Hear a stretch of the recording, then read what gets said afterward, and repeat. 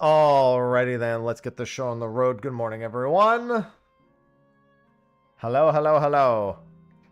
I'm back. Sorry for the surprise day off yesterday. I just needed a day. That happens. I both needed it and really didn't want to have to take it, but you know, decided it would be the best. It'd be for the best. Hello, Dingo. Hello, Azarath. Good morning, Aura.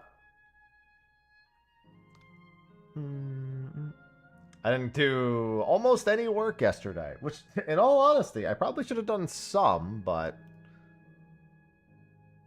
should have at least gotten a little bit ahead of some YouTube stuff, but didn't do that. Hello, Azrael. Hello, hello. Good morning, Taladia. Good morning, Clara. Happy Friday indeed. Yeah, we got State of the Realm a bit later. Jesse's going to be joining us.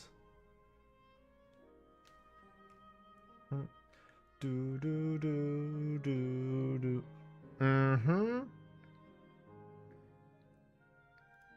Yeah, I had to make sure to remember to do all that this morning. Get that all set up. Probably have a Magic Spoon sponsor on this one today as well. Dante, thanks for the 57 months. Welcome back. Alright, let me see. Game capture. Right, I changed my game capture. Let's do that. Game capture. Come on. Jesse's been gone. Jesse hasn't been gone.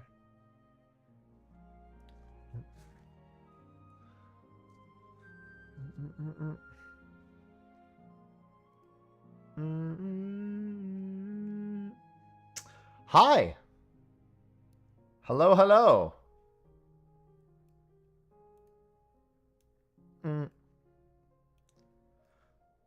Oh, I gotta go gather my map. That's why I came here.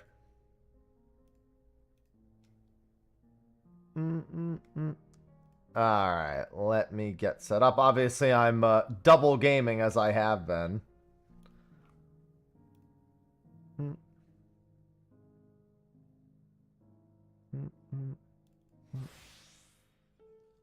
Let me do this. No, I don't. I've seen a couple of them drop, but I haven't gotten any of them. They haven't been on my maps. I'm gonna start with 2 maps today.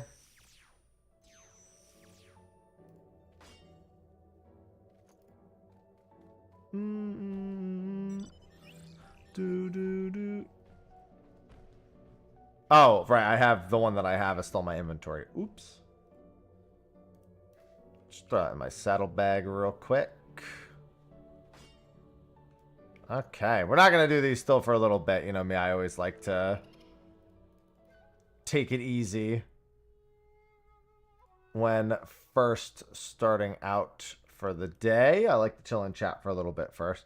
Yeah, fingers crossed that I can at least get something of value. My maps have been really, really bad. Exceptionally bad as of late. So, I'm hoping for... I don't even know if it's not the Yan. I just want something decent. I crafted one piece. Yan dropped yesterday. Yeah, I do your map, your loot. So unless it drops on my map, it's not going to be happening anyway. But if I get enough gil from like other drops, I would, you know, I wouldn't mind spending the gil on it if I just got enough drops. Free for all. Yeah, yesterday, oh, not yesterday, sorry. The day before that, we actually had someone get both the mount and the minion on their own maps. So they walked out like a bandit. Hello, Rudolph.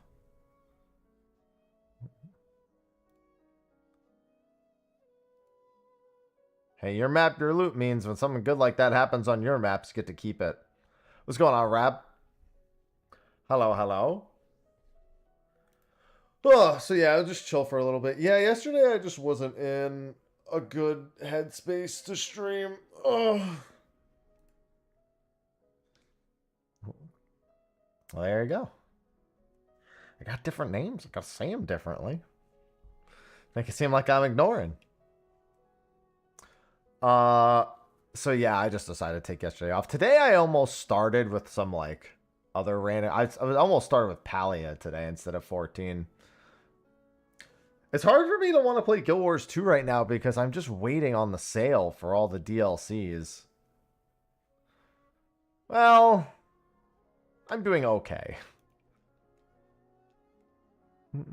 I had to do some planning for the coming months yesterday because I need to be a bit more proactive about a few things that I want to do. I need to figure out a schedule and whatnot as well that will work for what I want to do. Because we have September next month, so about the only work I did yesterday was planning stuff for September. Because I want to do, during the gifted sub portion of it, which is usually only like 8 days, I'd like to do something. But I need to look at the schedule and see if I want to schedule any of my own discounted sub time next month before that. I am undecided on that. I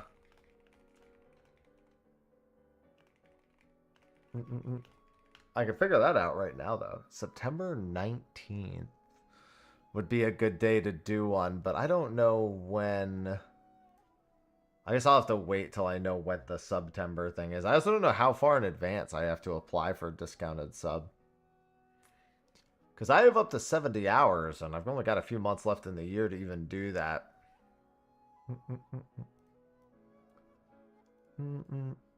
Oh, you know what I should do real quick while we're waiting? So I don't normally do the maps right away. I should head over to the boat. I assume that quest begins here. Hi, sausage.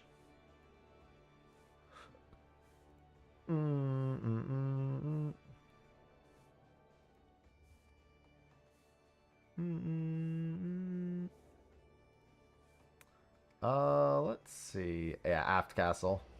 I mean, that's where they all begin. Guys, I know where the seasonal events tend to begin. They begin in the same spot for every event. I'm just doing two things at once. I know I don't do them that often, but I've been playing this game long enough to know where the seasonal events fucking begin. There's only like 3 spots they ever begin.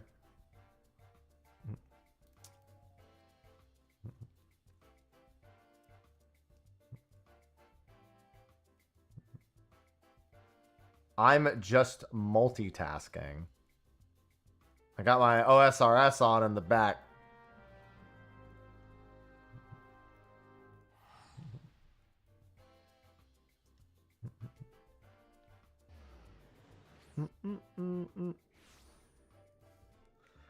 Demands a mite bit more attention occasionally. Notice the winter tot. That's going pretty good. I think I'm at like 75. Doing that in the background is not as AFK as a lot of other things, though. It's kind of cool that they built a boat for this time. Hey, what's going on, All-Star? Yeah, I'm doing all right. I got some stuff to figure out for the coming months that I really want to get done. Alright,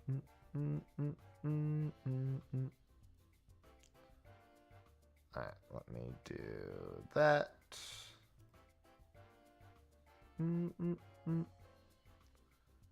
Want to be a bit more proactive for some things. Yeah, this little party boat's kind of a cool thing.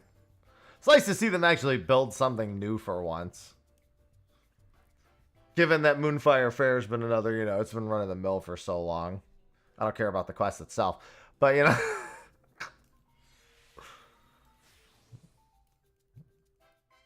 Listen, night eventually seeps back into morning, Yeah,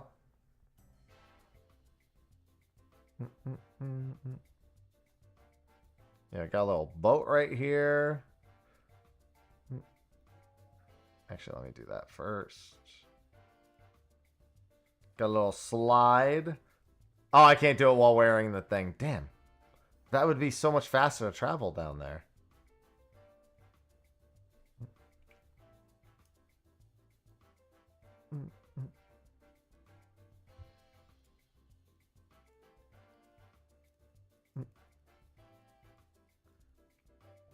No EX glamours? Oh, new crafted weapons.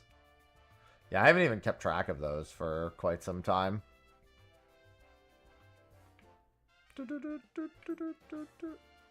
Winter Tot, stop attacking me. I'm fletching.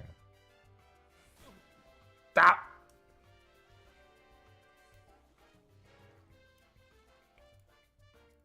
Maybe the single worst thing about it.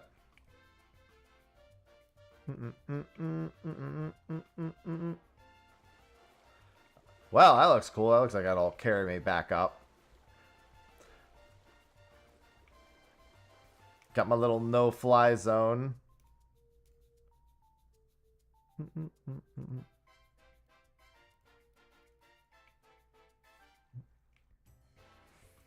And I'll go back up and go back down.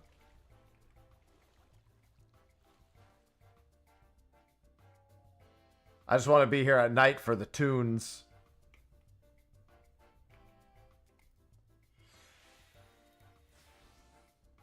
Hello, Kukielo. Kukielo. God. Kukielo. Got it. Fucking second K was hurting my brain for some reason.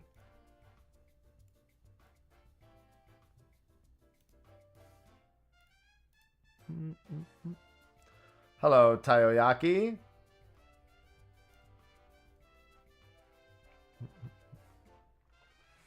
Takoyaki. Dude, I swear, my brain... This is what I meant. Like, yesterday, I was just... My brain was just, like, too slow. I mean, you don't need a static to get cool weapons. There's plenty of cool weapons that don't require any degree of staticking.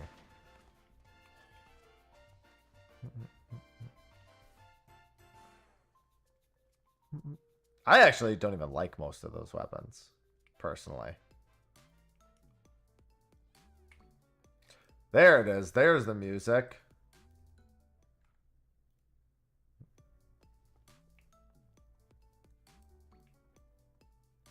Boat light up.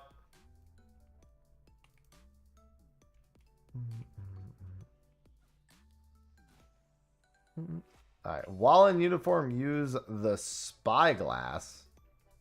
But I want to get launched. It's fine.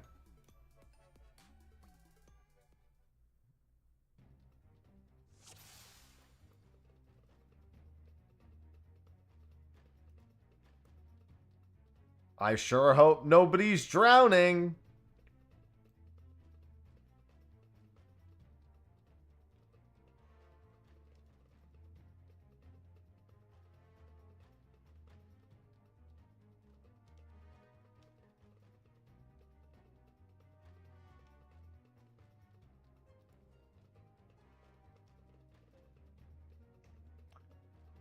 That person's definitely distressed. Well, actually, they're out cold, so I don't know how distressed they could possibly be.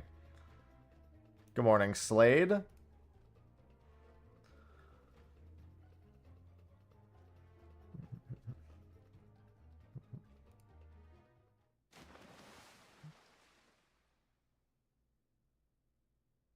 Yeah, the jump puzzle is also a lot different this time from what I'm told.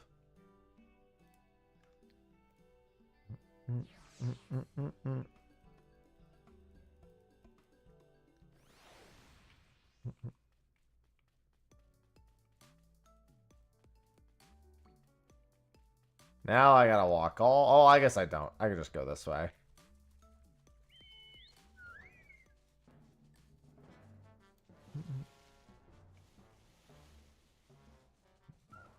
Whee! I was hoping it would, like, auto demount me or something. Finish a crafting project. Oh, crafting. Forever glad I don't get involved very much.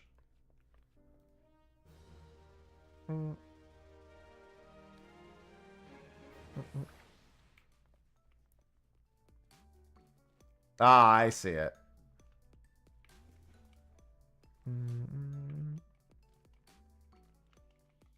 What the hell? These all look like walking jumps.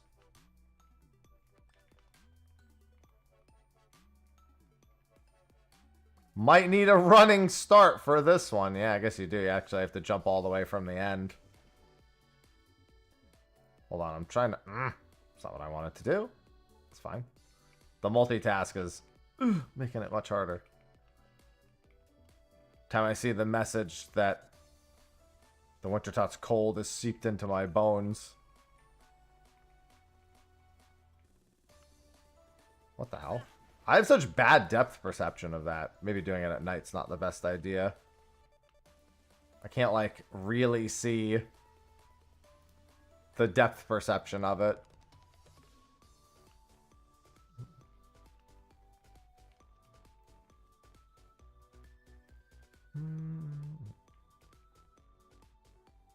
Okay, there we go. Probably help if I wasn't in the guise also, because I... Oh, no, I do have sprint. There we go. That looks like a walking jump to me. It sure is. Walking jump.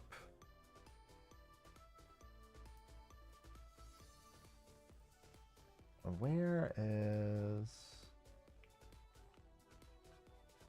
Is that really the next one? I guess it is. Yeah, it's not a walking jump, though. Yeah, doing it at night's probably not the best idea I've ever had. Especially not while also trying to do OSRS in the background.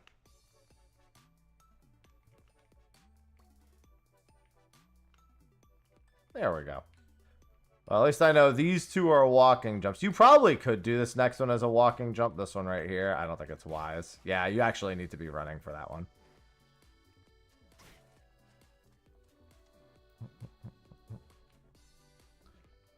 During the day, this is probably much easier.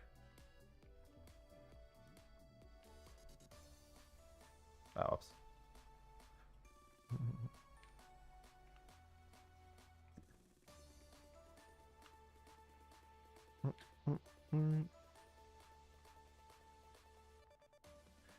Yeah, not wise to do this one at night. That's for certain. This looks like a walking jump.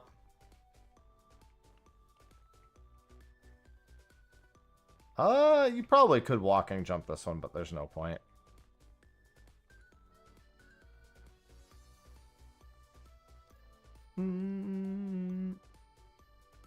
Alright, let me move myself away.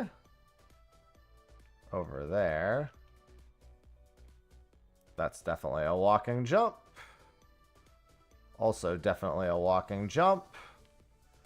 Yeah, doing this at night was... As great as the music is at this time to do it, it's so hard to see.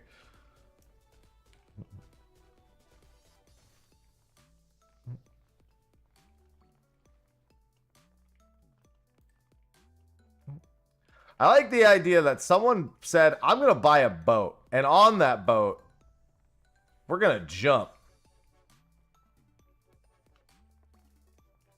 Yeah, I got to wait till I'm like way at the end.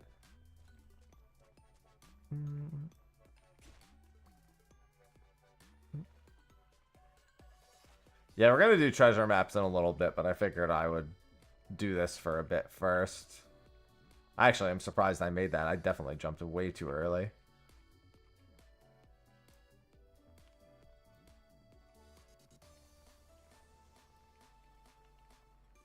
Ooh, almost went too far.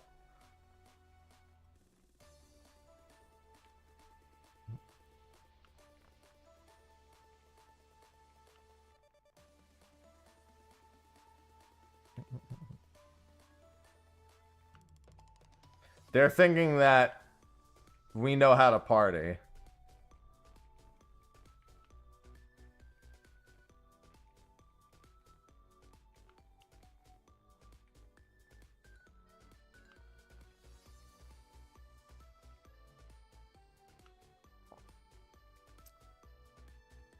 That's what they're thinking.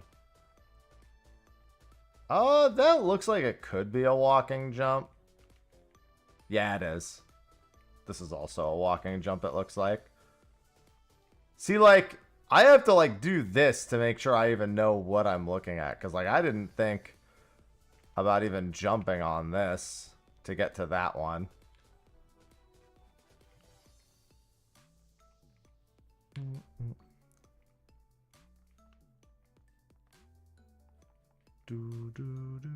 And then there's that spot. Oh, I see. Whew. I see there was a little fail-safe there, too, interestingly enough. Looks like you can make this jump and then go a different way, actually.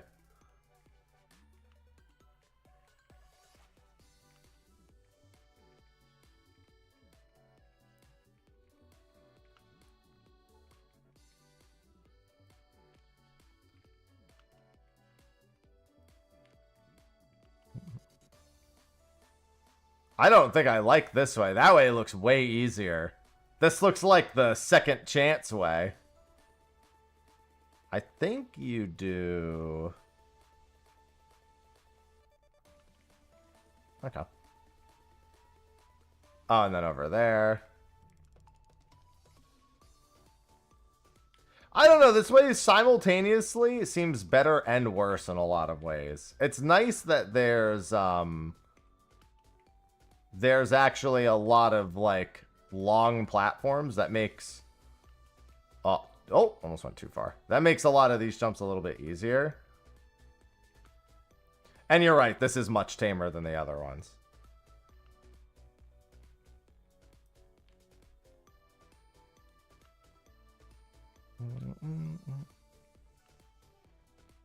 And then I guess it's just from here to the end, huh? No! The last jump. The last leap of faith. Of course you can ask a question. Sorry, I want to try going the other way anyway.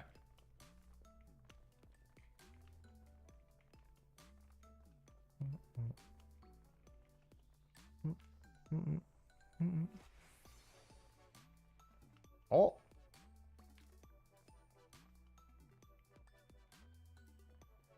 Because you can't buy Shadowbringers on its own. Shadowbringers comes... Any expansion after Stormblood is automatically included with the latest expansion.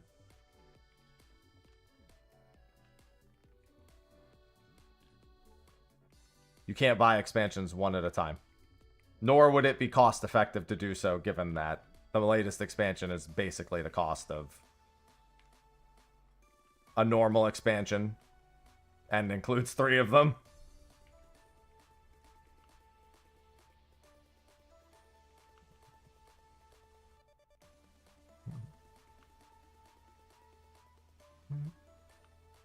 Oh god, dude, doing this at night, that was a bad idea, that jump.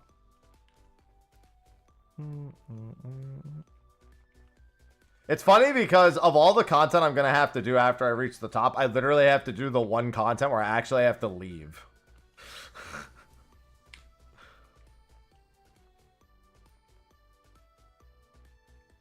Yeah, because Dawntrail includes Shadowbringers.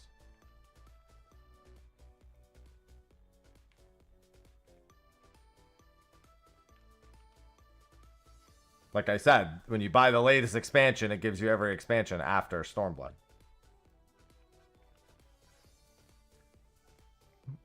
If you can't play your character, it's because you only bought Dawntrail and you don't own the base game. You have it the other way around. Dawntrail doesn't include every expansion. It only includes Shadowbringers, Endwalker,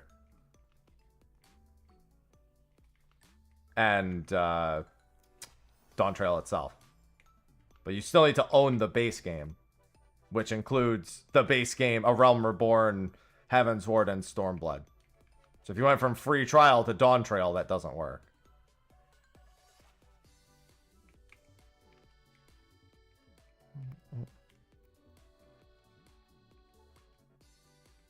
Well, then I will gladly answer it again after.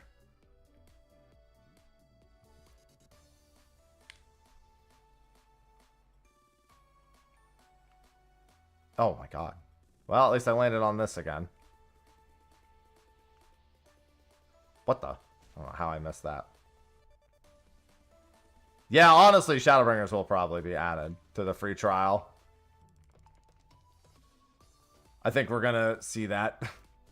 Which is a wild prospect, but let me tell you, interestingly enough, Final Fantasy XIV's free trial actually struggles to retain some of its value the more they add to it. But it also encourages people to buy it earlier.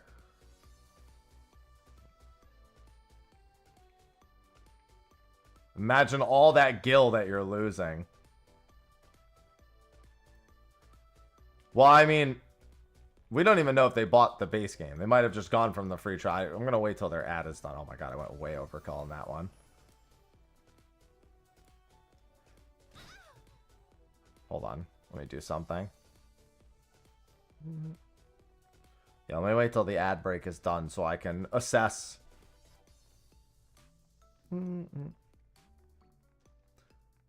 free trial gil restriction is fucking brutal, man.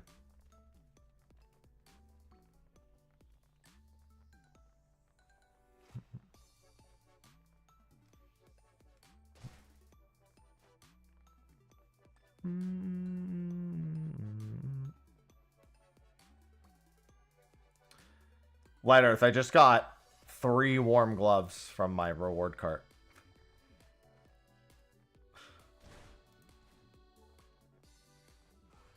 If you own the base game and you own the expansion, that means that you bought it and didn't register it.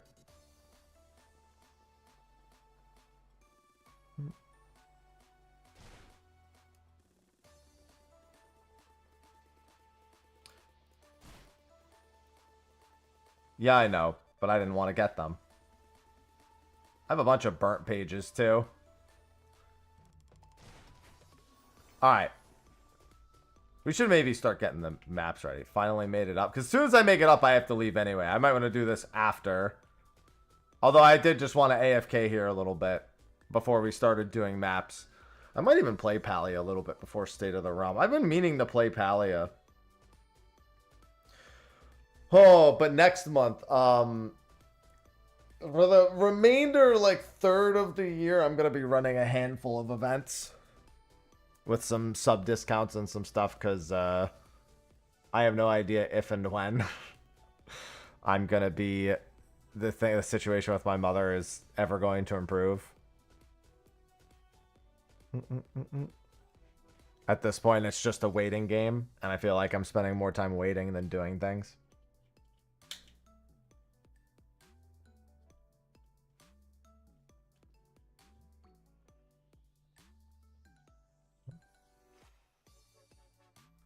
Well, that means that you bought the complete edition, Christy, which would have been the full thing. Yeah, but it still sucks to do them. You basically have to buy dyes from the Beast Tribe vendors. I mean, they're not literally, Dingo. Either I get my money or I don't have a relationship with my mother anymore. That's it. There's no, it doesn't improve otherwise.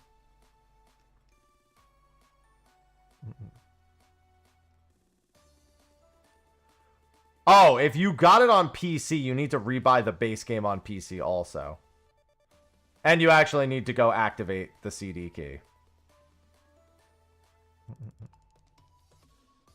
You need to rebuy the base game also if you're going from PS5 to PC.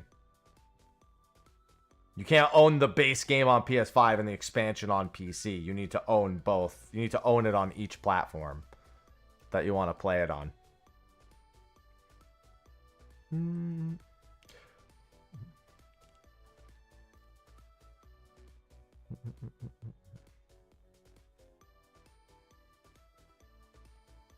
Licensing! That's what it is. It's all licensing. You will get an extra 30 days game time for free, though. At least when you rebuy the base game, you do get the 30-day discount again. So it's not all lost.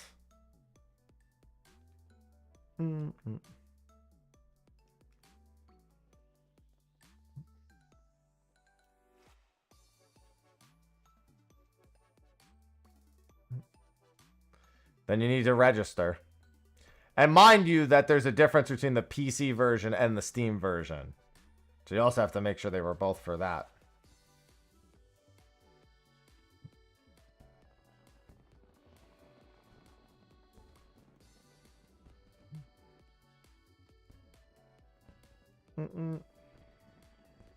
Effectively, you need to make sure that it's actually owned and licensed on the consistently correct platform.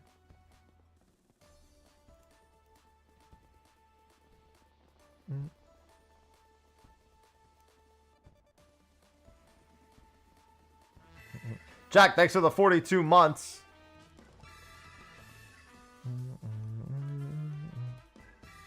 Jakey Lucrow just subscribed. Thank you for the 42 months. Yeah, I was talking with our roommate about fun things to do for September for a little event. Although I have to decide if I'm waiting until September's discount or if I want to apply for one myself. Because September 19th is Trails in the Sky first chapter, and I was planning on doing incentive for that where people could get me to play second chapter, and then while I'm playing second chapter, get me to play third chapter, etc., etc. Not like in a row, but like hard committing to them.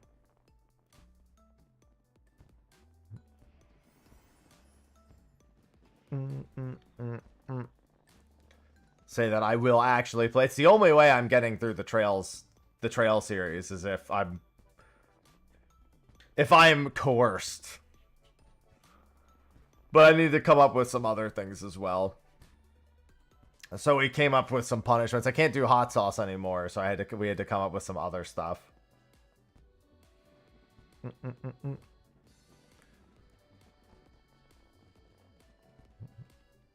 Trails as your drug. I'm not invested in it.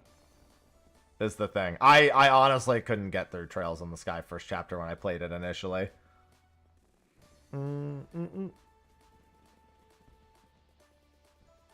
Beans. The hell? Like, I couldn't bring myself to even finish first chapter. Yeah, I know Restire's getting an HD remaster. No, I'm not doing the fucking Bean Boozle. That's gonna give me just as much fucking heart problems as the hot sauce did. I'm gonna get a fucking, like, ghost pepper jelly bean or some shit. No, we had some other things that aren't just a Bean Boozle. Which is kind of just like an easy mode thing for me to do anyway. I honestly don't even think it would be that bad for me. I'd probably end up liking some of the weird ones.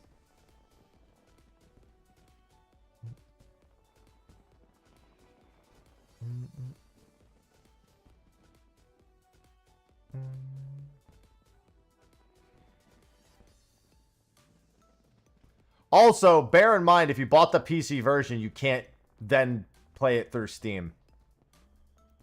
As another reminder. If you, like, bought the PC version and then tried to download it and launch it through Steam, that's not going to work.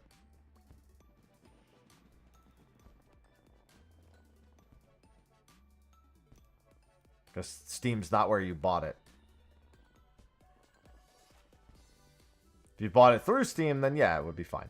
As long as you actually went to the website and registered the code. Both of them.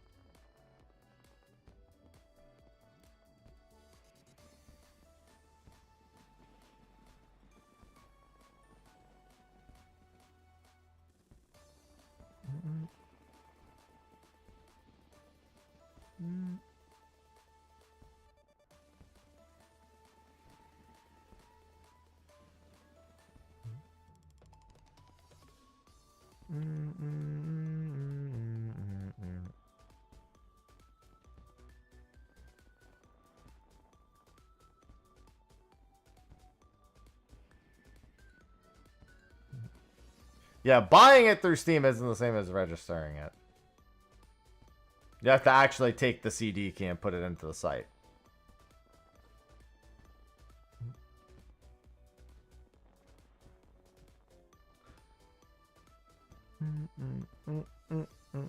Alright, once this music stops, we're doing our party. So we'll be doing our map party probably in what, like 20 minutes or so? Actually, I don't even think it'll be 20 minutes before this stops. Just wanted to vibe on the boat for a bit. It's the official site. Final Fantasy 14.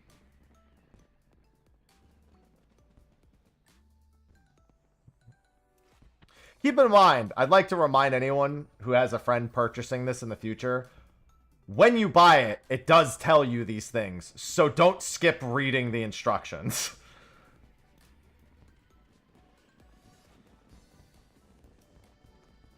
If anyone else ends up with a friend purchasing it, reminder that these instructions are there. Yeah, the Mog Station. Which is also shown on the official on the official site.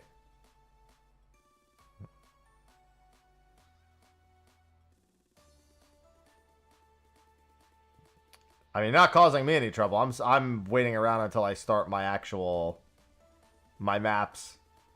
And I'm doing OSRS stuff anyway. The cold of Wintertot seeps into my bones repeatedly. Every 2 seconds of my life.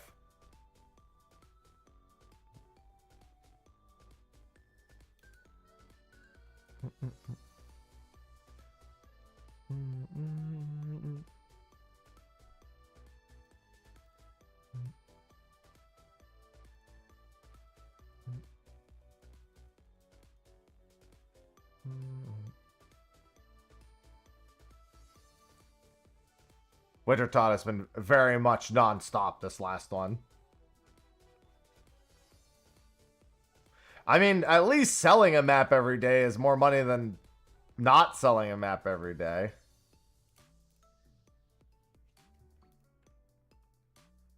I'm gonna go...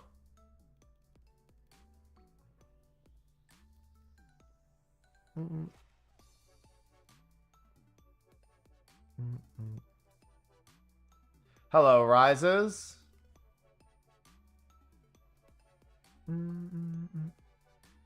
I was gonna... Let's see. I'm gonna go... I'm not gonna go tank this time.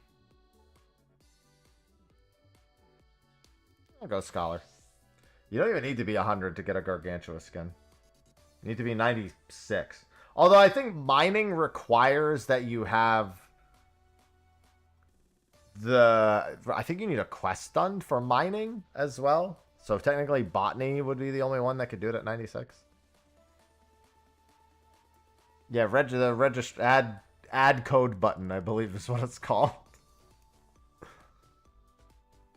Enter registration key or something is what it's called.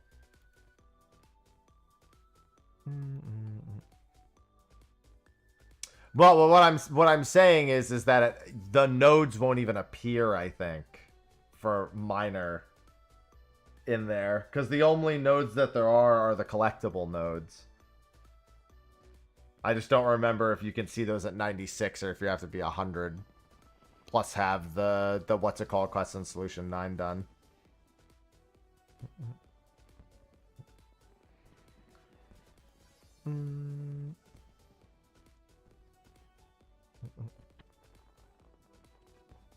No, guys, you're not listening. You can't see the node, is what I'm saying. I'm saying that as a miner, I don't think you can see the node until you've actually done the thing.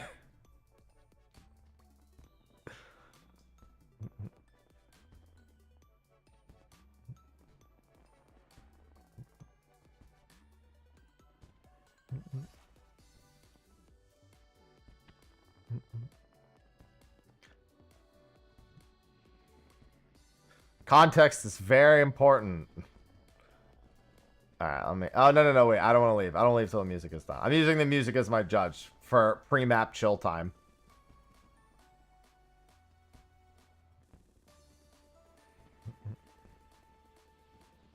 Yeah, because I had people warning me against using mining for my alt for that particular reason. I was like, really? I didn't think that was the thing. Okay.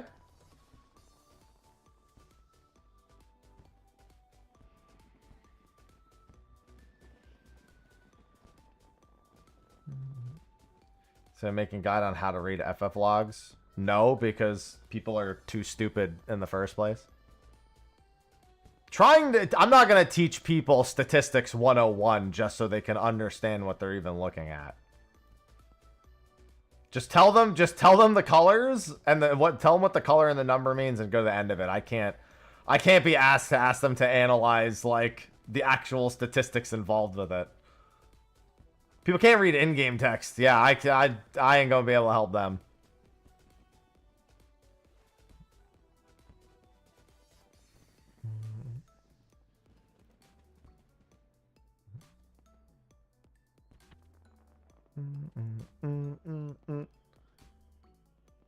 That shit'll drive me insane. I haven't even looked at FF logs. I don't even know when the last time I looked at FF logs was. I've looked at Tombstone for clear data more than anything else. And not even for any individual, just like overall clear percentages. Or if I don't worry about teaching NA to read, I think I might actually have an aneurysm. I thought I had one a few months ago, but now I might actually have one for real.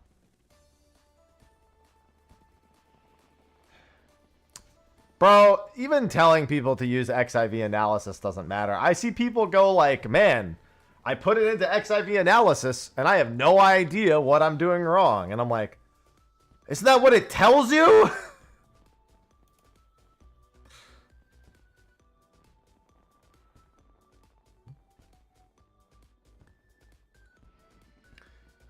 I'm pretty sure it's telling you what you're doing wrong. I feel like that's the entire purpose.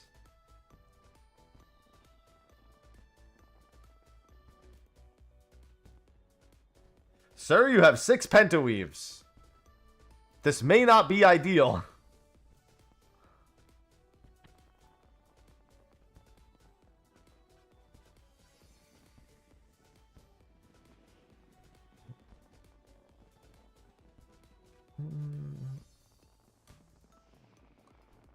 Oh my god, Millennial Decay. I don't even want to imagine, dude. I haven't done any of that in PF. For my own mental sake, I think that's probably for the best.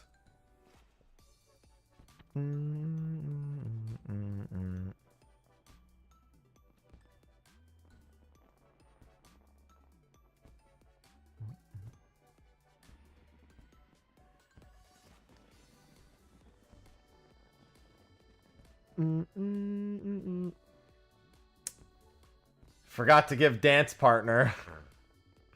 Dad, dude, that's kind of like the whole point. It's just like, if it's not a clear party, it's the Millennial Decay. What do you mean? The clear party is Millennial Decay prog.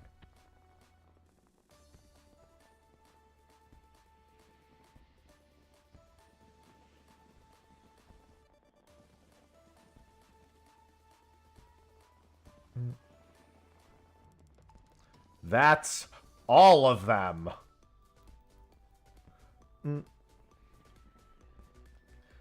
There are some things in M8S I genuinely don't understand. I actually just finished recording the Raid Retro for Midas, and I'm like, man, it'd be really cool if we got some of this. And then I think about Millennial Decay, and I go, would it?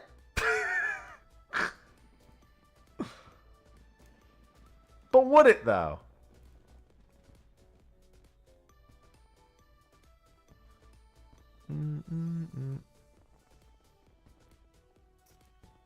When the music stops, I'm going down this. And then we're teleporting away.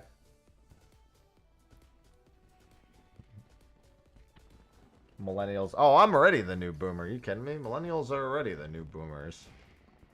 That shit's already come and gone, man.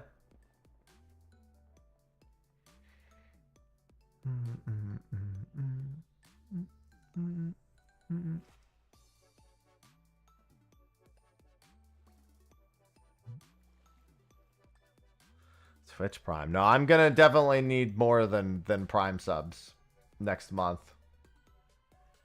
If your Dawntrail CD key is invalid. If you bought it directly through Steam, it won't be invalid unless you put it in the wrong spot.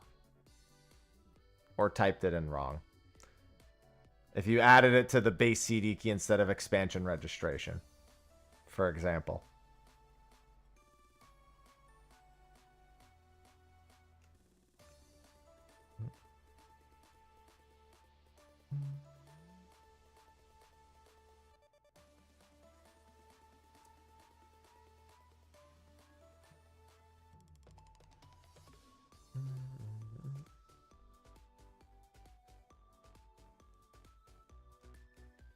Because the boomers still exist.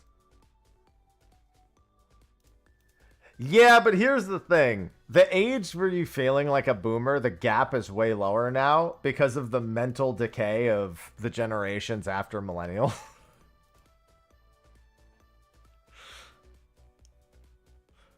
It's like it's doubled the age gap that isn't there. Oh. Kel, you just reminded me something. I put in a key request for Tactics, and I think I put it in for Steam. I'm actually going to adjust that. Thank you for reminding me. Just because I don't have my capture device set up, but I'm going to get my capture device set up for that. Like I said, I listened to Xiao Ma give a speech entirely in Gen Z slang, and I actually just wanted to just give up. Like, just stop altogether. Like, just freeze me in time and just, like, stick me in a cooler somewhere. And just never unthaw me.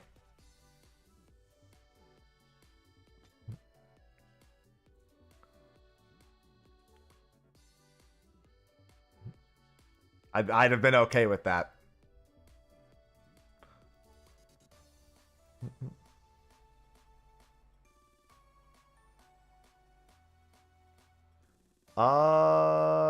Okay, yeah, you actually just reminded me. I need to send an email.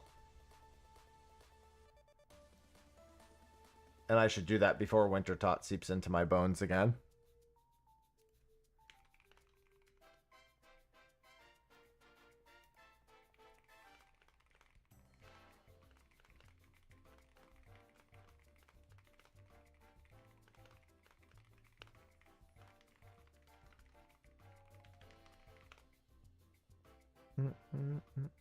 Okay. I fixed that.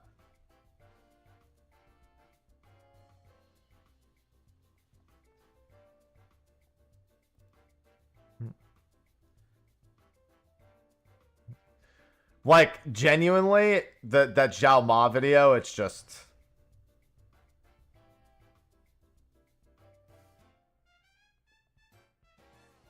It hurt. It hurt my soul. In a lot of ways.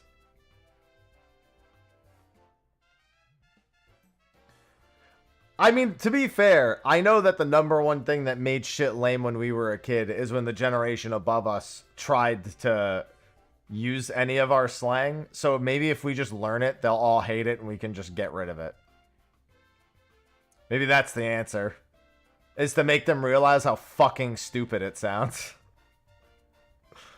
Might be the only hope. See, no, I won't find that hilarious in any capacity. And I've deliberately stated I'm never changing mine to be that one.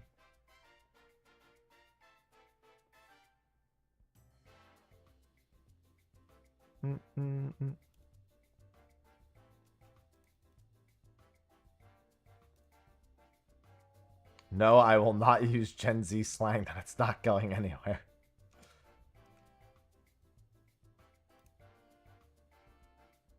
I mean, there already is a field of study of languages. The problem is when that's one of them. All right, it is time for maps. So I'm going to head over to Living Memory. The music stopped, but I was too busy being upset about Gen Z slang that I didn't even notice. The password's going to be 1227. Let's see. Treasure hunt.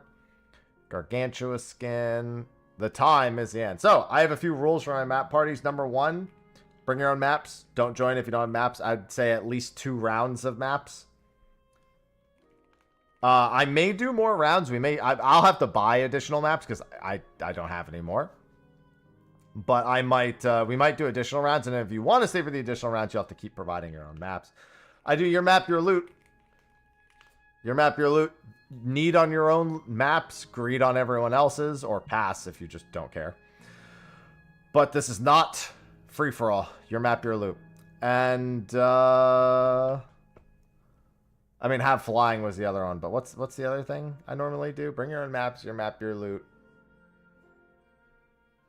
Yeah, fuck it. That's really all that matters.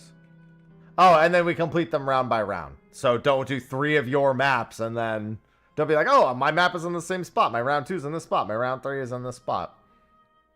Yeah, don't do that. Password's 1227 on Coerl.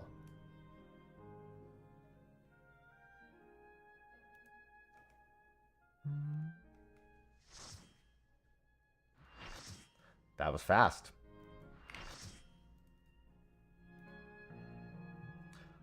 Hello, Clive. I usually wait to call mine until a little bit later in. And then we just do them as they're called. We try to keep them, like, if you have one on, like, the same island or in the same spot, definitely say something. But we don't want to, like, go to, like, Laynode Arrow and then back to Laynode Pyro and then back to Laynode Arrow and then to Laynode Memo and then back to Laynode, you know what I mean? Listen, we're the ones who got the Yans yesterday. I'd say that makes us the lucky ones. Kazuki, thank you for the 103 months. Who cares how many maps you got when none of them had Yans? He just subscribed. The one by the castle. Okay, that we'll use that information later because that's nowhere near Laynode Arrow. When do you get a turn? When you join fast enough. It's first come, first serve.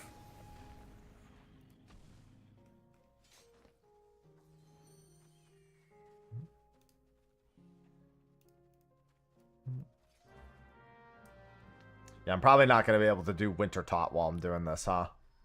Might need to go do something else. Yeah, I know. It's because when I change setups, it's just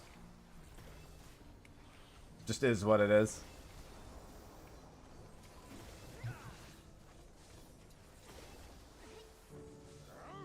Yeah, I don't think I'm going to be able to do Winter Tot. So what I'll do instead... Not while I'm doing maps. Alright, first map off to a clunker. Anyone else in this spot? Or near, and if not, then anyone else near where we are now? There's the spot to the south and a spot to the northwest. That's spot to the south, I'll take it. Alright, let me grab my log basket then. I'll go do a slower log.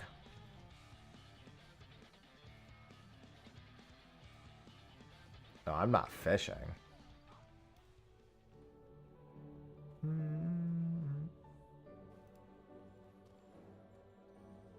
Hell no.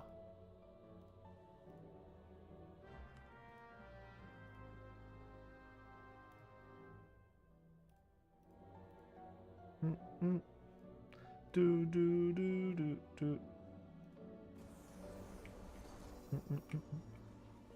I mean, I went 0-4 on my own maps portals, even.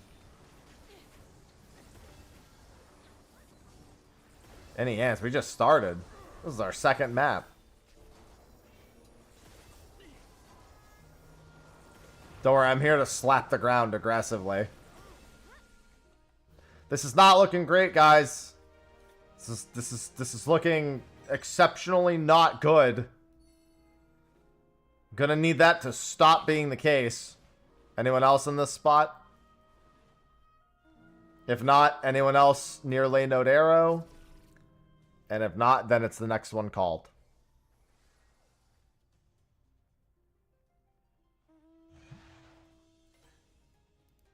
Alright. Nope. Tenayos is first then.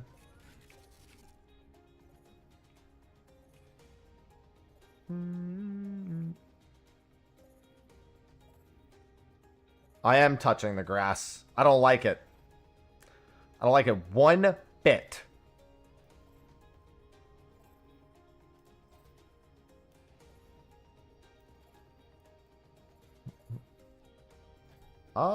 Let's do do this.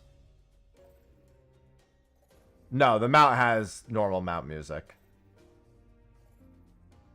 Same spot as Nio. Perfect. All right, so we've got 4 maps on this island. I have a feeling our last 2 are on opposite ends of the map.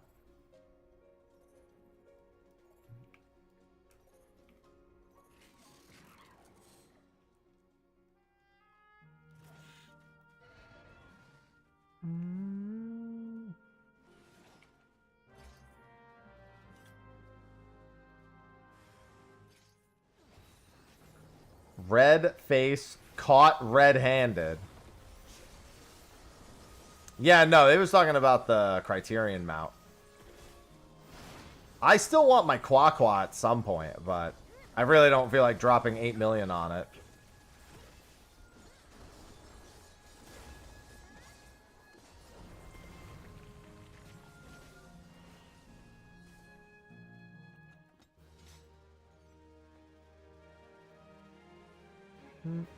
This is not going great, guys.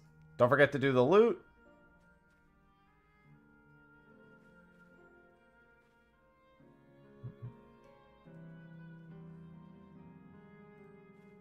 Somebody else. This was lighter. It's in this spot also.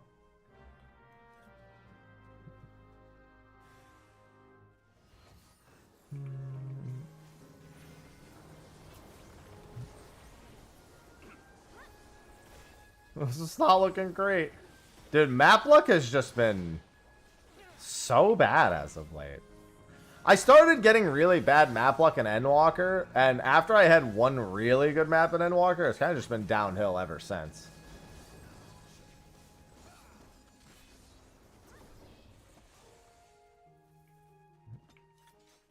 Oh my god. This is looking really bad. 70% chance to get a portal, by the way.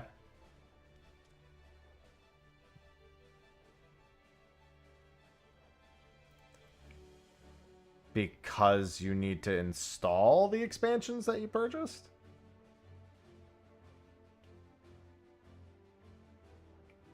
You need to actually update it?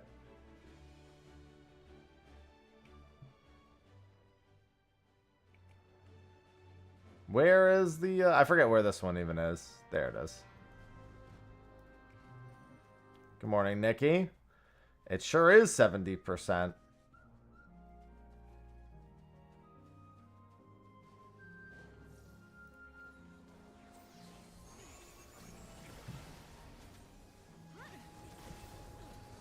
$37 gigabytes of yan.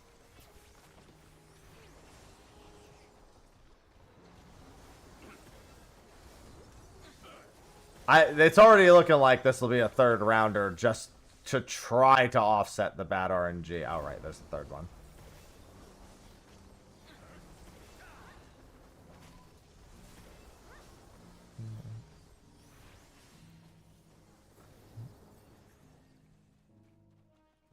Oh my god, there are portals.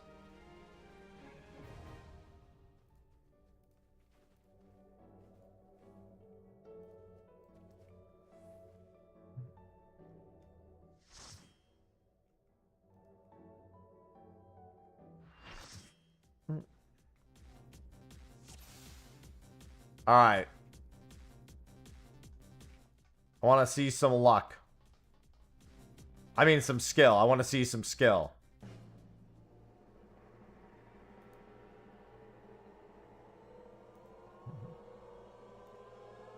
Show me your skill. Yo, could you just roll over one more? Fuck you, all right.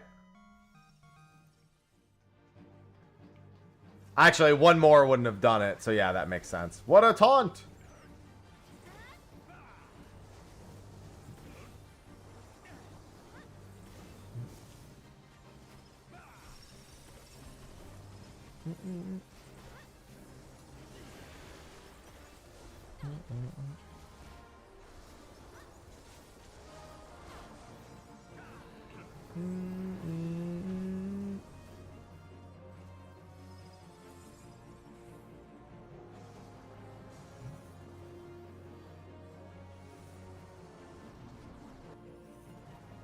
Alright, let me just get this set up. Oh, yeah, I should probably do that, huh?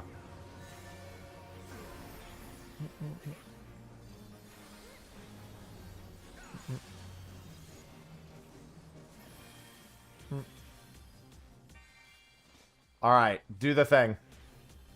We also didn't get any rainbow slots the other day, so I would definitely like to see some rainbow slots.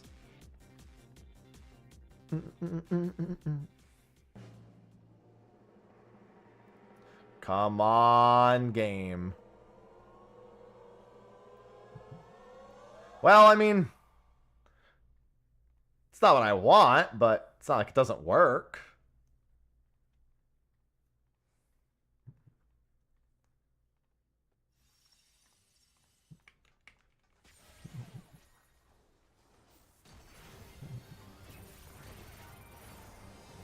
Don't worry, we'll get there.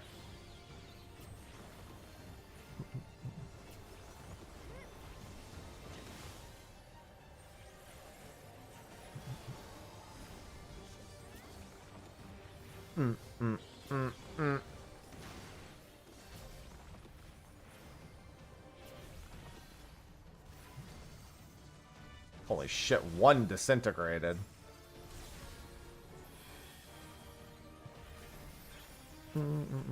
Oh, 03. Where you at? 304.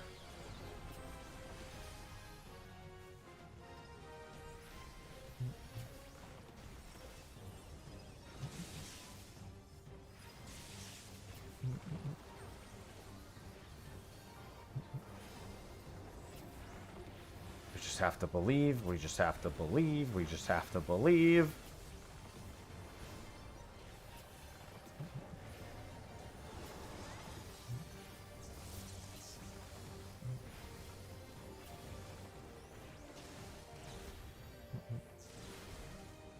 Don't target me with things while I'm doing stuff. Believe in the yen. I'm trying. Alright. Oh, hey, look. Rainbow slots. We've got the gay slots. Love to see it.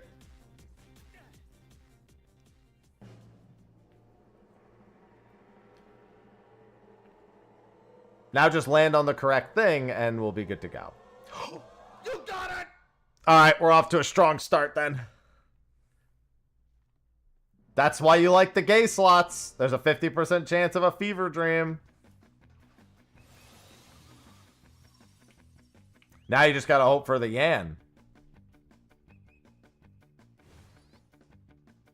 Good thing the yans in M6S don't move at this speed.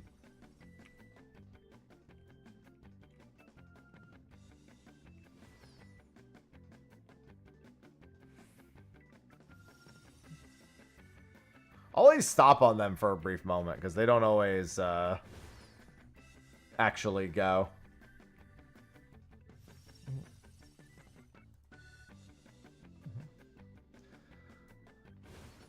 Just remember that Yans could have had line AoE dashes, so they went easy on us before. Yeah, but you just want to get the horn. Why settle for second place? Well, guess what I'm not willing to find out, Nem.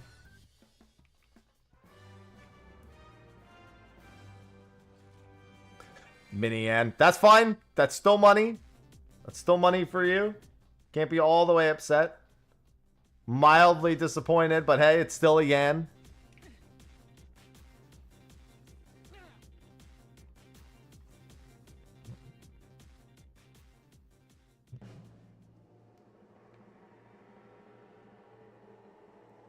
Palm-sized Yan. Yeah, I mean, to be fair, you did just get a fever dream. It's alright. Here's where you get saved. Right here. Yeah, the very first time we saw the fever dream, we saw a gimme cat. Now get out! Alright, I think there's one more in... Yeah, there's one more in this spot. Yan's a yan. You can say that again.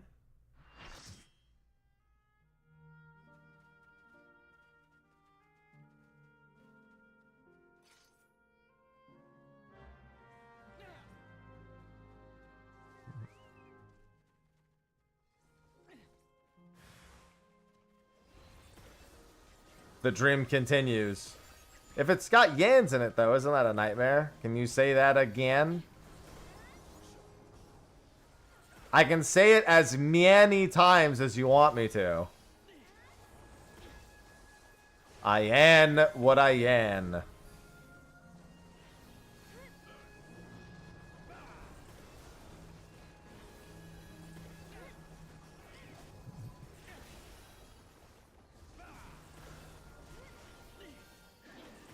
Make it stop. You don't tell me what I can and can't do.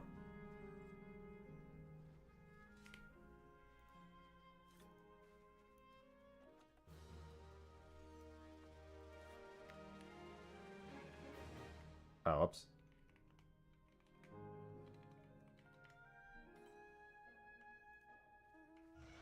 I said mine first. This is, unfortunately, this is already map 7 and 8. Hate that, but it's true. If you can't take it, then I'll see Yan later.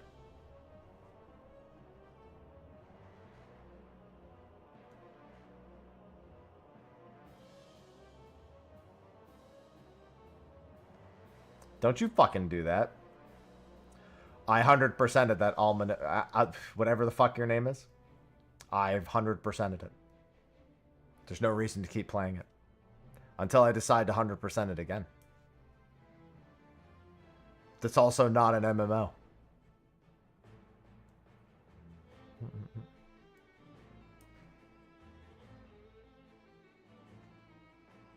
Anime. Yeah, there we go. Anime. That's your name now. Good morning, Winter. Good morning, Yen.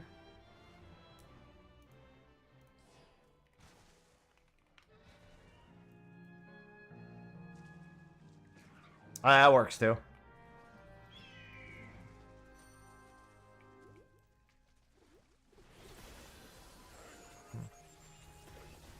Fun start to the day. I bet you yan't believe it.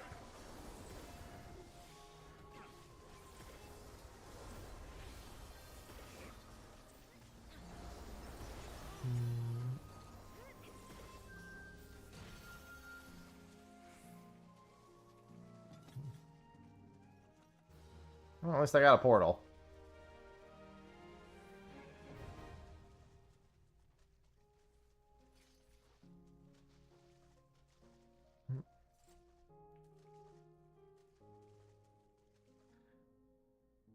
In my last 7 maps, I've only gotten 2 portals. This being one of the 2.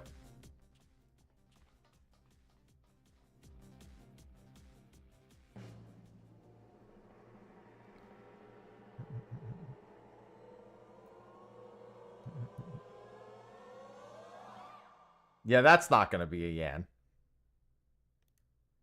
That's a lesser no-shan.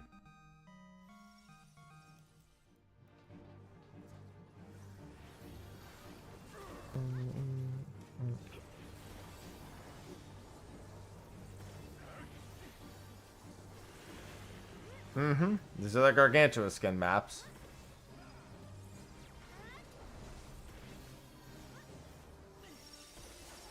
Gargantua skin.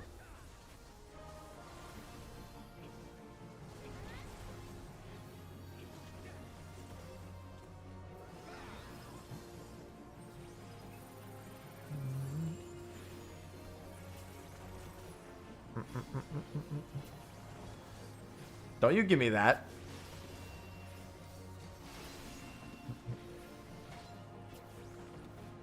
Don't put your hands on your head like that.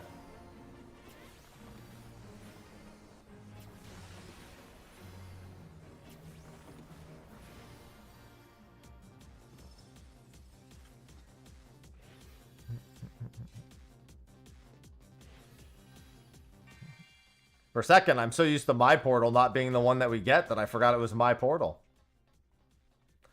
Someone banish this man? I'd rather not be banished.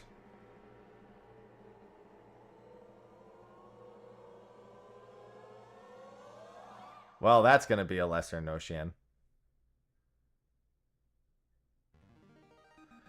Why couldn't you just re-roll it?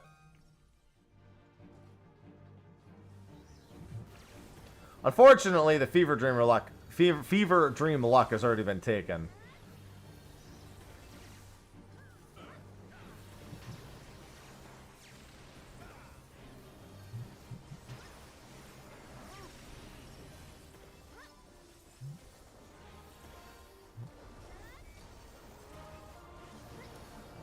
Oh, I don't want to play that trash.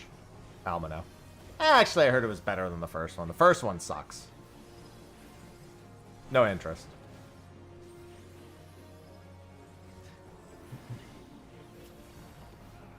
First one's one of the saddest excuses for a game I've seen. It was a movie in disguise. Second one I heard was actually not bad.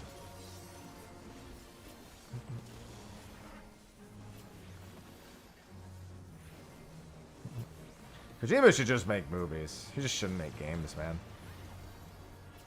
It's always funny because Jeff Keighley has made me want to play Kojima games less. He's actually made it worse.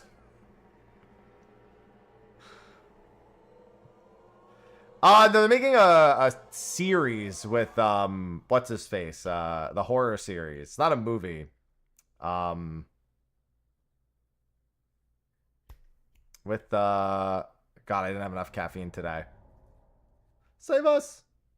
Jordan Peele, yeah. Which honestly, kind of a good, I think a really good pairing because I feel like they put some wild shit together with each other and it's going to turn out pretty good.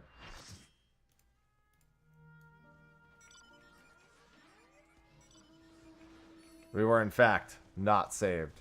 You're not even in here. All right, and then we've got Dante's, which is up by this spot.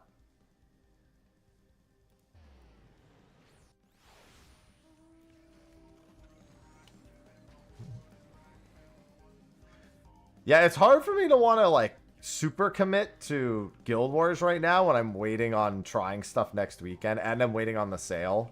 Once I have the sale, I can just go nuts because I really don't want to buy everything right before the sale.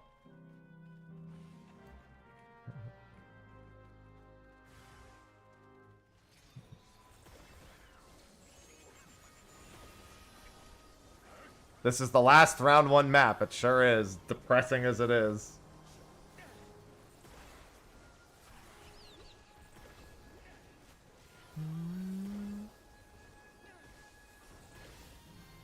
Forward, yen, back, then forward, the end, back. Some people were telling me they think there's another one soon. Keep in mind for round 2, we're going to start in this location.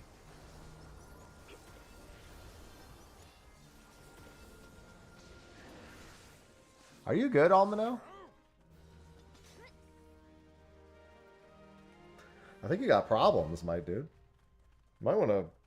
There's hotlines for this shit, you know that, right? Might want to consider one. You good?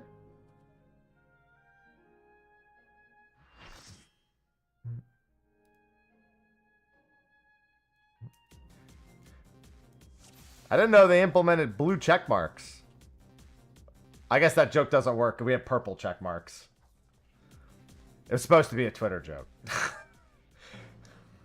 You know what? It was supposed to be a Twitter joke. But... Bro, if you can make money for that on Twitch, oh my god, chat would be terrible. Ban this troll? Oh, don't worry, we will.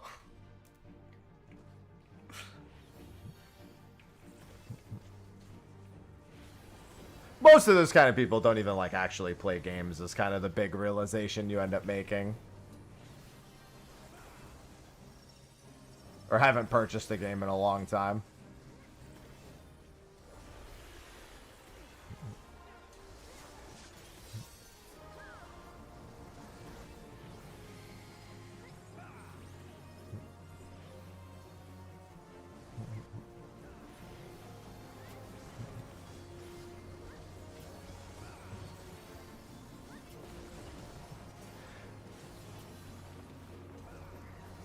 Yeah, I said Death Stranding 1 sucked, but I heard Death Stranding 2 is actually a decent game.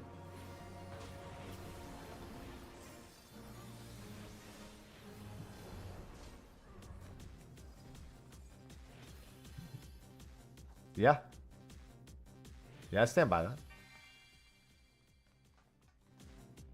Not gonna play it. After how bad the first one was. Alright, have a go into Ladia.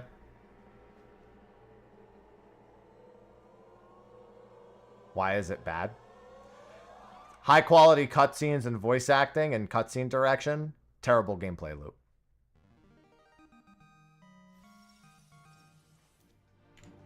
More like a physics engine test than a game. Just a lot of walking.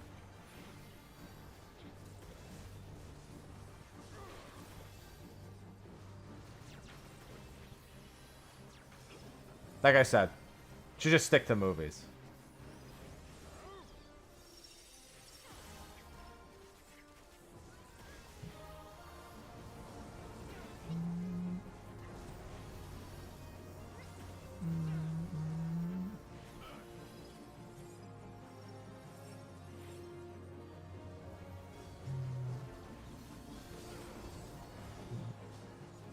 No, it's a bad gameplay loop.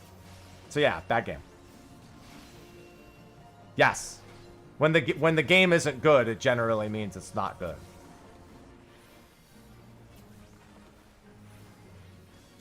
Well, his vision could do with a lot less walking.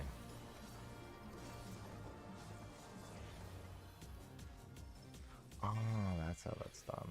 Okay.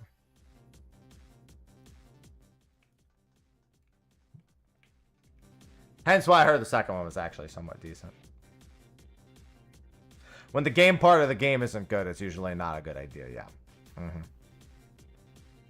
I mean, I know they're not actually here to debate, guys.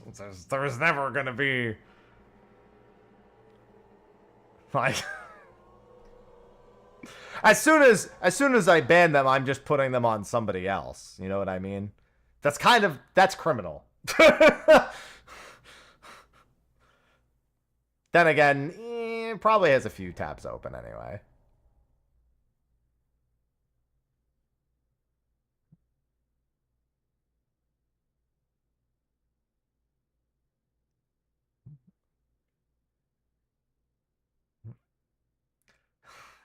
PM them.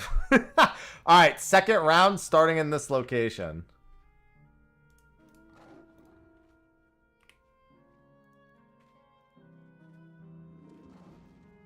I'm checking mine. Round 2. Let's see how we get fucked this time. Nah, most people they just hop from person to person. There's no like rhyme or reason to it. Nobody in this spot to start? Anyone else near Lanode Pyro to start then? There's a spot to the north that usually comes into mind. Alright, I guess we're going there then. Never mind.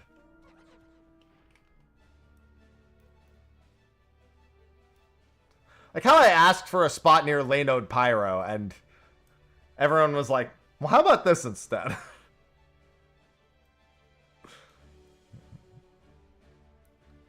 It's about humanity and beauty. Okay. But the game sucks. You haven't changed anything.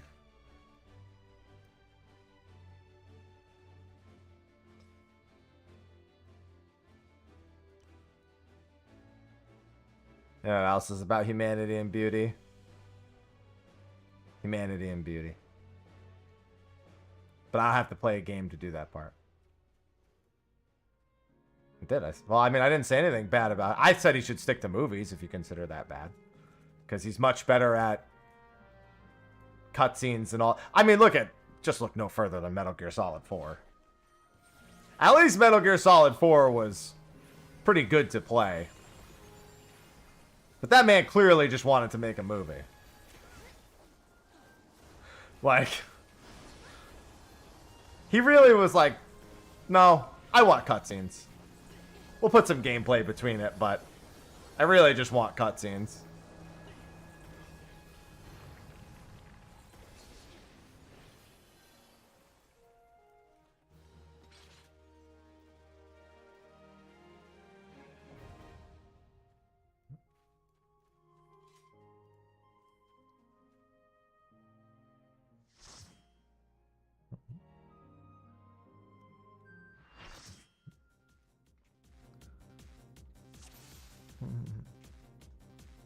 Say less.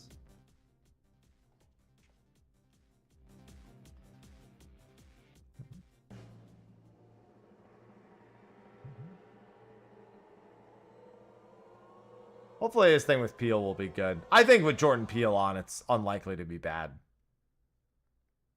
It's also just a medium that better suits him.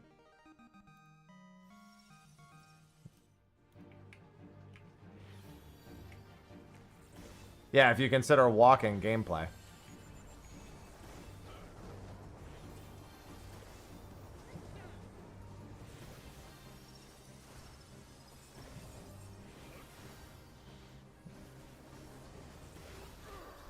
Just enjoyed it. Yeah, that's fine.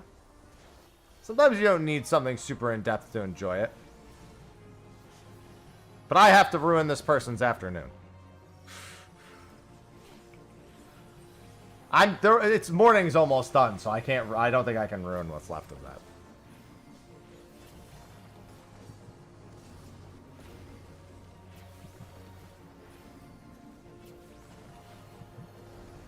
Grrr.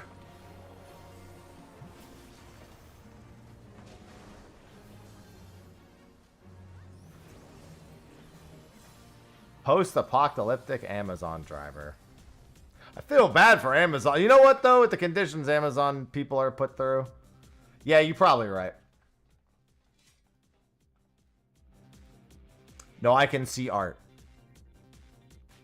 Actually, we went to...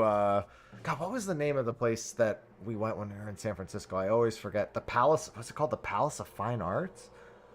I remember God, there was a picture that we took in the...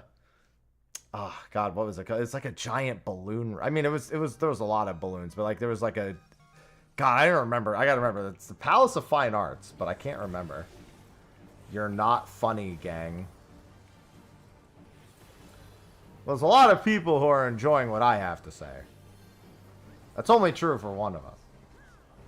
Well, they're trying, but I mean, I've been doing this for too long. Like I said, at this point, I'm just trying to ruin their morning.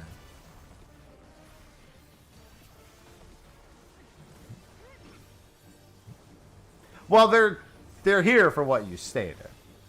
I think it's like one of those like LSF baits. Because like there are people who go around to streams to like try to get something and then post it on LSF. Well, I didn't insult Kojima. I insulted one of his products. Because it's not good. Guys, you know what this reminds me of? Remember when I say how I get with Nier fans? And actually, this is exactly what it is. Wherever I'm like, oh, you know, Nier, it's got really good, you know, RPG elements, exploration. Just the gameplay is so lacking for me. It lacks any sort of weight with the actions, and I really hate holding the shoot button the whole time, so it's just really hard for me to enjoy it. But everything else is great. And someone will be like, shit take. I'll be like, you know what? I take it back. Shit game, shit gameplay, story's overwritten, doesn't make any sense, ties together way too many media. Everyone hates that with every other game. There's no point in applauding it here. Yoko Taro's a sham. Get out of my face. I immediately take the like very, very okay, like average opinion, and then I just crank it. For no good reason.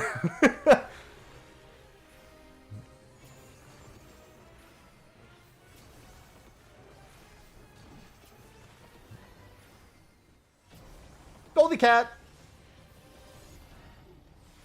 No, I did want to though. It's going on TikTok or Reddit. That's a good question. Remember to silence that.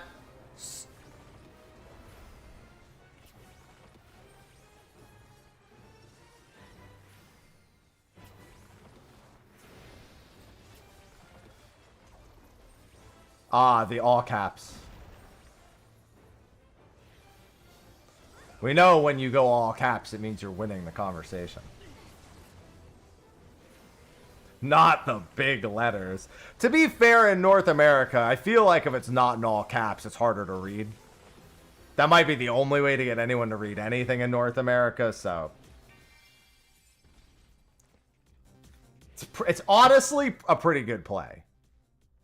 That's, you know. They're crashing out. Well, no, because you can't. You figured the only reason that you would write it the same way, the only way you would be able to read it.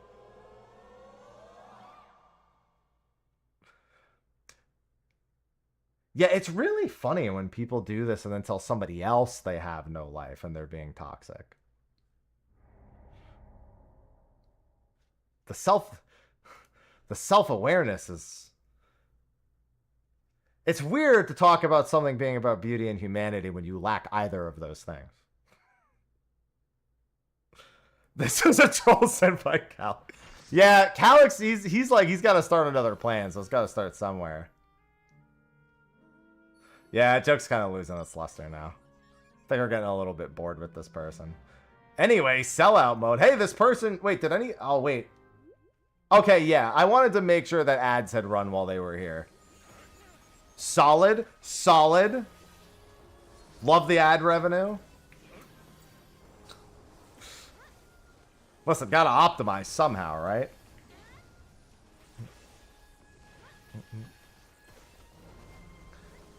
Yeah, for sellout mode, I'm actually not going to talk as much about right now as I would prefer to talk about the next few months. So, as many of you are well aware, I had a situation with my mother. And that has not... While I'm holding out hope that it shows sign of improvement, I'm not too optimistic about it. So I'm going to be holding a few events over the next few months to try to undo some of what she did. Because I would like to move forward with my life and move on with my life. Gambling addict game. There's no gotcha in here. I'm just trying to make some gil, man.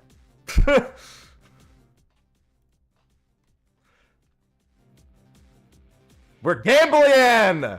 We're gambling! Gambling. I'm gambling. There we go. We made it. We got back to it.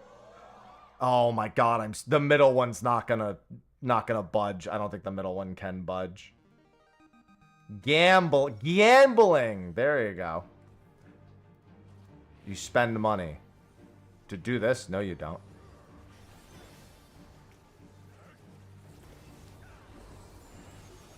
So you don't know anything about Final Fantasy XIV, is what you're telling me.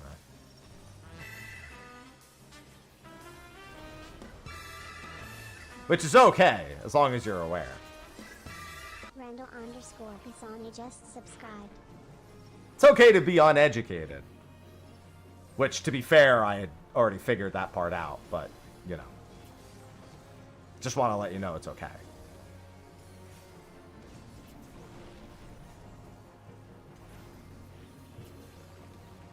There's nothing wrong with that, because a lot of people aren't brought up in a situation where they're actually, like, able to get that. So, you don't really have to be worried about that, because I'm sure plenty of people deal with that all the time.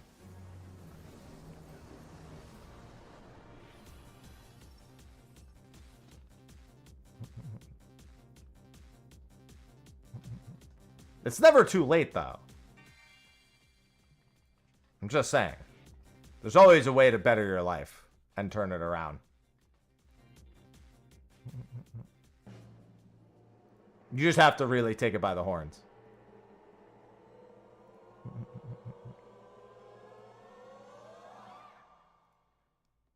Nobody get that one?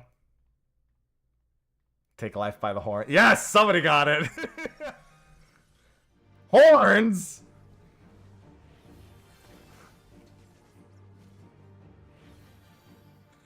We had to make it happen.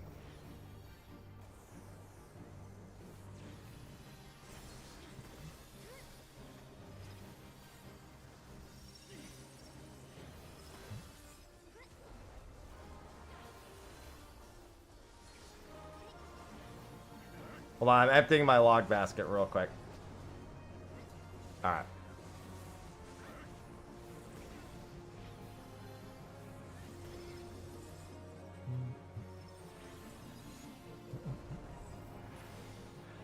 They actually added a whole bunch of custom difficulty stuff to Expedition 33 to help with a lot of that. They also nerfed a few skills, although you still hit for ridiculous numbers with those skills.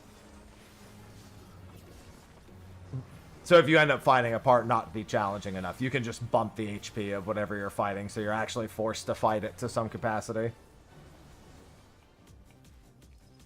Or you could just add 100 times the boss's health because you thought it was funny. That is also an option, technically.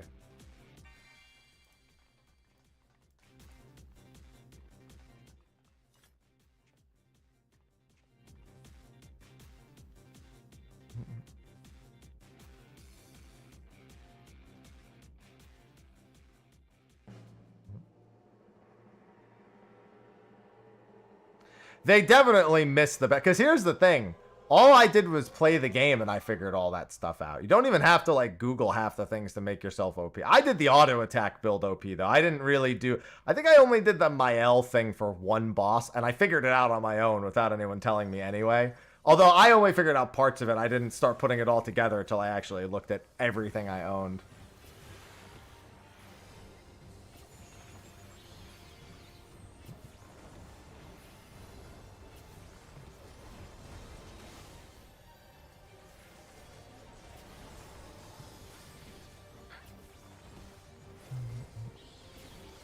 Yeah, you spent your soul playing that? Wasn't worth it.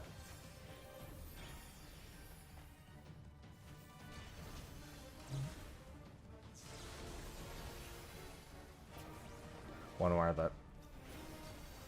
But yeah, anyway, so back to the sellout mode since somebody redeemed that. Yeah, so that situation is kind of hit a... I want to have the ability to move forward with my life, and unfortunately, I let my... I'm not going to call it, I guess I could say obligation. I let my feelings of obligation kind of put a lot of my life on the back burner, but I want to hold events to correct a lot of that.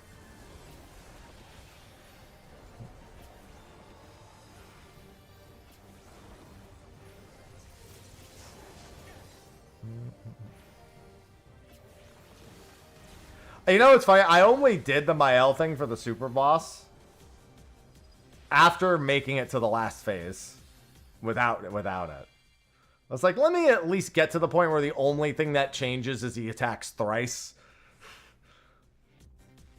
I can do that.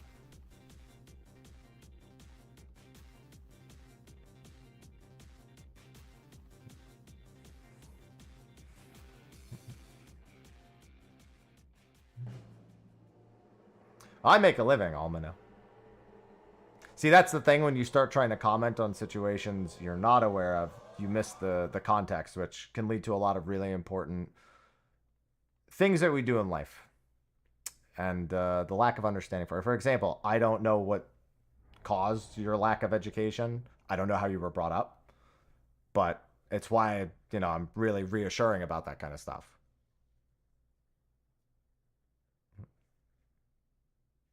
Because you just don't know where people come from in their walks of life and what leads to the decisions they make. It's important to try to meet people about halfway.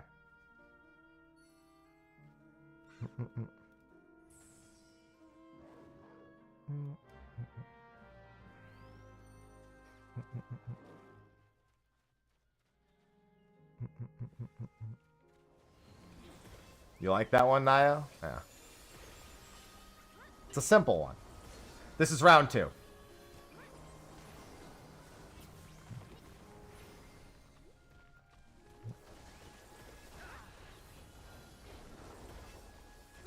But I do know the context.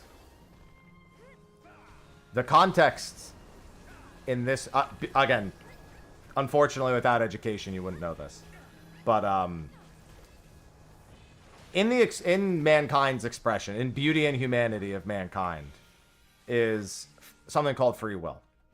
It's choices that we're able to make that represent ourselves and represent the kind of life we want around us.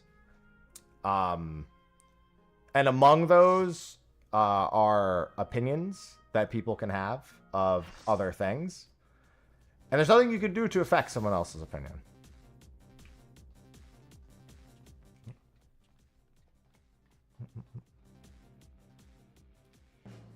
That's true. There is Yan. Humanity.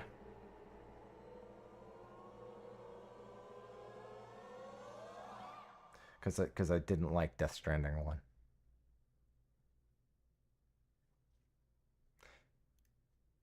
Oh, wow. An actual reroll. We barely ever see those.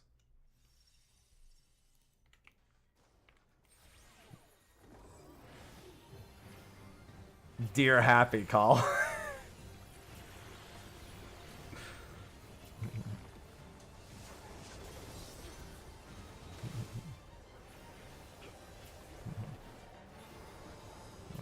Joke's on you. I definitely did.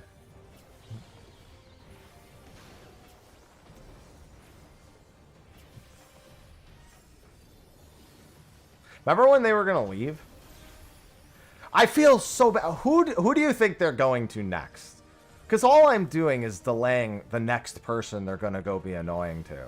And I don't know if I want to be responsible for that. I'm going to have to be at some point, right? Going to a VTuber.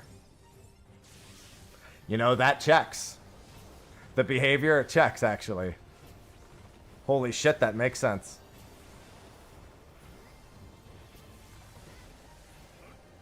Holy fucking shit, that checks out.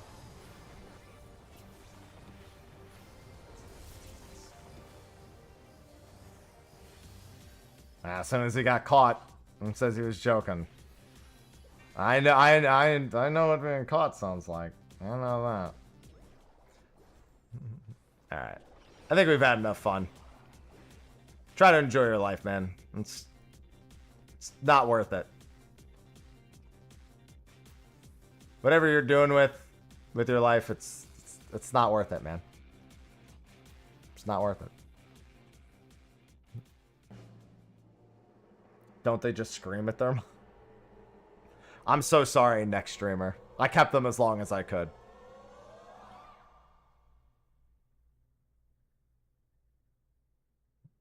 There will not be a ban appeal, I can assure you of that.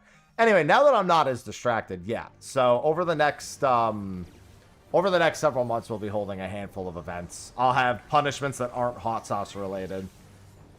Because, yeah, I feel like I've been playing on the back foot for months and months. I mean, I moved. I helped my mother as long as I could, and honestly, I shouldn't have helped her as long as I did. Mayo? There will be mayonnaise. Oh, I have some. We came up with some really weird ones yesterday.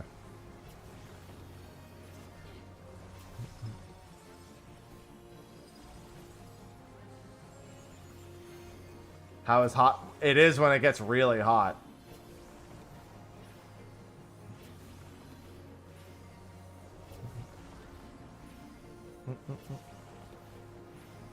I've always been big on trying to earn whenever I have a good month or something like that, and I haven't really been putting in that much effort the last few months. I've been kind of just coasting and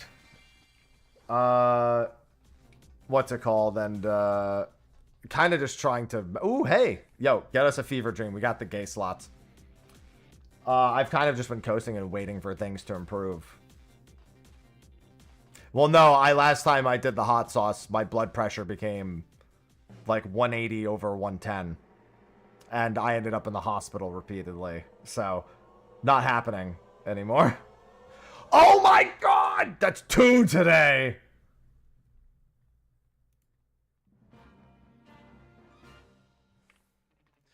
Yeah, I used to do it all the time because I really enjoy hot sauces, but I didn't know I had a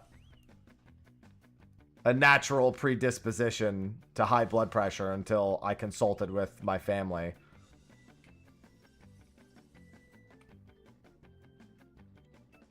Well, I didn't say no food related. I said no hot sauce related.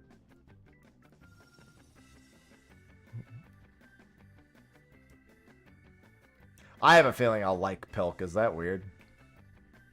Honestly, doing food-related things was tough in general because I feel like I already am willing to eat almost anything as it is.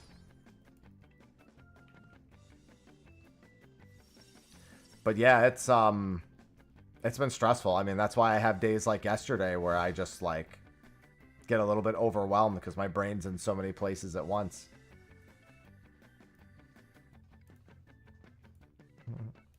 That's the main reason I took off yesterday. I was just like, I was overwhelmed. That's... Damn. That's not a Yan. The other baby. But I want to be able to hope things ease up for me. I mean, they'll only ease up if I put in effort.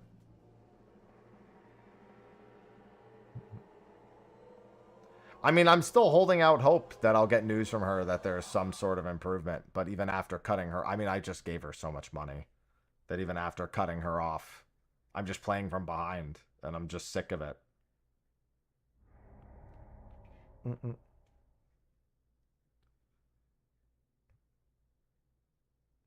Because it makes it harder to do, like, to sit down and write out video ideas and go live and everything. It just eats at my psyche. Then I get overwhelmed and I can't do things correctly. And then that fucks me up and I'm just like, oh.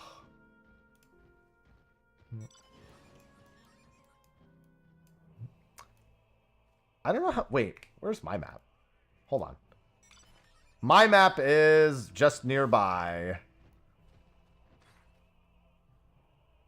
Wait a minute, is my map here? No. My map is nearby. My map is this one. God damn it. All right. Yeah, well, I'll be able to do that once I don't feel as trapped in the situation that she put me in. Yeah, the gym helps with mine too. I'm sore as fuck right now. Well, you can't do your third, so you're not doing your third one here. Snack boxes. Yeah, it's not a bad idea. I feel like making me eat mayonnaise is more often to... I've noticed mayonnaise and blitzball are winning combinations. And I'm sick of doing the blitzball incentive.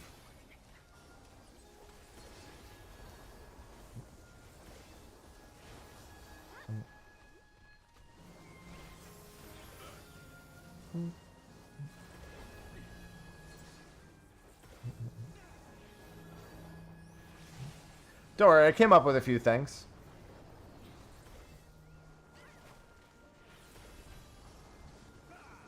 Mayo on a blitzball.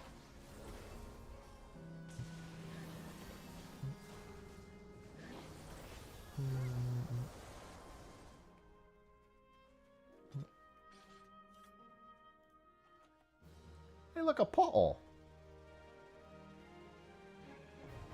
Cooking stream stretch goal. I mean, I've done cooking streams before.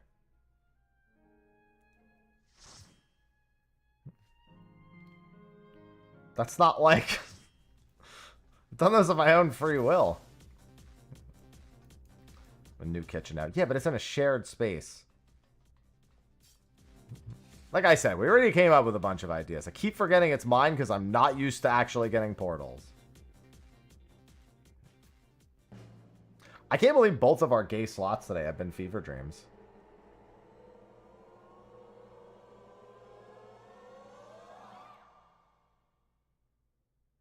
No, we already tried that. That actually failed spectacularly. I made an incentive to have to do a modded blitzball final, and it didn't work. Actually, people got me to the incentive, and then I did it for an hour, and they said, yeah, you can stop now.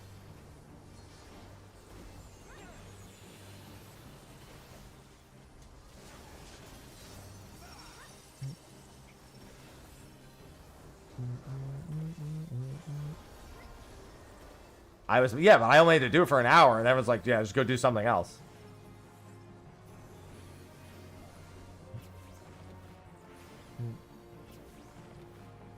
Mm-hmm. It's literally a Final Fantasy X mod that reworks. It's literally just made for playing blitzball and making it more competitive, I guess, in a sense. It's just, you basically have to use the Besaid Oryx. And it rebalances all the teams. No, they said they're never doing blitzball. We already know they're not doing blitzball. We've got the hard no on it.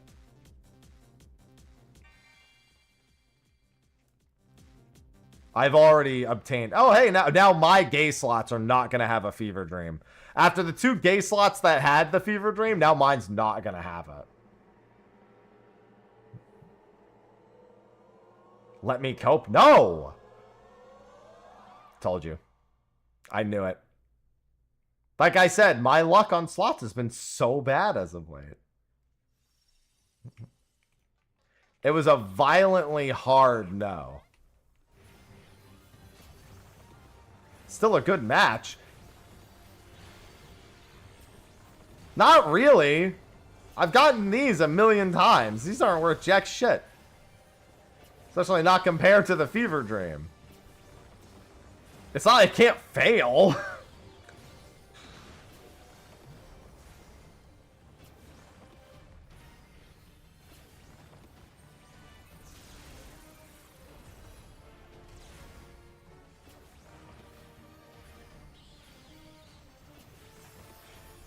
No, I told him I don't want it either. I said that to him. I was like, listen, I don't want it either. I just have to ask. Getting the definitive no was the best thing that could have happened.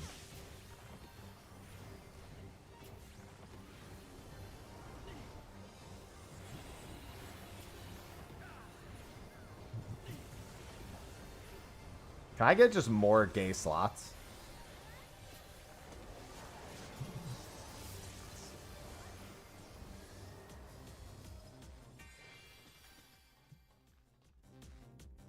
Damn. Unfortunately, I'm also going to get kicked out now.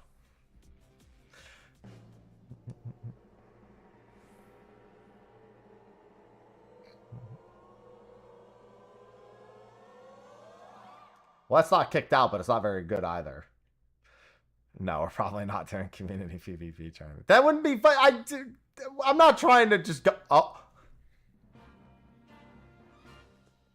Well, I guess I can't complain anymore. I failed 1 Yan, but we're back to Yan again. That's 3 fever dreams already today. If it's not the Yan mount, I'm trying to think if I want to keep the mini Yan or if I want to sell it to get closer to the big Yan. It's a tough call. I'll probably just keep them. I'll probably sell the Gimme Cat. Yeah, I'll make that decision in a bit. I don't have to make that decision now. I would rather just get them out, but it's like a 1 in... I wonder if it's actually 1 in 3 or if it's like they're weighted differently.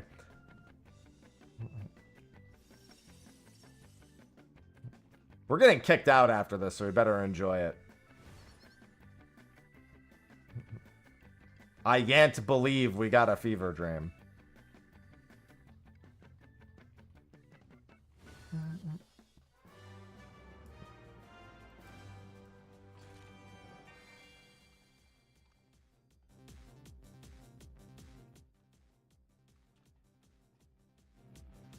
I have yanned! Well, maps are over. And I rolled a 69!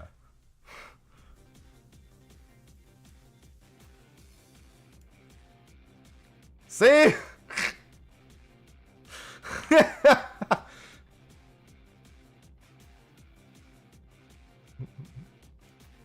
There we go. Nice. Yan grats. Got the horn, baby. Now I gotta help other people get their horns. I have the Yan!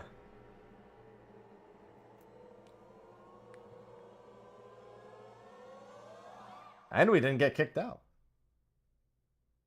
Okay, can I say this? I'm mad at how few Final Fantasies we've had now compared to Fever Dreams. Final Fantasies. Yen, congratulations. Who's got a yen? Run for your lives.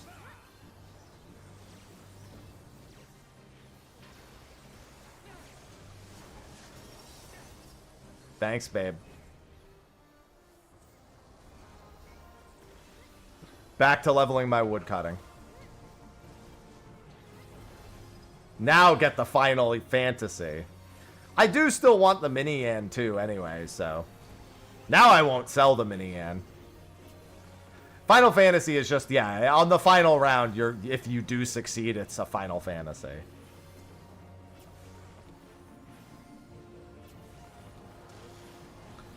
The yen knows all.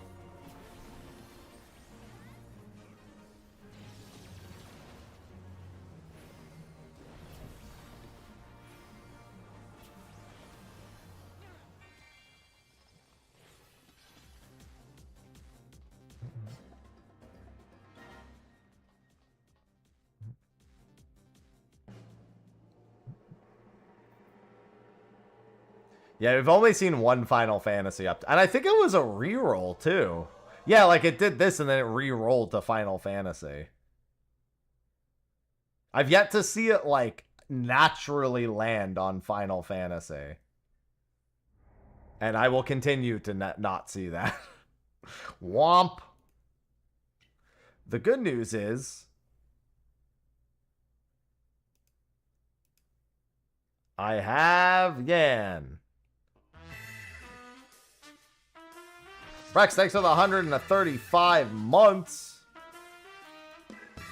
Rexylate just subscribed. Hoi. Hoi. Thank you, thank you. There it is. Add to favorites. I mean, we've seen the final fake out if that's what you're referring to.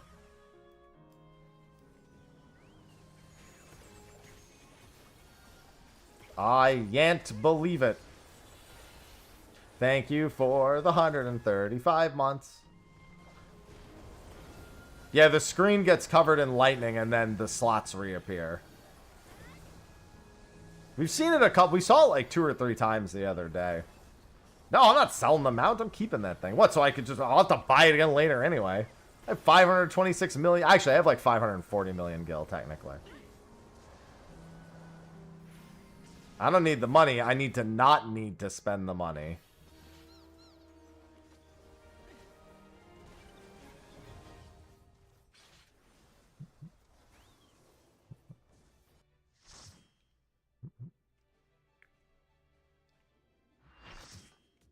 Yan Mount is king.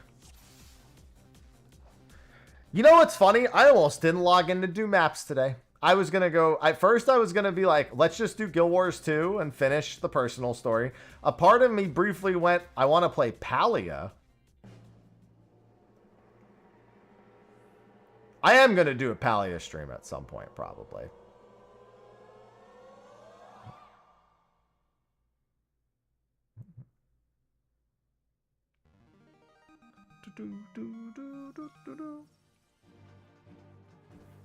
Fucking Yan heard my sob story. Crab. Palia is like MMO Stardew. It's still in like early access. I have no idea when that game's actually releasing.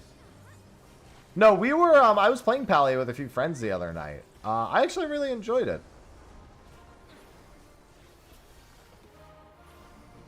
Yeah, it was free to play, so Sophie got a few of us to play it the other night. I actually really enjoyed it. Still rough around the edges. It's definitely an early access game. But a pretty good time. And then we watched Donkey play Palland last night, and that shit was terrible.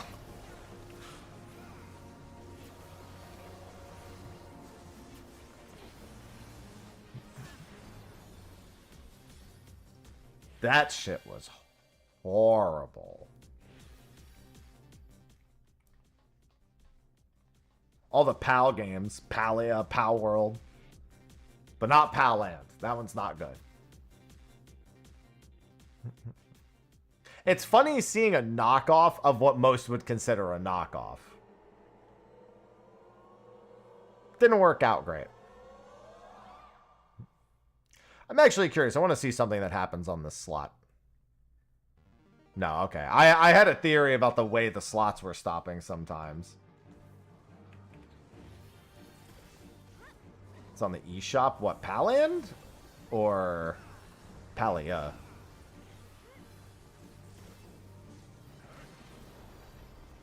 Power really a knockoff if it's better than the original? Fucking got him!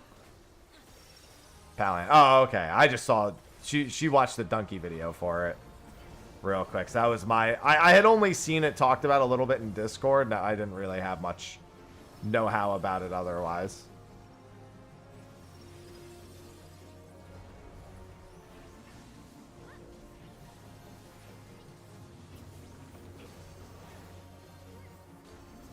Just so you know, I'm only barely going to be healing here because there's pheasant eggs to be delivered.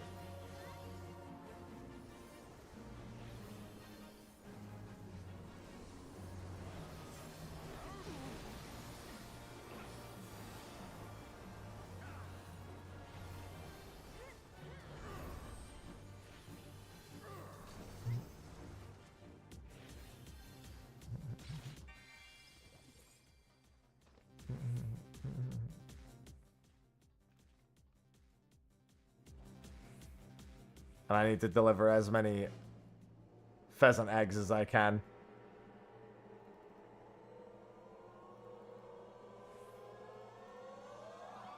Alright, well, it looks like they want to give me all the time in the world to collect these pheasant eggs. How about you just keep us in here?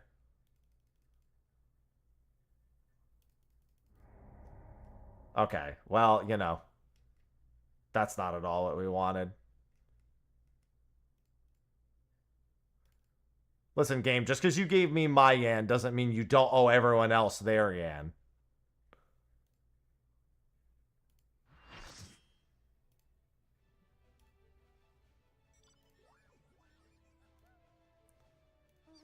Are we off to Arrow now? I think we're just off to whoever calls next.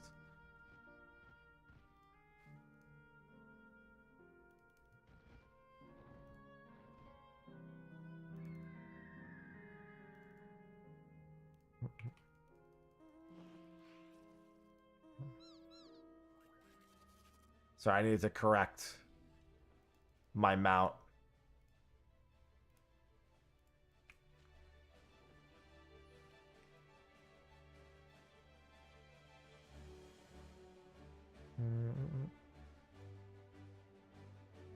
Unfortunately, no golden pheasant egg. Good morning, Sky. You just started play. I played it when it first came out. I played until Heart of Thorns. And then I was like, Heart of Thorns is not good. I can't keep playing it.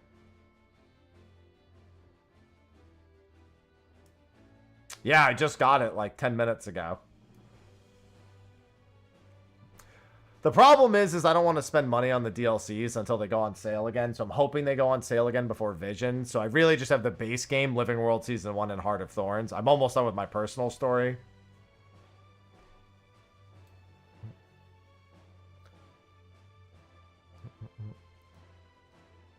I'm gonna play the beta next weekend to check out the specs.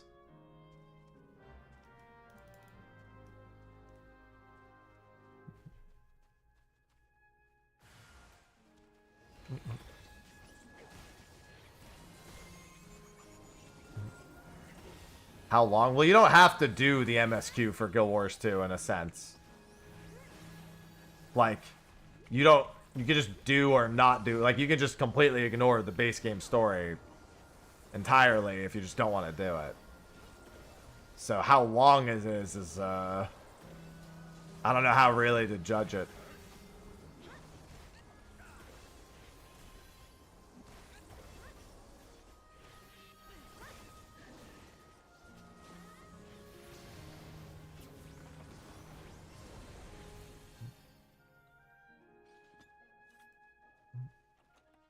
Hey, look, a portal.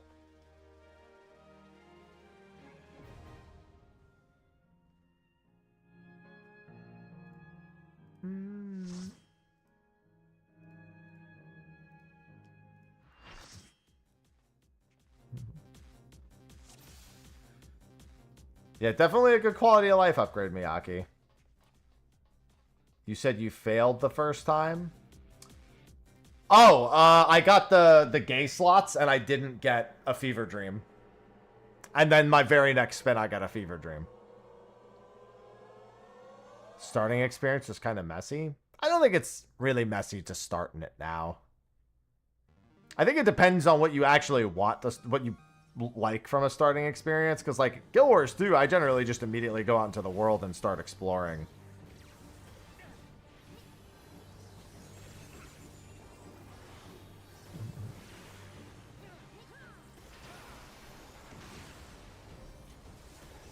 I generally just, even back in the day, I pretty much instantly was just like...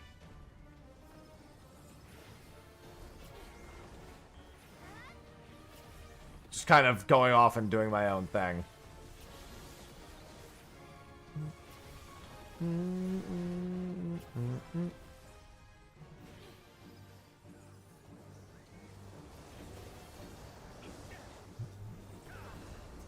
But yeah, like, I wanna, ahead of Visions, I definitely want to make sure I do Sky Scale. Which, if I do Soto, is not that bad, but I don't want to buy Soto until it's on sale.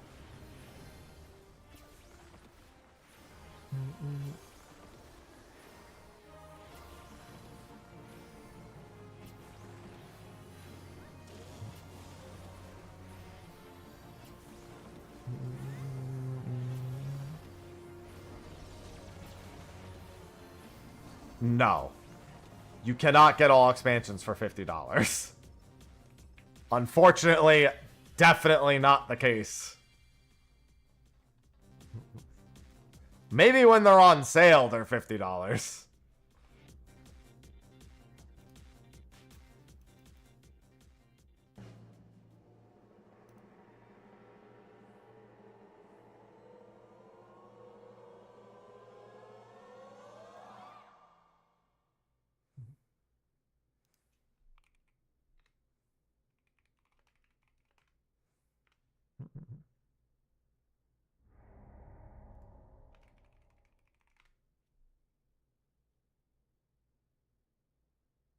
Yeah, then it would come without Soto and Janther. Not to mention that also doesn't include Living World.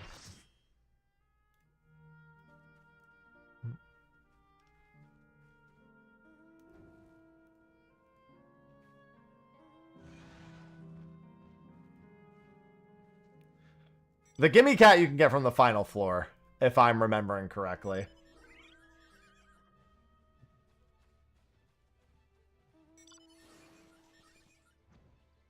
Yeah, because Path of Fire and Heart of Thorns together is 30. End of Dragon is 30.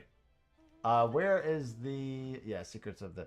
yeah, so you can get EOD and the base one at a discount for 50 without any Living Story. And then it'd be an additional 50 to get the other two. But then with Living Story, it's 100. So it's 100 without Living Story and 150 with Living Story, if I'm remembering correct. If I'm, like, reading it correctly.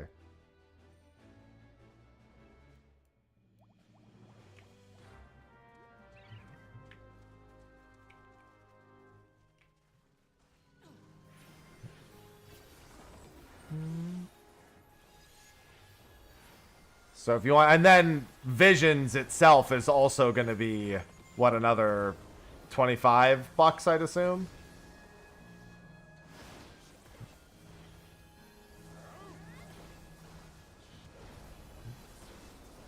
Yeah, except that I'm not going to sit there earning gems to do Living Story. That's not going to happen.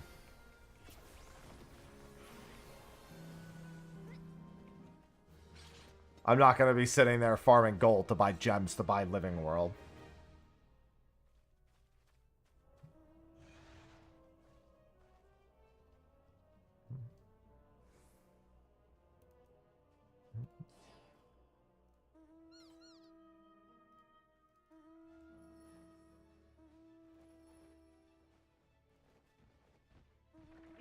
Teleport away, I've got more pheasants.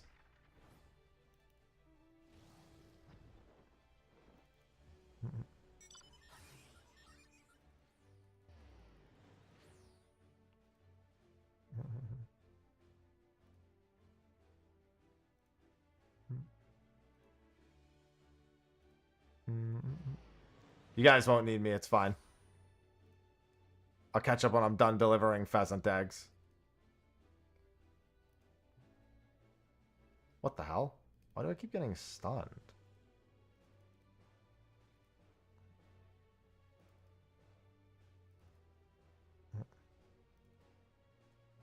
Why do I keep getting stunned after I've... So weird. Pheasant's gone and I'm still getting stunned.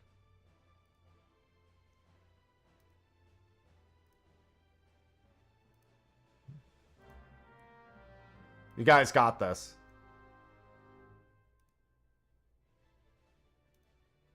What the f...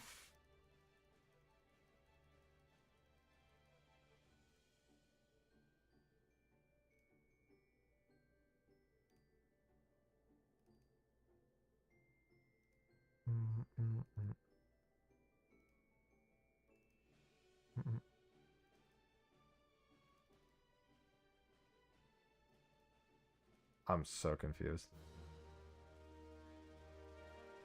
Unfortunate.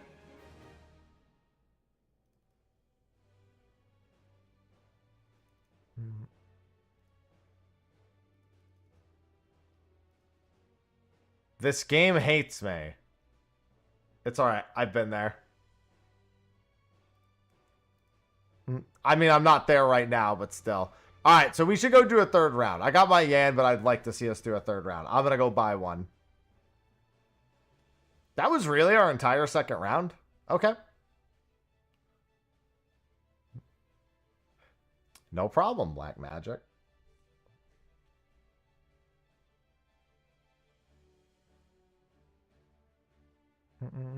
Alright, let's go to Limsa. If you need a third map, we'll go ahead. Gonna go gather a mine. Came with 3. Perfect.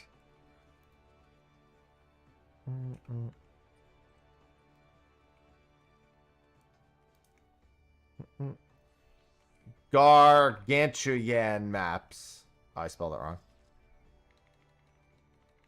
Let's just do Time Worn. Gargantua skin. Holy moly. They're even less than they were before.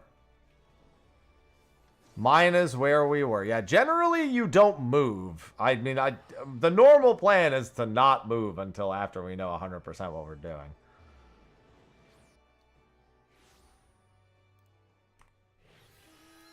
I don't know if everyone started. Okay, nobody moved. Perfect. Looks like we're good. All right, never mind. Everyone started moving. Guys, we weren't even in zone. We had, oh, never mind. You just teleported to go gather a map. Yeah, I'm just going back to where we were, and we're starting there. I don't even think it was an oversight. Duels were divisive. They were not a slam dunk. I like them, but they're not a slam dunk. The Yan has had its way.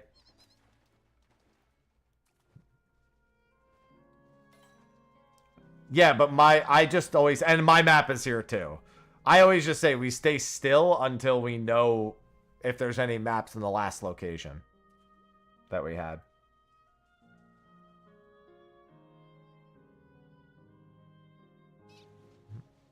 I'd rather just everything be on sale and I just buy one giant pack winter. I don't want to make like 2 or 3. I already play one game where I have to make 2 or 3 purchases for everything I want to do. I don't want to have to do it a second time.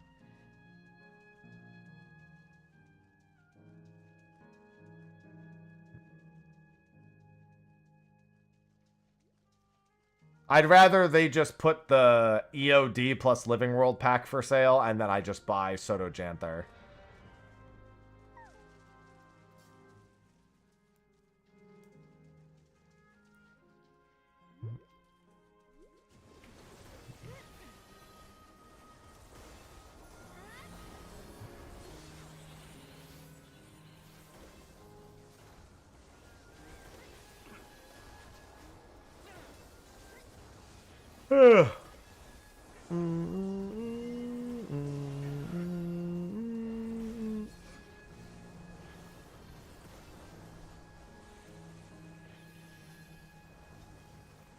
Like how these mobs don't even have anything to do with it. Yeah, my map is also here. But first, a poll.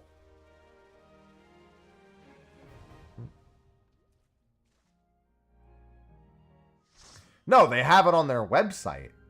There's literally an EOD plus Living World Season 2 through 5 bundle.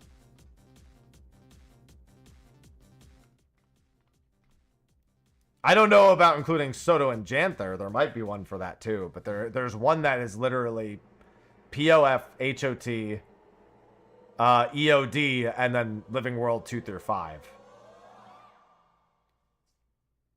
That's $100. I want that one on sale.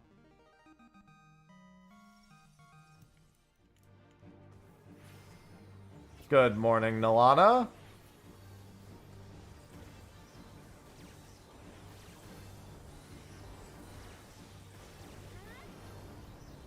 Hello, Vordis.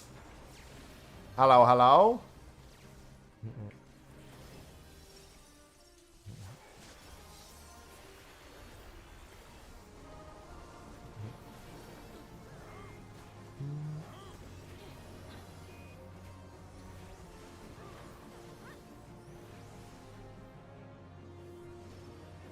Prime? I love Prime. Yeah, not to distract from the sell mode earlier. If you have Primes, go ahead and use Primes. But don't forget, next month is going to be the big discount for the multi-month subs. Next month will be a good month to do a 3 or a 6 month sub at a pretty significant discount. Chaos? Chaos? Chaos? Chaos? Vortis RG just subscribed with Prime. Prime. Chaos. Prime. Chaos. Prime. Chaos. Chaos. Prime. Chaos. Chaos. Prime. Chaos. Chaos. Prime. Chaos. Chaos. Prime. Chaos. Prime. Chaos. It's going on for a while. Chaos. Prime. Chaos.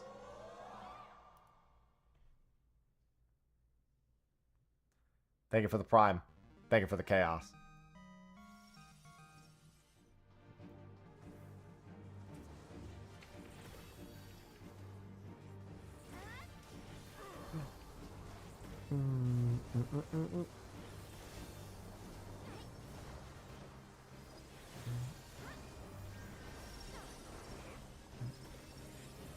Do.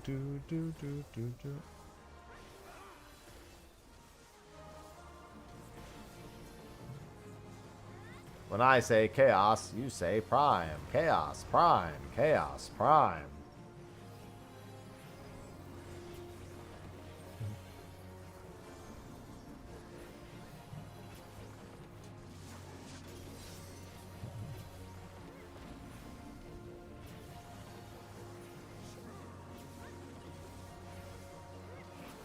Hey, fish maps. This is probably the last round for today.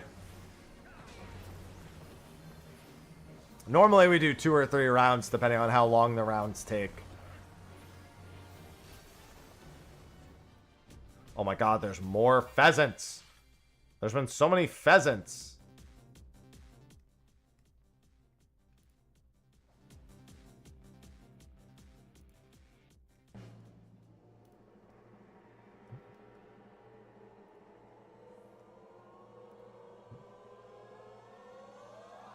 Not ejected. W.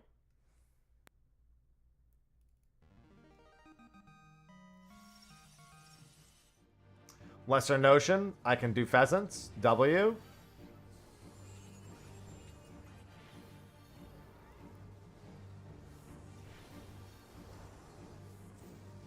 It's like one of the worst pheasant orientations I've ever seen.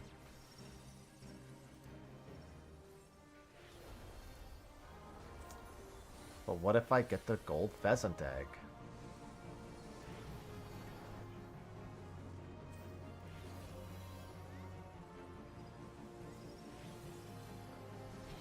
Next time. I mean, I'm still going to keep doing maps. I just don't have to stress about my own maps anymore. Which is nice.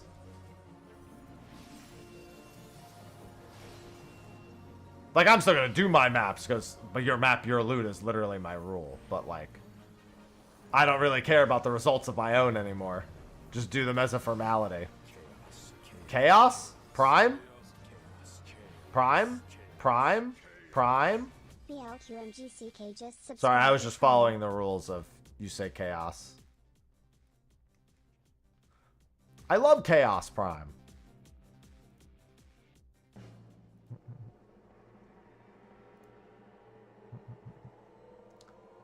Give me Chaos Prime.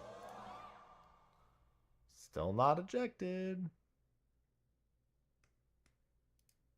No golden egg. Hey, a reroll. Damn it. That's not a fever dream.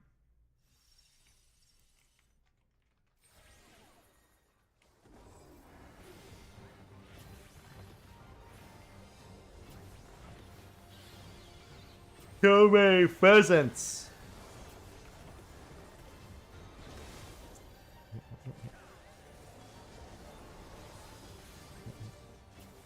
Listen, I'm riding on Cloud 9 today. I got my Yan.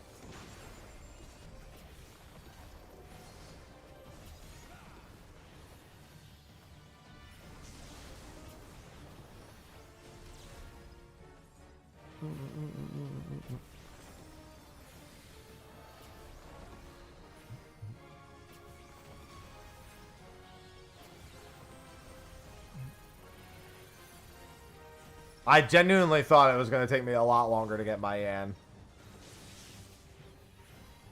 I was like, I'm going to be here forever. Oh, I see you guys defeated the Mandragoras out of order. I'm assuming AoE just clipped a bunch of them. I see which one actually got killed out of order.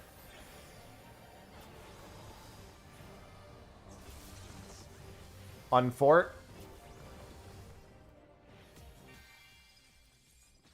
Torch!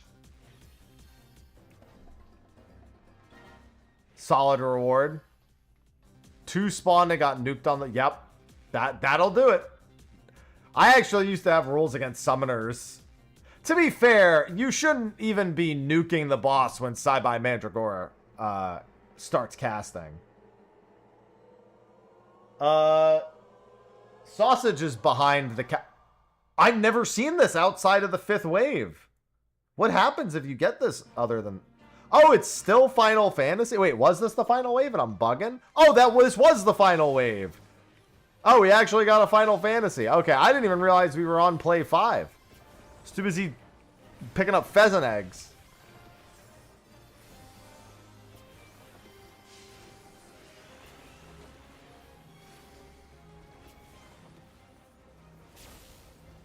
Right. Sorry, I'm stupid. For some reason, I thought I was going to get pulled in. Somebody res me. Resers? Resers. Thank you. Not like you fucking need me anyway. I did that last time we got here, too.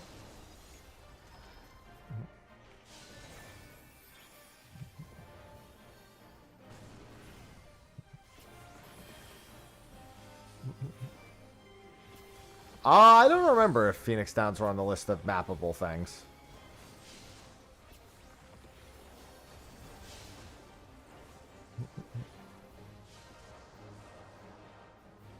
I really thought some of y'all were taking those mines to the face.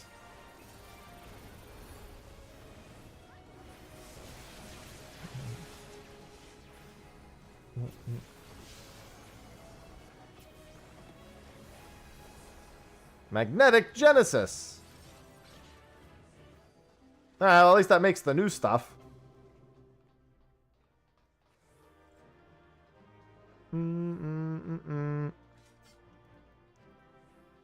Success! And now it's my map.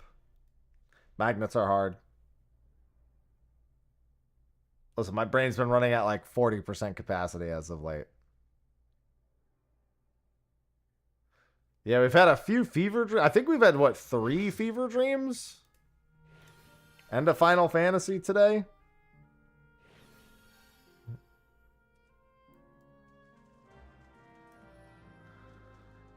It's been a hell of a time.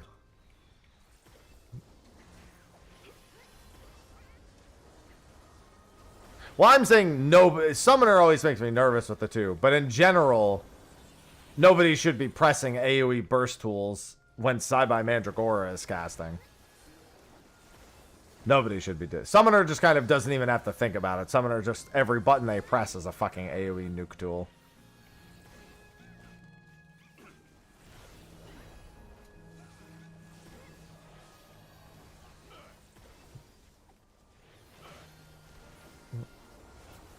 But I used to deliberately give war, because we would sometimes go into a map and we'd have like 4 people on Summoner, and I'd be like, listen, you guys don't even have to really try. The thing will just disintegrate. My brain is filled with Yan.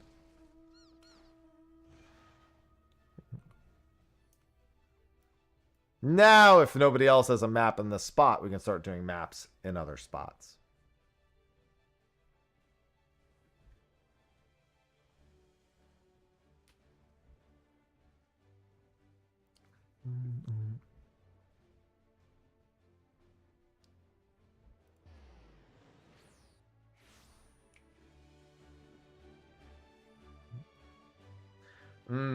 Do they salt and pepper the Legos at least?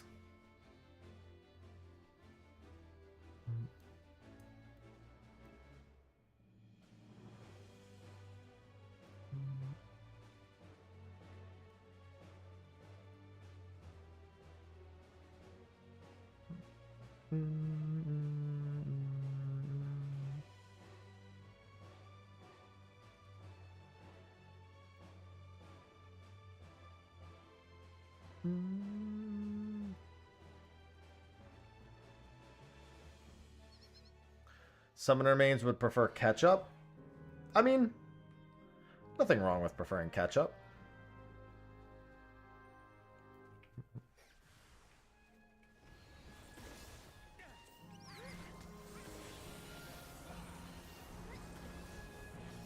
Some people put ketchup on too many things, though. And I'm like, you didn't even want the food you're eating this with. You can't convince me you actually wanted steak. You're like, yeah, I want steak with ketchup. Why did you even want the steak then? You just wanted more ketchup. You just wanted a ketchup delivery device.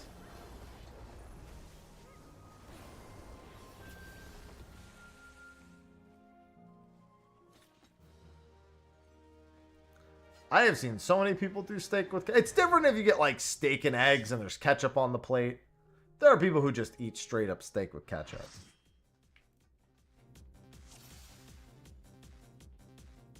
I can't approve of that.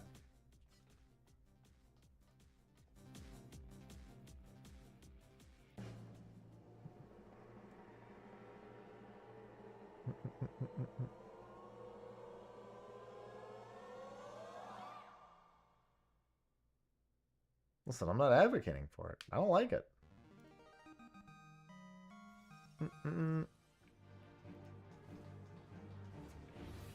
Steak generally only gets sauces when they make sense.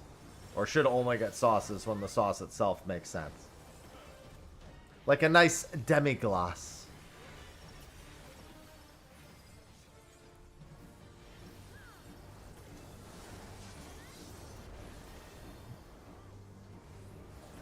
Do-do-do-do.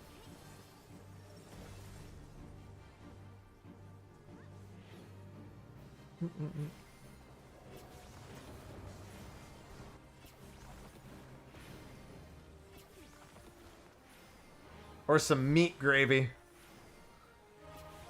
Beef gravy on like a cheaper steak. That's nice.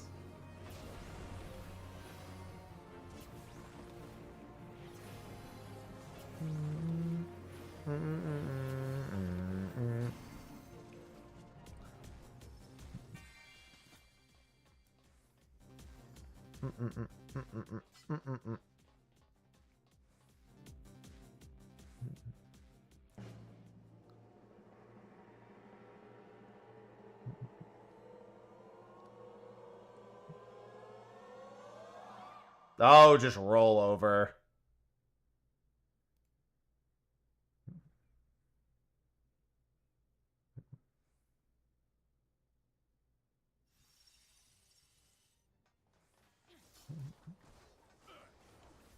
Remember not to nuke when you see Saibai Mandragora casting.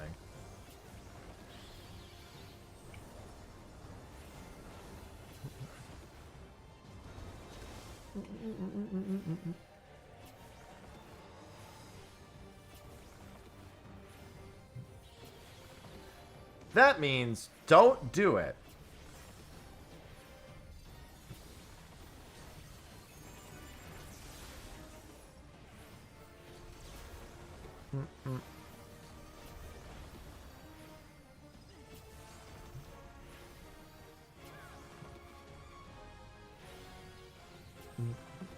And that's why everyone's curious about job changes next expansion.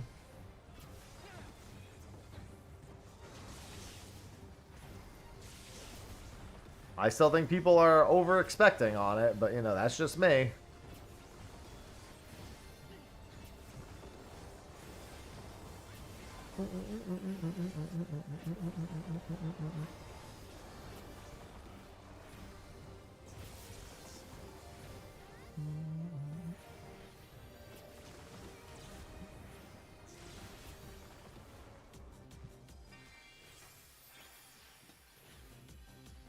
Come on, I want to see the rainbows.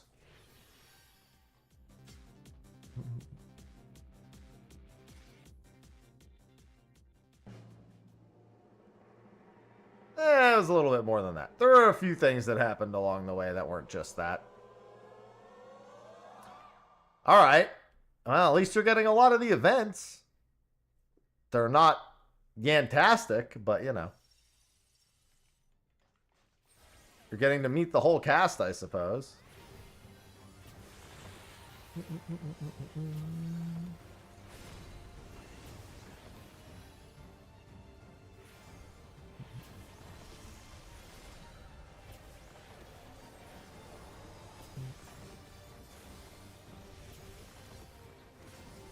I generally thought that discourse was also a bit too much.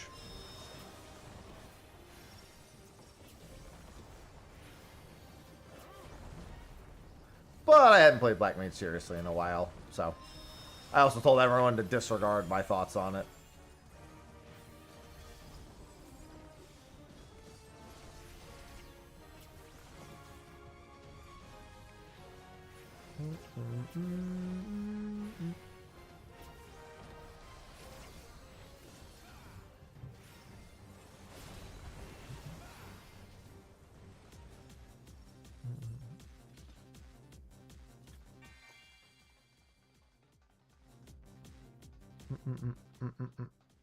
Torch! Everyone's getting their torches at least so they can hold them against me whenever they see me with my Yan. Be like, hey, get that guy!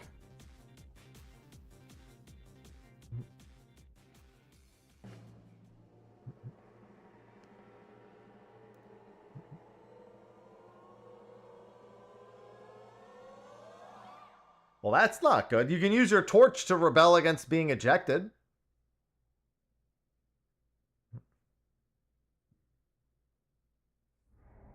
Well, looks like you're going to be using your torch for that. Riot.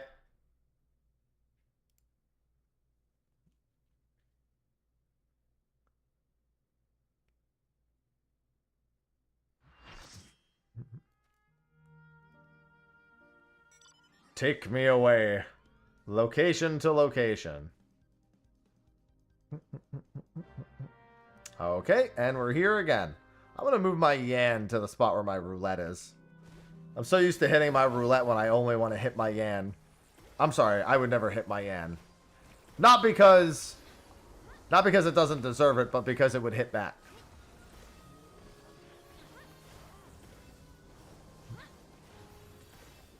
And I know who wins that exchange.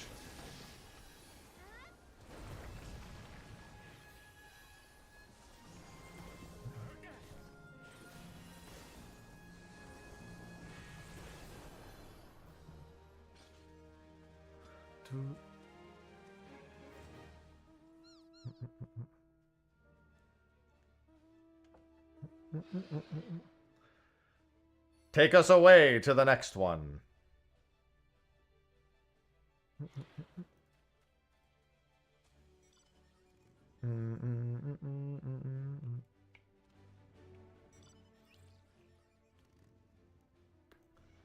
Listen, sometimes you yank control yourself.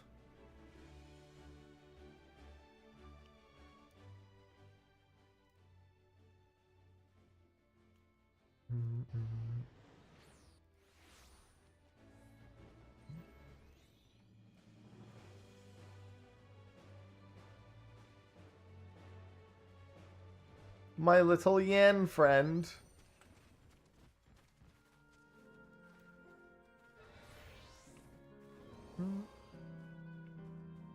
It's too bad I can't stay on my... This is why I need the Yan minion, so I can fight alongside Yan.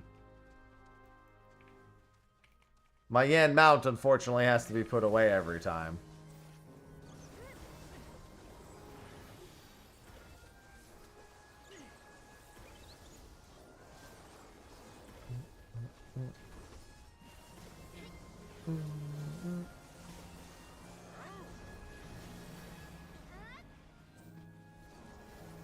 I have to believe we'll see more Yan. I think mine was the third Yan mount we've seen.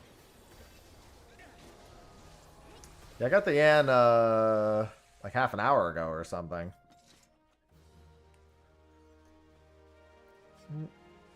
Yan taming? Well, there's no wild Yan, so you wouldn't be able to tame a Yan.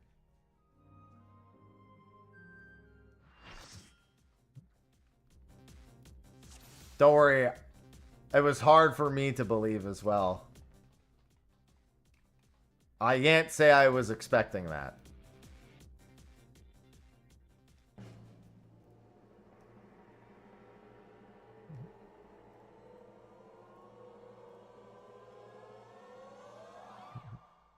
It's about Yan time.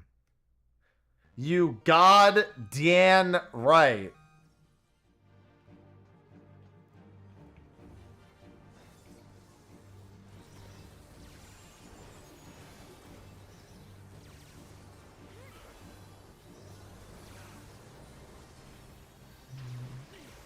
Pop.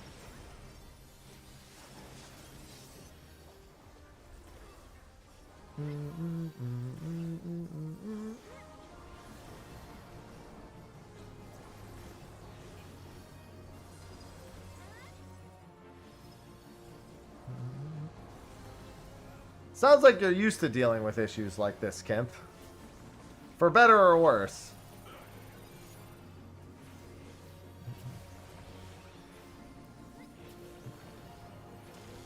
I mean, all we know about where Beastmaster's beginning is that you can expect it to be in a Realm Reborn starting city, and for it to probably be level 1.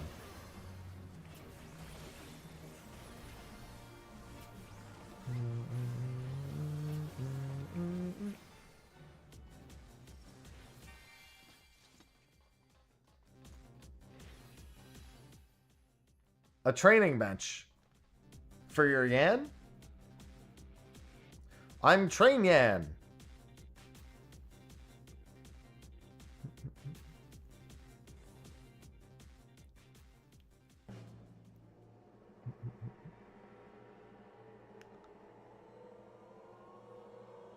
I wanna be the very best, like no Yan ever was. Bow, bow. As long as they're enjoying climbing up to Ultima rank. Gaming.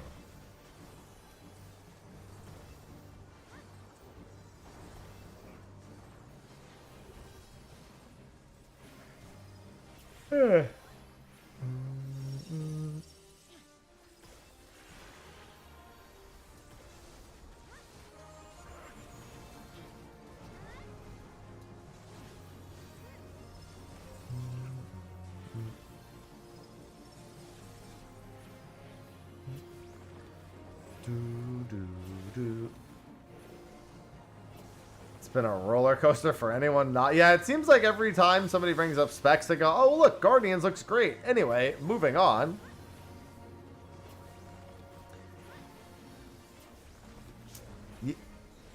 Yeah, it would make sense for Beastmaster to start an old Yan. I definitely support Beastmaster starting an old Yan.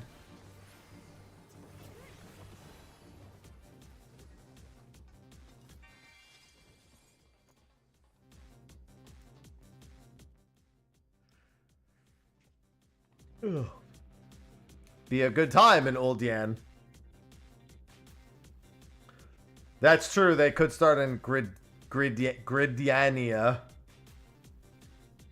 feel like I shouldn't have had to try so hard to say that one. Limsa Lomiansa.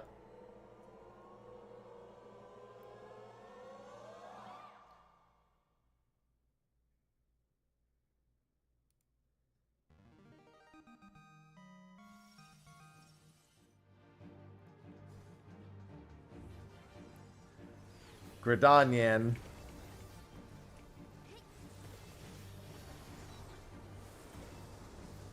Listen, you thought just because I got my Yan that the Yan... We were done with the Yan? We'll never be done with the Yan. Every time someone gets one, say, congratulations. Ow.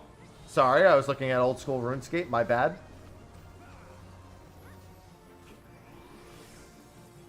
Listen. These trees ain't chopping themselves.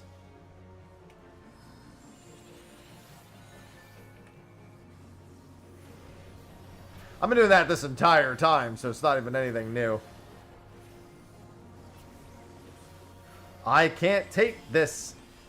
You can't take this anymore.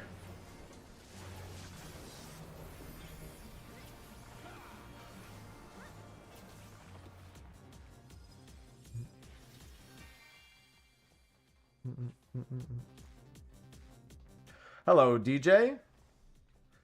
Well, that's what you're experiencing right now, Bunny. Yeah, I stopped streaming it because I wasn't doing so. Maybe in the future, if I have good reason, I can stream it again. But for now, it's a side monitor game.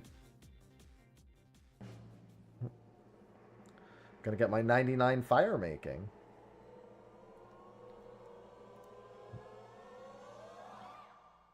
No, I'm not doing the crab. I don't really like doing the crab. Be a nice... What? Alright, well, small upgrade, I guess.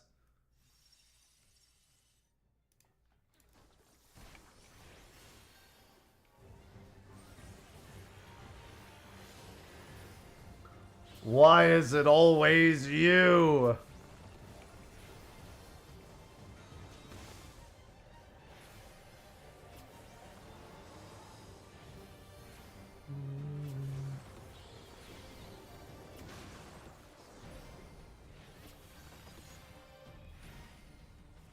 Like, I could just throw RuneScape Crab up in the corner.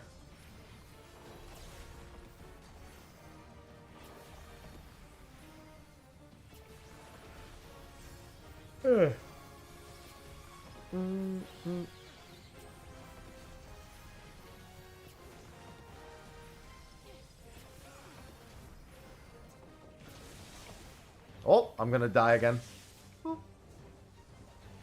No, I'm fine. That's what I get for multitasking. My number is going up.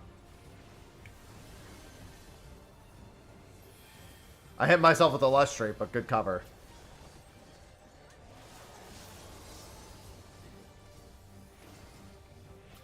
Sorry, there's a forestry event. Demanded my attention.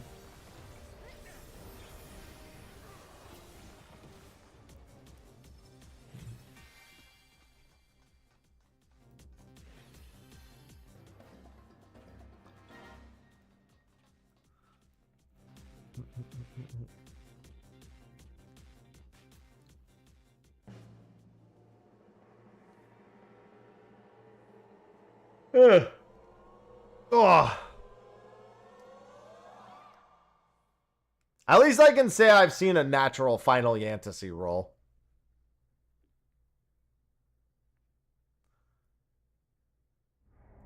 Unfortunately, not the reroll. Listen, I need this anima-infused bark.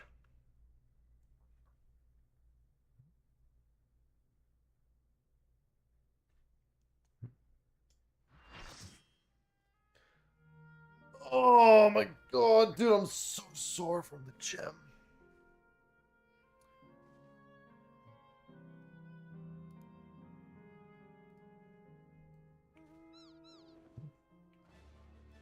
I don't want to do fucking tick manipulation. That shit looks ass. Uber ass.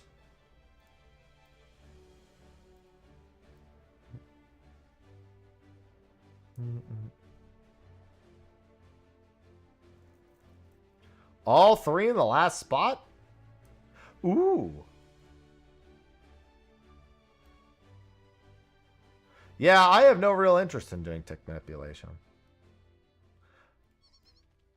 Oh, I bet Jesse will join in for some Yan puns later.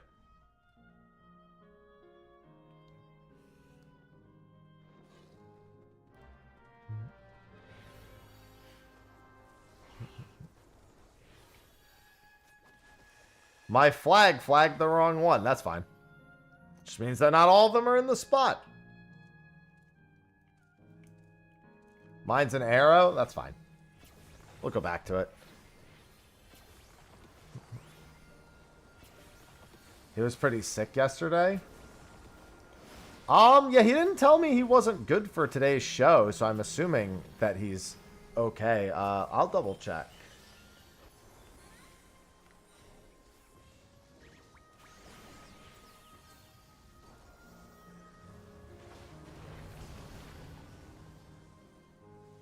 Yeah, he didn't reach out to me and say he wasn't good. Yeah, he still did Geekenders. I've got a cold. Yeah, because I told him we didn't have to do the show if he didn't want to be rushed to doing 7.3's MSQ.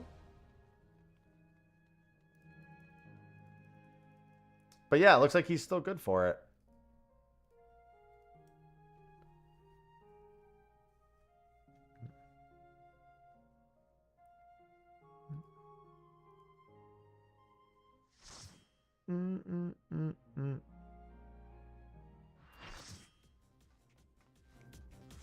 Yeah, he seems to be doing okay.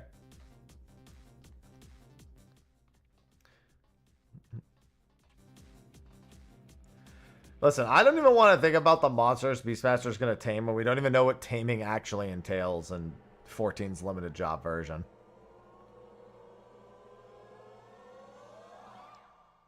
I don't want to create false expectations.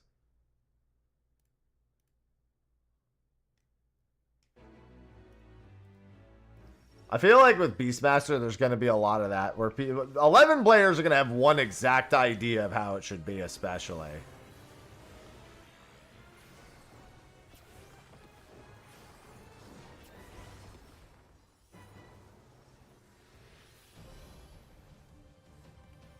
A Vault Keeper appears.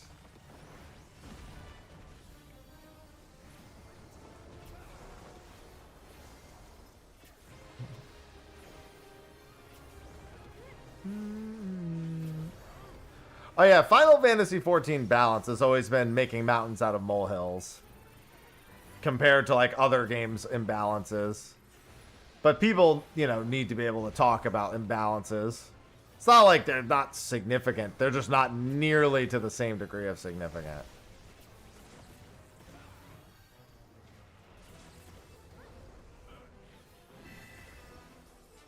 Oh, hey, thanks for the 25 months.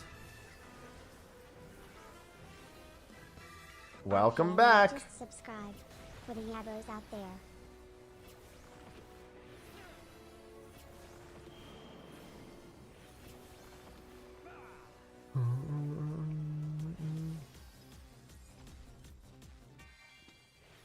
They don't meet my impossible standards.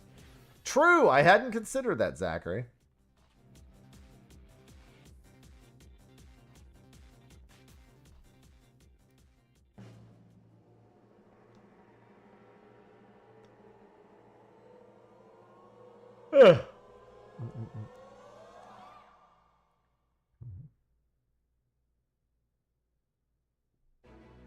Yeah, mild annoyance. More oft than not, it be mild annoyance.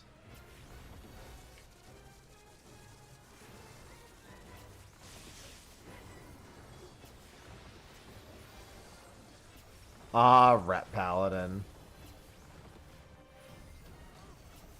Ret Paladin's always been a funny one to me. Because I remember when they went from being a laughingstock in Burning Crusade to being literally the easiest Giga Chad job that you could play at the beginning of Wrath.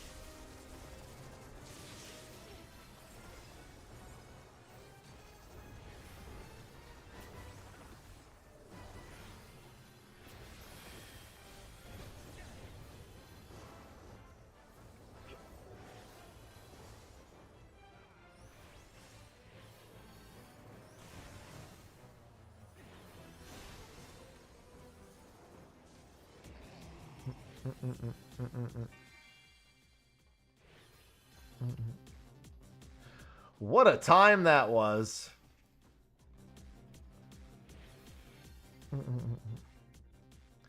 Fucking machinist auto crossbow, man. Now that's sad. It's going good. I got my yen.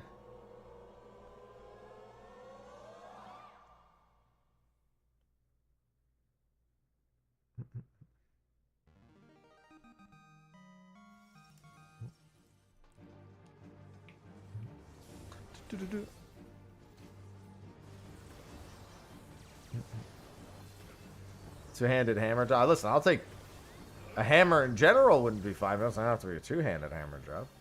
Just have a hammer.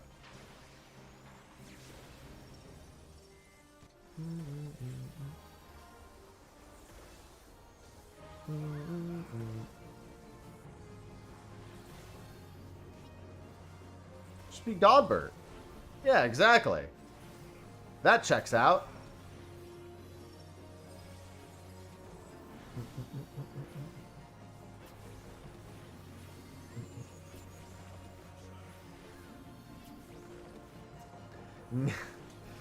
You know what? I appreciate that. Alright, I'm doing minimal healing for a bit. I got an event.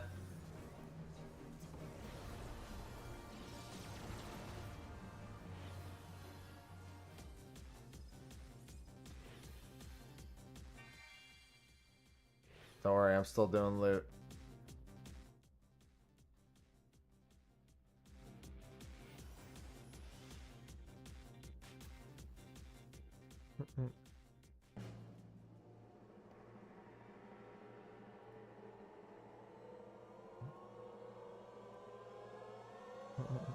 That's not good.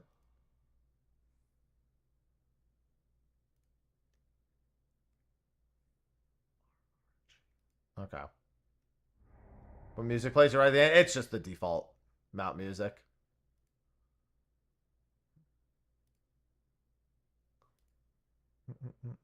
Alright, we should have another one in this location.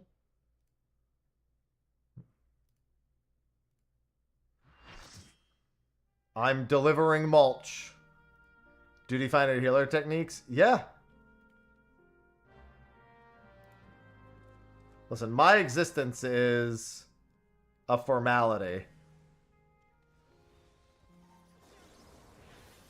This is round 3. I went and got another map real quick.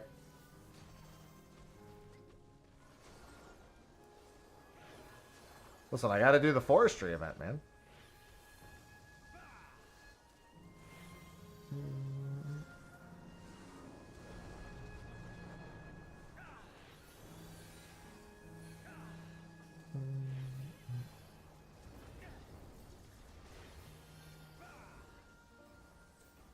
Don't worry, I'm sure I'll be fine.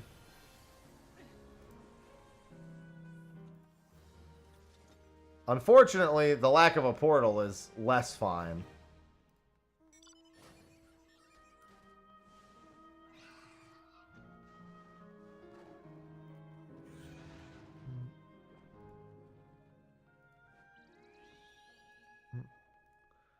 Alright, where are we going?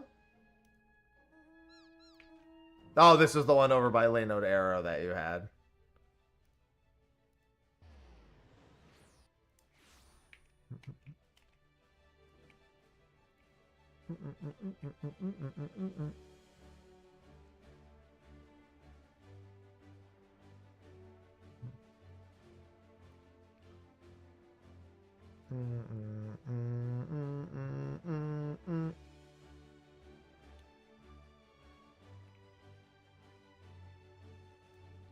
I'm so glad I have Yan.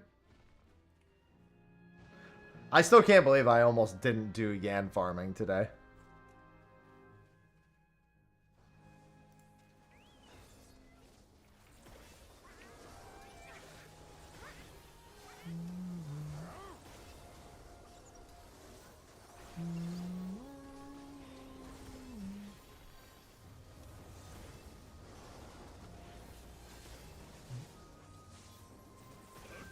It was fate. I woke up and said, to Yan or not to Yan? That is the question.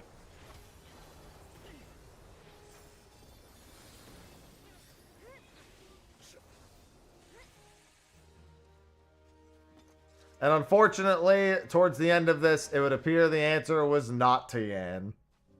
I think that was our last one. Womp womp. Well, it wasn't unsuccessful entirely. I don't know if there's there any more. I don't know if there. I wasn't keeping track.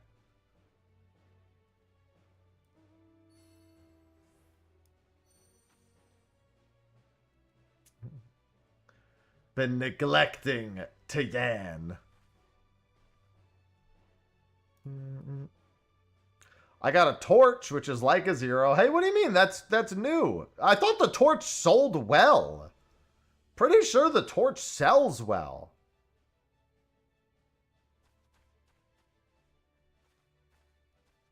Yeah, it's a couple million gil. That's not nothing. It's a fashion accessory. It's pretty hot.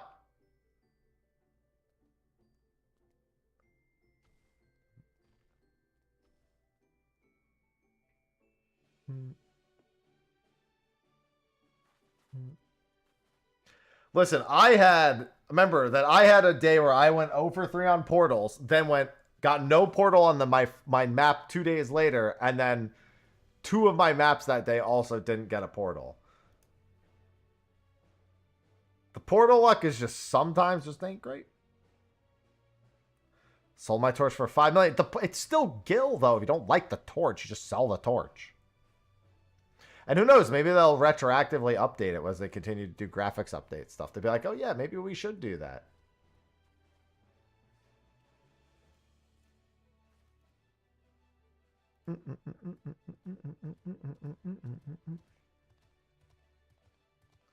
People like having their torches to riot.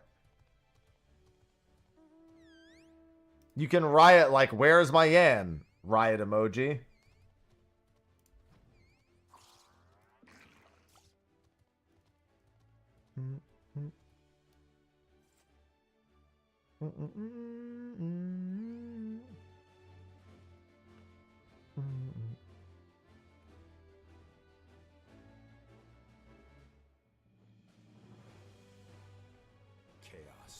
Chaos?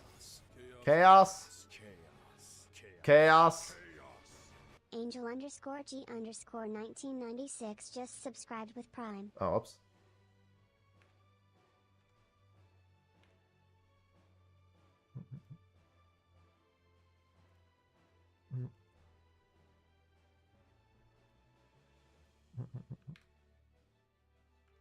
There we go.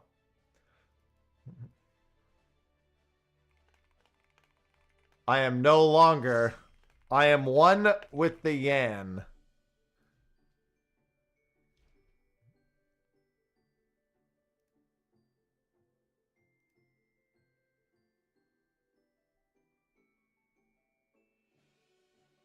I thought there was no Yan for me. I now know I was wrong.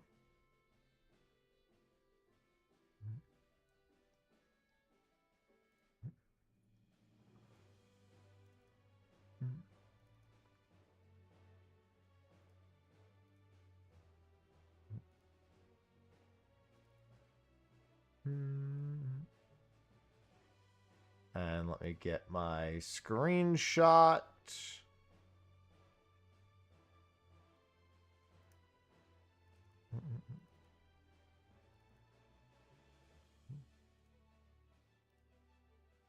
I also rolled a 69 on my Yan.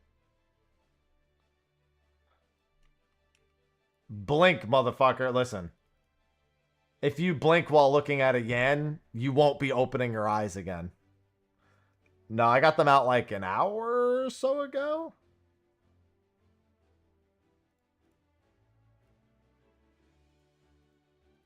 Something in that vein.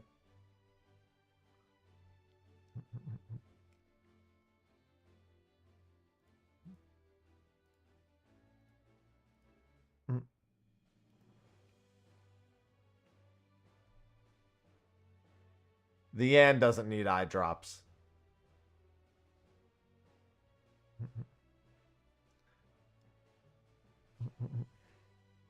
It will stare into your soul. Yeah, it just absorbs the tears of those it destroys.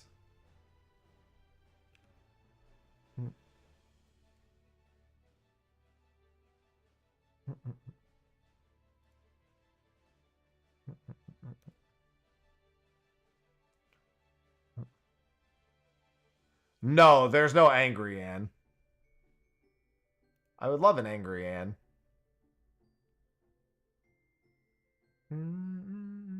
Chaos.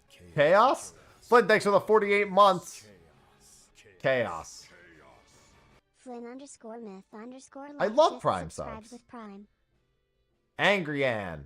Yeah, the mad Yens are not as scary as this one. This one looks like it loves you. And you know what they say? Your loved ones can always hurt you more than anyone else can. The greatest pain you'll experience will come from your loved Yens. Your loved Yens. Not your enemy Yens.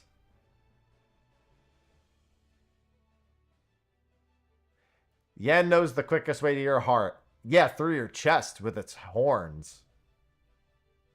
Probably the fastest way, I'd assume.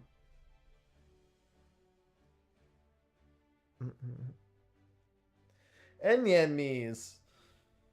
Oh, so we still got 2 hours till State of the Realm. I got like an hour and a half. Keep your Yens close, but your Yanemies closer. What do I want to do? I mean, originally I wasn't even going to play Final Fantasy today. It's really funny that it kind of worked out in that sense. But I only have an hour and a half. It's not really worth logging over into Guild Wars until then. I might actually just do some editing real quick. I got some 14 stuff that I need to get done. And I could actually still release that today. No, I'm just going to do it in the back here while we chat. I don't even have much editing to do. I quite frankly just need to throw a bunch of clips in order. No, I've got OSRS on the side going already. I was doing Winter Tot earlier, but I'm just doing logging right now. Let me do this. That way I can make sure everything is set up properly. Take a nap for 2 hours? No, I'm not going to take a 90-minute nap and then come back to stream.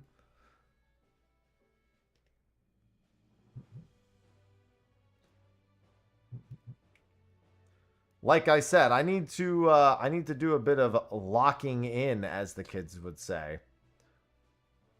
I want to get some big YouTube videos out there. I've got a bunch of them that I've just been putting off.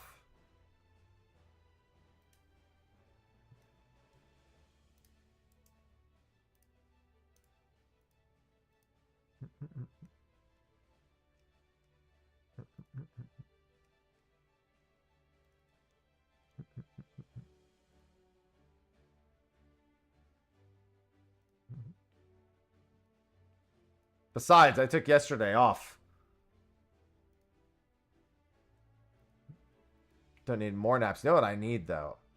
I'm hungry. I'm definitely going to have to snack on something before State of the Realm begins. I am hungry. Actually, I'm happy. Yeah, let me get this edit done.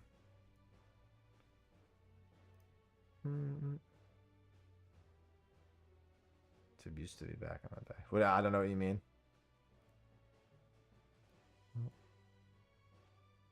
I'm not drawing a Yan.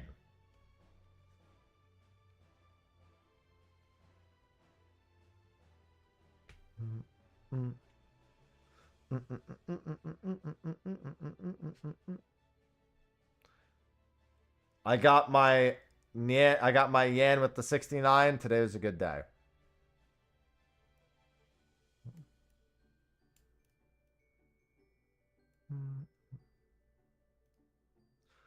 I already said I'm editing this video. I really just need to find out what spots, because raid retrospectives don't require a whole lot of editing. I normally just throw a bunch of YouTube videos together that, like, you know, I chain them together pretty much so that there's footage of what I'm talking about behind me. Normally doesn't actually take that long, but I didn't have time to do it this morning. So how many subs for a Yan MS Paint stream? Wouldn't be the whole stream. There was the one incentive that we did where I had to draw Final Fantasy characters from memory. Those did not turn out well. We did have that incentive that one time. I think I drew... Who did I end up drawing? I don't even remember. I think it was... One was Go-Go. One was Chaos. And I don't remember who the other one was. I think the other one might have been the Emperor?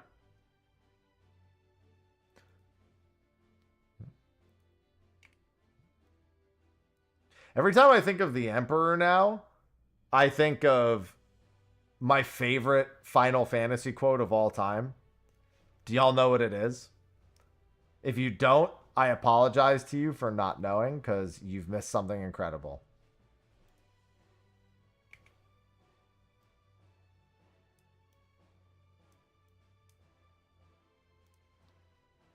What does Spoony Bard have anything to do with the Emperor?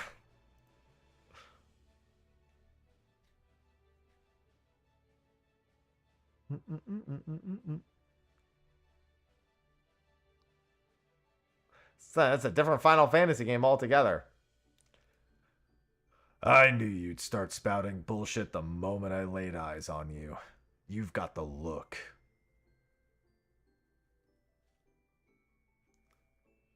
That's what Jack Garland says to the Emperor in the final DLC for Stranger of Paradise.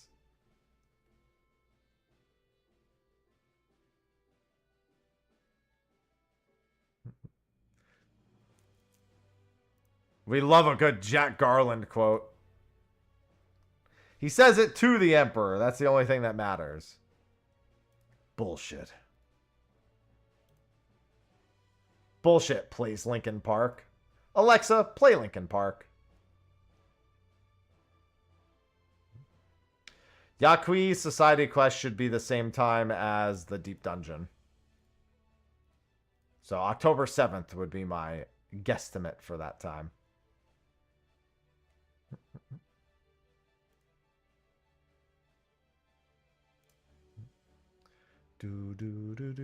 Alright, I think I just need to pull footage together for this. I think I'm good. Let me grab my recording. Yan?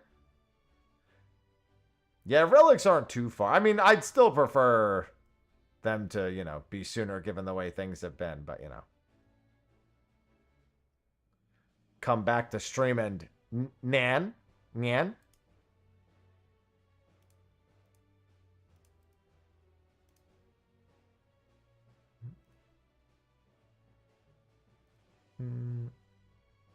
Yay, Yan Mount.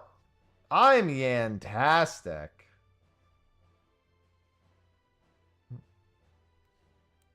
I even rolled a 69 on it.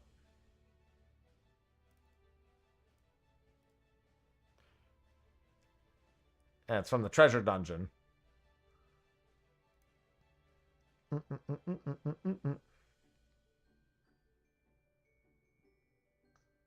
Well, to be fair, for my map rules, there was no chance I didn't win with that roll.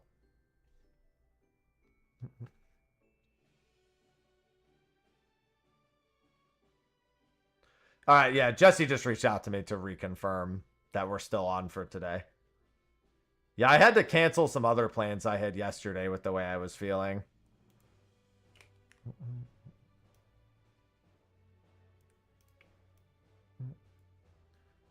All right. I'm going to do this real quick so you don't have to hear my stupid fucking voice.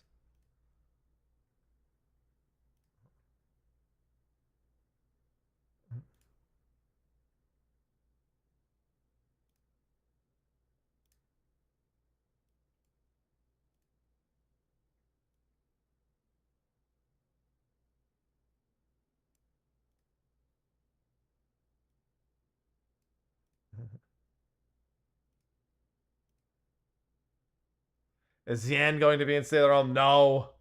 We already had State of the Yan.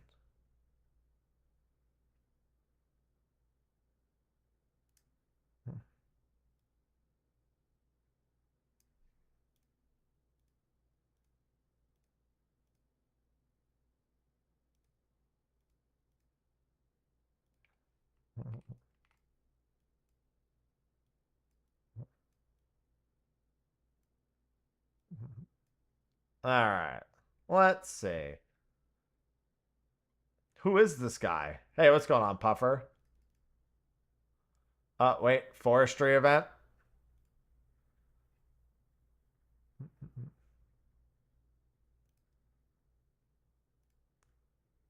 So I have to stand in rainbows in RuneScape real quick. Hold on.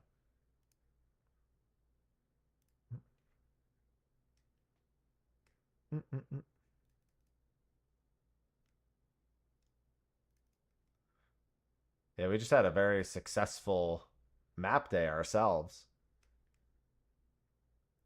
I love a successful map day.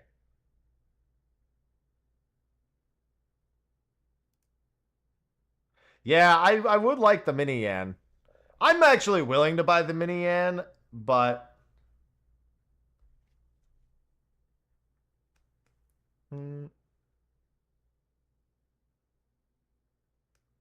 I'd rather just keep farming because I plan on doing more anyway. So no point in getting the mini Yan faster.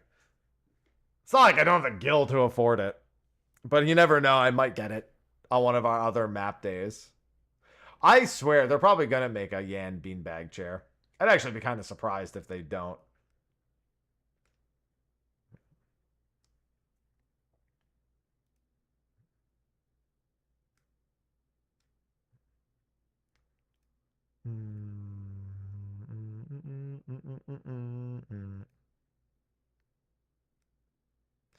It would be a pretty big surprise.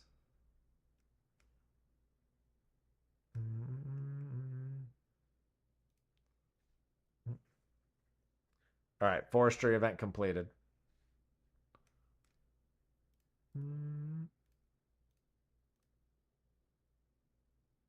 Yeah, I appreciate it, Puffer.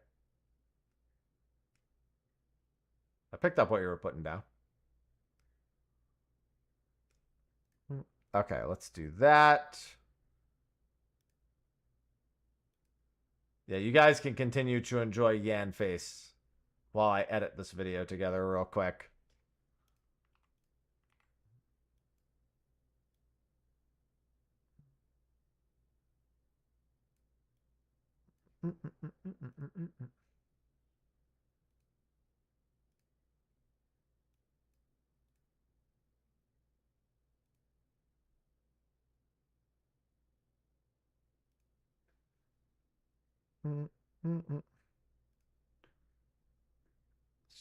I just got here. Looks like congrats. Yeah.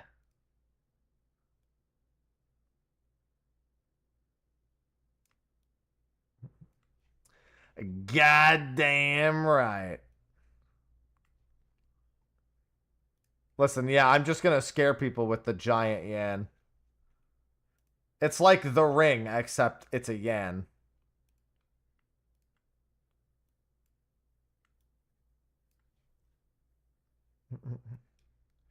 You knew Ringu, now you know Yanu. They're just friendly little guys. Sorry, I saw a bug.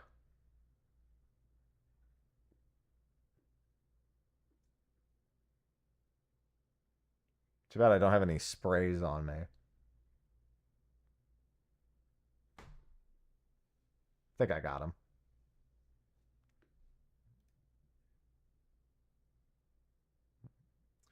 When I climb in the ring. Oh, no. I don't want to do that. I don't want to do that, Hollow. Another Yan Enjoyer. Yeah, I just got the drop.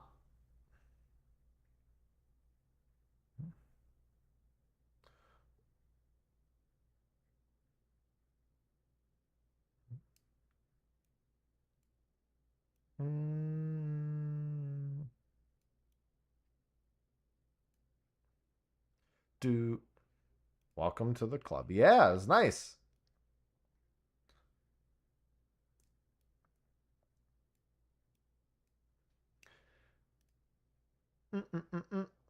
Yeah, I definitely got this in a much shorter period of time than I thought I would.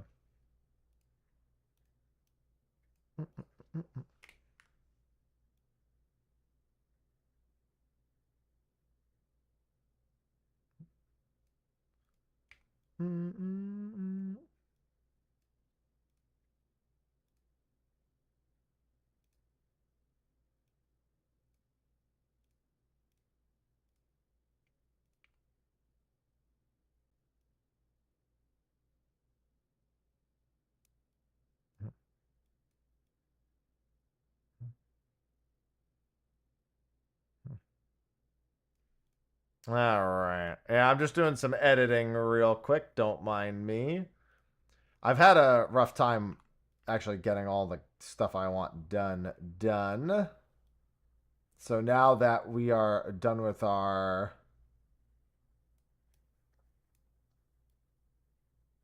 most major stuff, I figured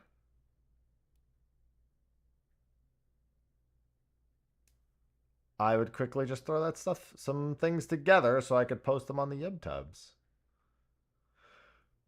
I have never once landed on a silver tile, ever. I've never actually seen the silver tile firsthand. To this day, on any of the roulette wheel maps. The Fever Dream is way more common than the silver.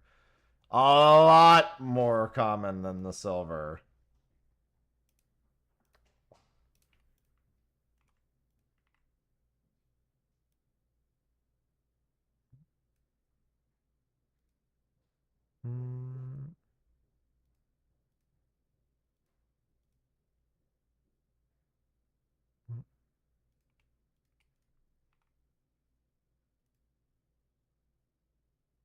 How many Fever Dreams did you see? I only landed on my own Fever Dream a single time.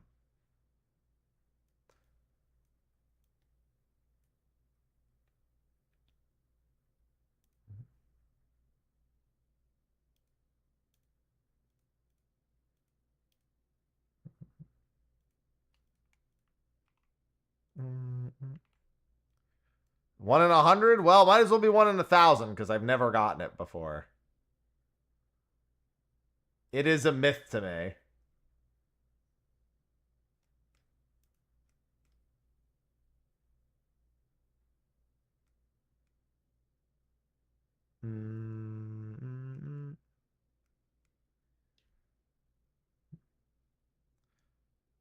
All right, I think I'm almost done editing this. I'm going to render this too. The midstream edit and render. I have a lot of like easy videos I should get done too for next week as well.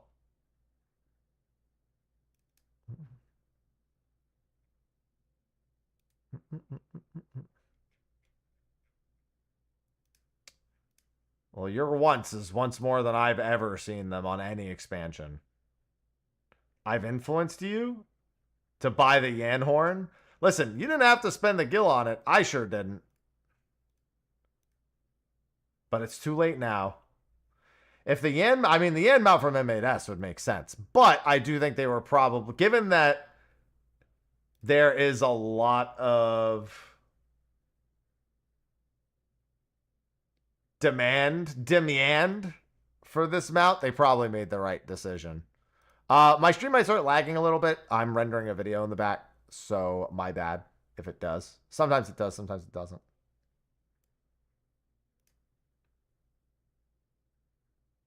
Well, I mean, it's pretty easy for me to just do a your map, your loot, and just keep going. Not everyone can have that.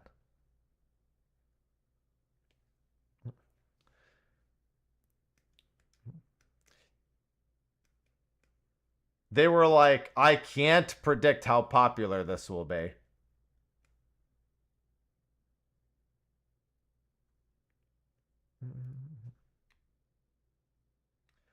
Don't worry, the next one we can have a cute raid mount. It'll be great.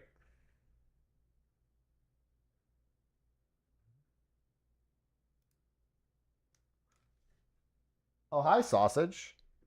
She went into the cactus.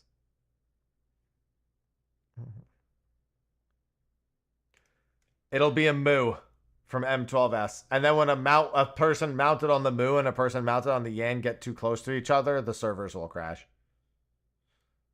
I love my axolotl.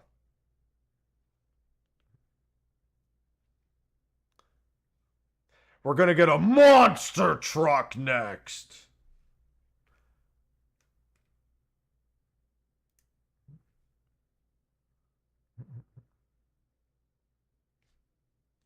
Monster Yan.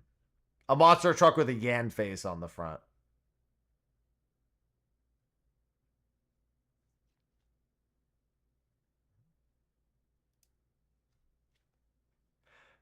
Listen, if they made the Yan or something Yan themed a mount for M12S, think about all the motivation everyone would have.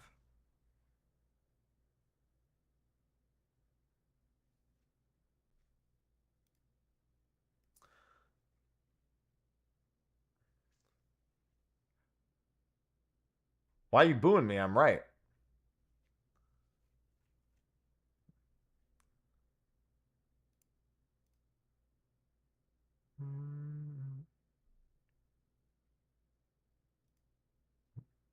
Yeah, I'm not wrong. Don't be mad at me for knowing the audience and what they want and what you all want.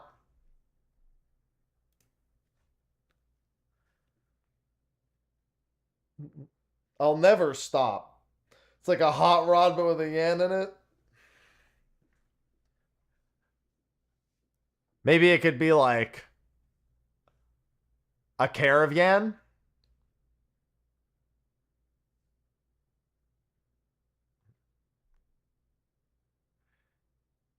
Yeah, we need yo, where is the Twitch watch time mount? Where is the Twitch watch time mount? And it's a Yan with like purple fur.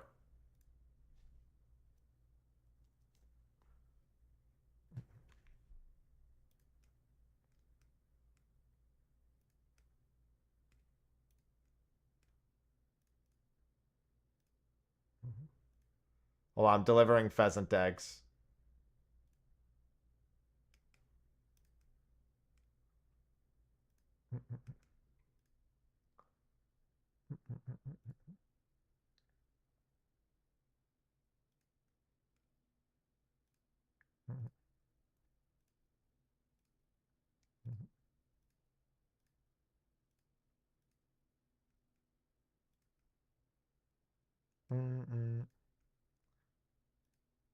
I want my golden pheasant egg.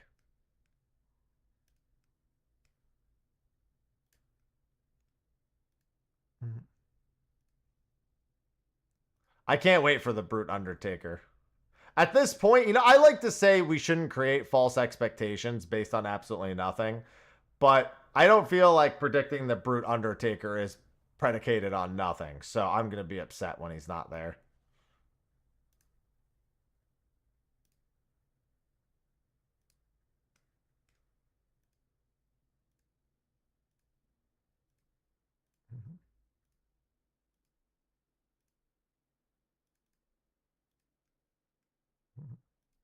It'll be so funny. He's dead. It's not funny. That's messed up.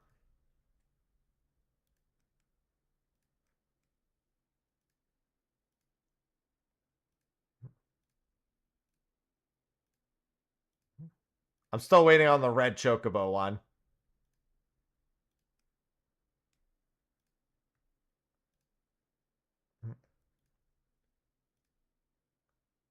I don't think I'm going to get that. Nope.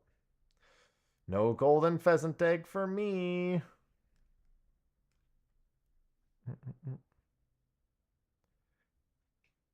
Red Comet? Yeah, man. The problem is that's not really a Final Fantasy IX creature. And I think they really want to stick to things that appear in Final Fantasy IX in some capacity.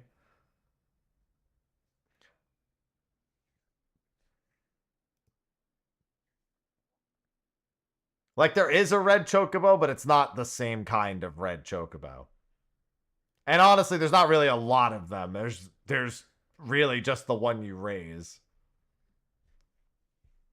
Metem is who you're thinking of, Cephers, by the way. Yeah. Metem. Oh my god, yeah. This video is going to take like an hour to render, so... Good times. I might do Palia tomorrow. It's free to play, so anyone who wants to can play along with. Do some solo stuff and some group fishing stuff and whatnot.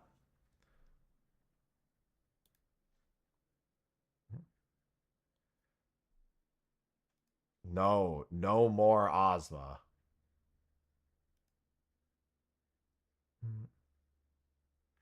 No.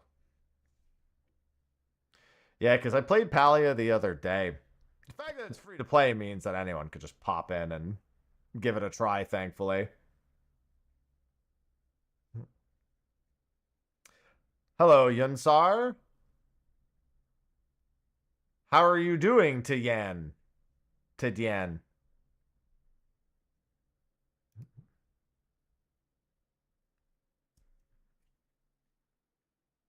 Yeah, I don't think I expect anything much more in the way of cutesy.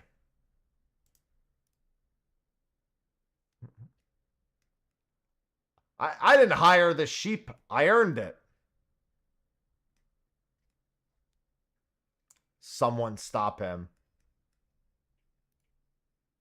I cannot be stopped.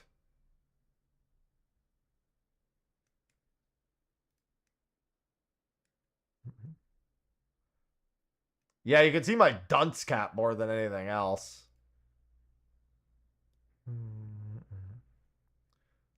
I can't be stopped.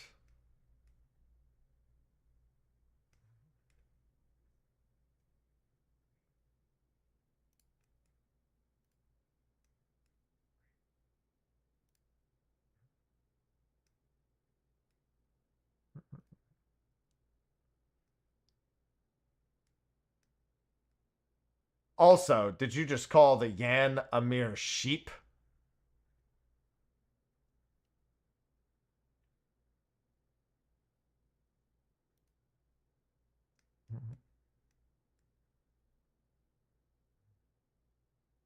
Bold move.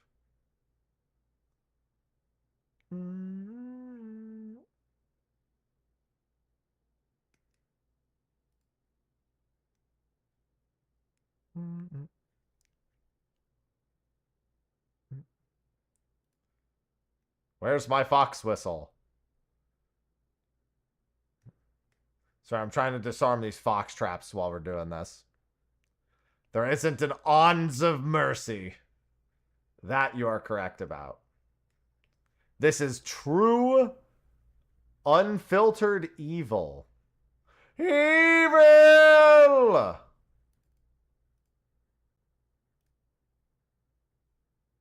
I did not get a fox whistle. The zoomed in Yan is the stuff of nightmares. Yeah, I figured I could get everyone's attention that way.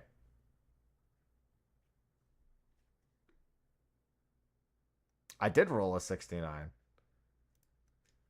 Why you booing me? I'm right.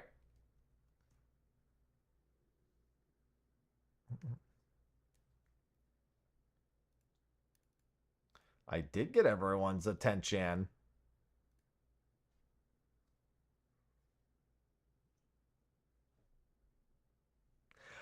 You guys seen Baby Driver?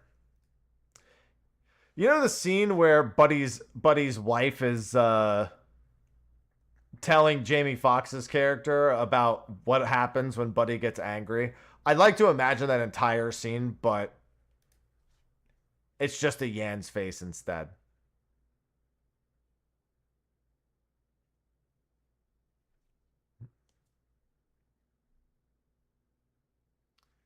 One yen or 100 machinists using flamethrower? Joke's on you. That's a trick question. There aren't 100 machinists. I figured it out.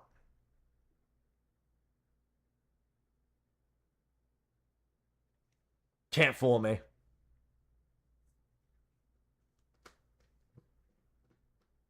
Ivy. Ivy, hey. Dang, he's good.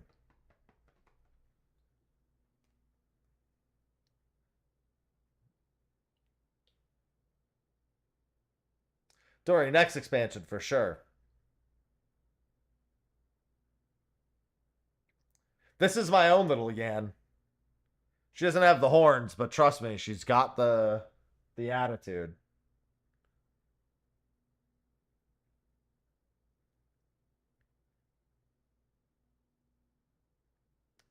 She's my Kityan.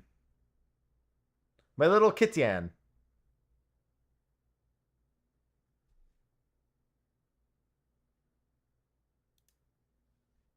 Yeah, come on.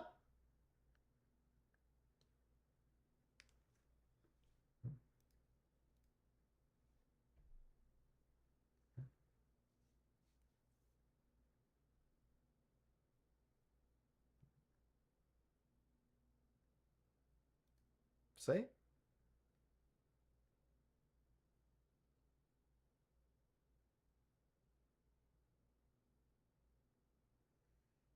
Onto my lap.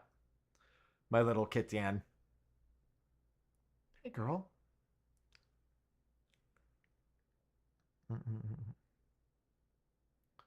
Yeah, she's a cuddlebug. One of our cats who's not usually a cuddler or doesn't really usually sleep near us, he's been sleeping at my feet the last few nights, and he's actually been a little extra cuddly as of late. Bacon, who was once the troublemaker.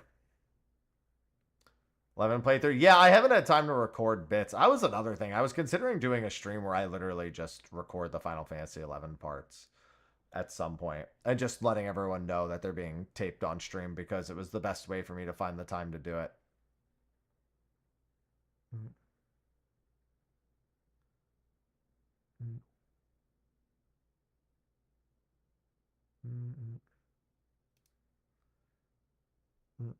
It's been hard for me to make time for everything. But I didn't cover the whole story on the old stuff now. I also have to finish the Kieran video. I'm actually like straight up rendering a video right now. That's why I'm just chilling on my Yan. Hi. You gotta finish my Kieran video. I gotta do a Xylart video. I did my all Final Fantasy 11 references video. That one's done.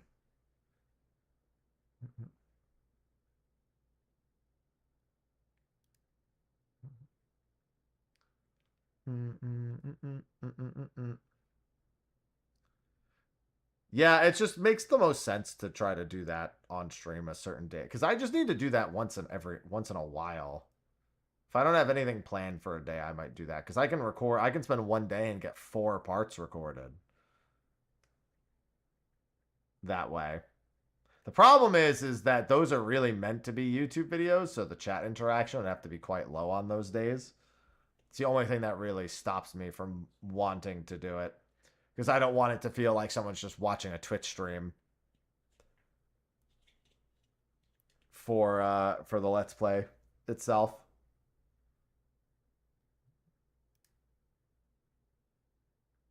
Hey.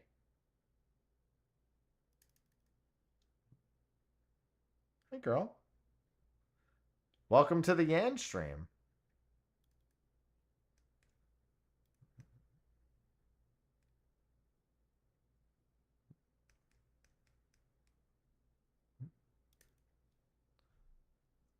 God, Ivy's really wanted cuddles a lot more.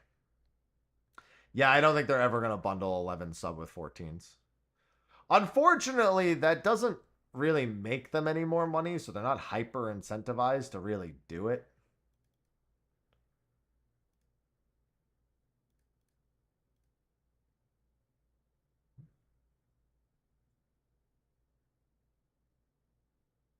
Oh, you know what? Actually, right now, you just reminded me of something else, Viltis. We're gonna test something for chat. There was that person who came in talking about that Final Fantasy chat game, and I don't remember what it was called. Final Fantasy Twitch chat game. Yeah, there it is. I found it.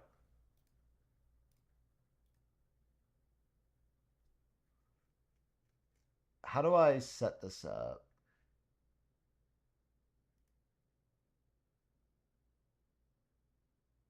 Hello, Miso. Eating spicy chicken. What did you miss?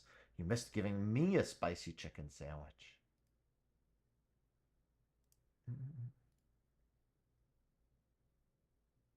Oh, here we go.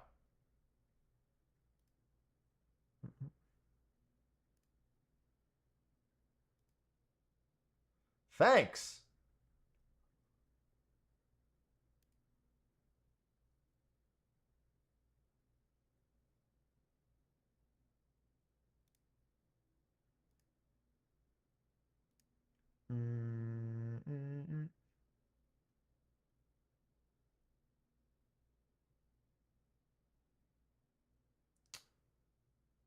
But yeah, I wanted to test this out, and I've been waiting because this will give chat something extra to do. No, no, no, no, no, no, no. This is something that chat. It's a chat integrated game.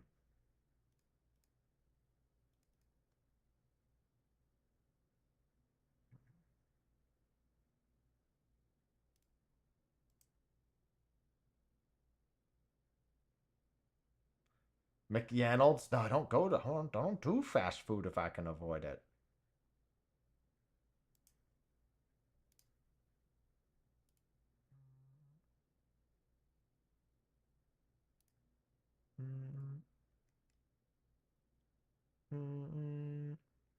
Do do do do. Where is it? Okay, how do I run it?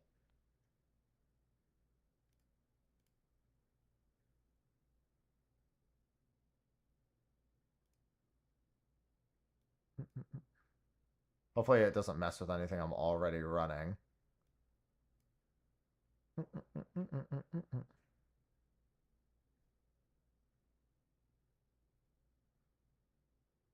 I'm getting it set up so chat can use it. One sec. Okay, here. Let me log into my channel.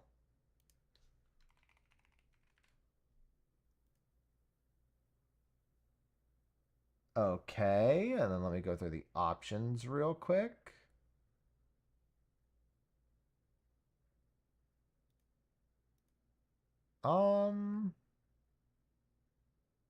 Let me see how people can join it.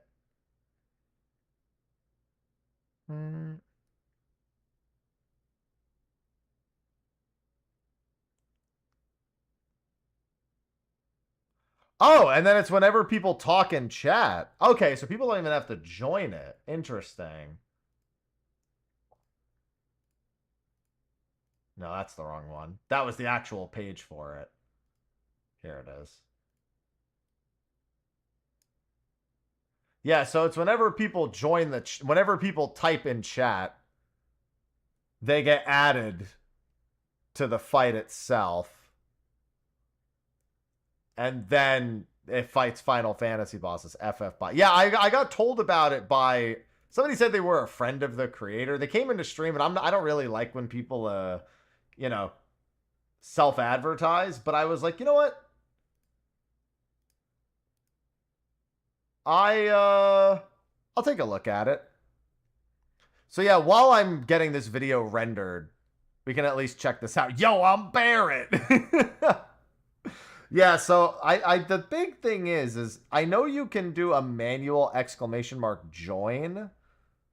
The question is, do I want to do that or do I want to do something? Okay, it looks like once the actual party fills with whoever's typing in chat. Yeah, it's a Twitch thing. The person who made it integrates it. Wow, that actually hooked into the Twitch chat really seamlessly, it would appear. That was pretty impressive. No, there is no join command right now. But I'm saying there's an option to set it to join instead of just letting it be whoever talks. Right now, it's just set to literally anyone who chats joins and then goes through the bosses and the missions. It looks like there's also an exclamation. It looks like anyone who's actively in the fight can change their character to Ico. Looks like with you exclamation mark hires at any of the characters that's at the top. Yeah, so like Little Foo just hired Ico and changed, yeah.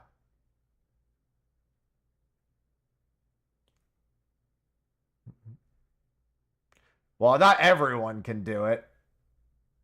Unit not hire. There has to be a unit available for hire. Unless I'm not understanding how the hiring works.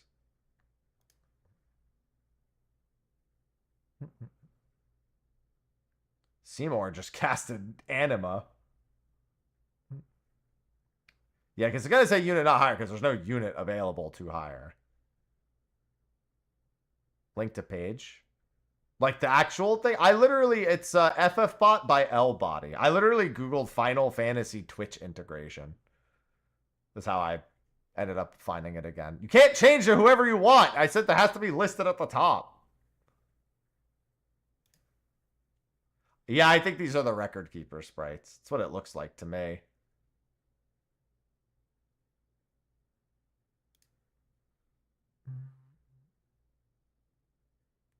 I don't know if people have to keep typing either. Can't see up top. Well, I don't know what to tell you. I mean, right now I can just do this because we're just yanning anyway.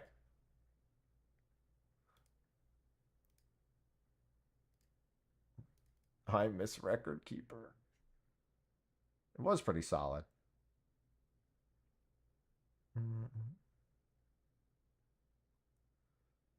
There's no unit for... It's so many people that keeps trying to say cannot be hired because everyone's trying to hire. Somebody paralyzed them. What's Ico doing up there? That means whenever they're up there, if nobody's hired them yet. Oh, Miyaki did the stats command. Oh, there's also a free hire command if you play it enough.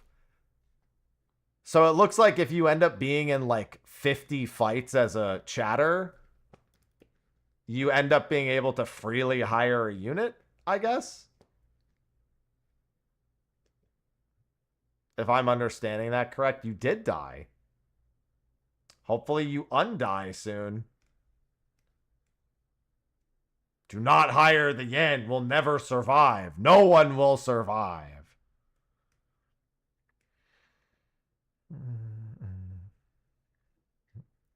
It's funny because only Umaro seems to have run into any issues.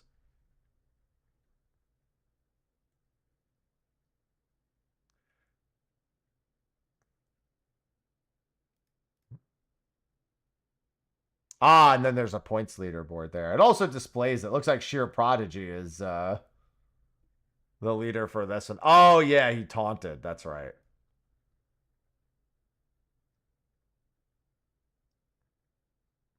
Hey, the good news is, buddy, you come back. Oh, and you're dead again.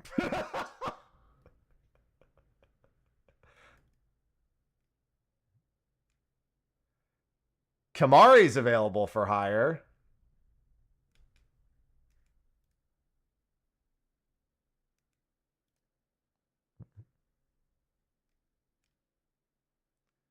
Two HP and it's gone. This Hell House is having a hella good time.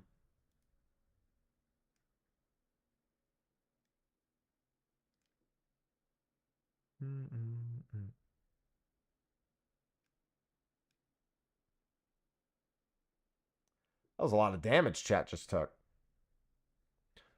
There are some people's characters that are just like not in any danger at all yet. Man, to think that Kamari has officially been played in this random game more than he's actually played in his actual game. Unlucky.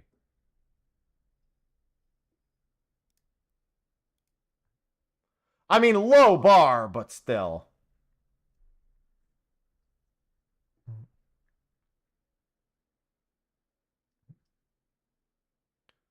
$5K EXP.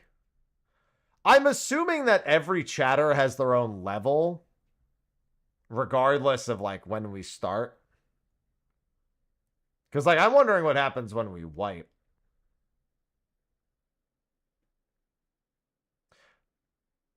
Whoever is playing Idea keeps paralyzing them, and it's very good. He was already hired. Mealane hired him.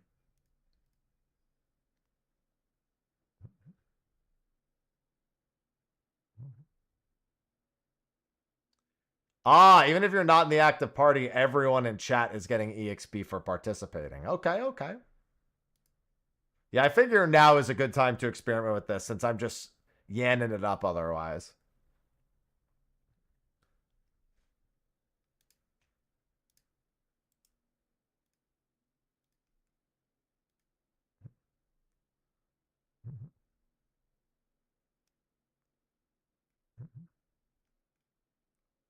Oh, somebody petrified him.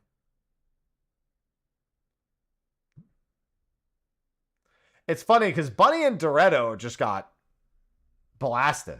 And I've just not been able to get up this whole time. But everybody else is doing fine. Red 13 seems really good also. He just keeps buffing everyone.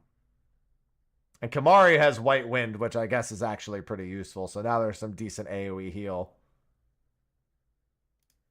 He's more useful here than his actual game, too.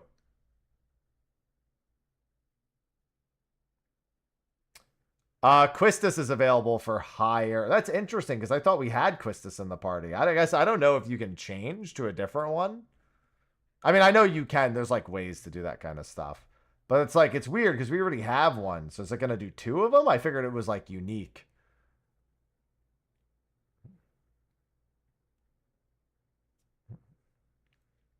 Doretto actually has a decent amount of health this time. They might actually survive. Oh, never mind. They're dead.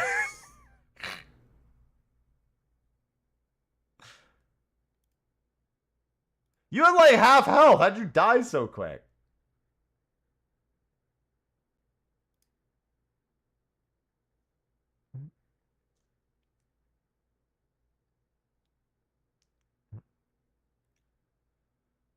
What's his name? Lagos, or whatever his name is from Final Fantasy VIII, also tearing it up.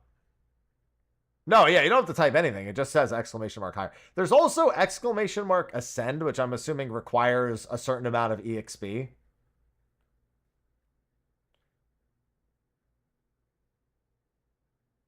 And it looks like for every chatter that ascends, it increases the overall EXP, if I'm seeing this correctly.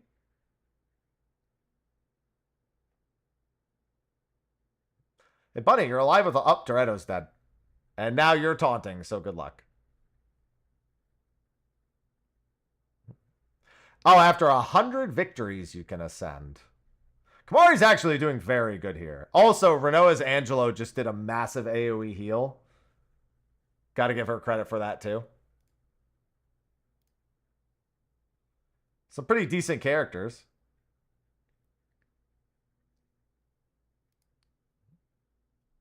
Yeah, the stats pop up at the top.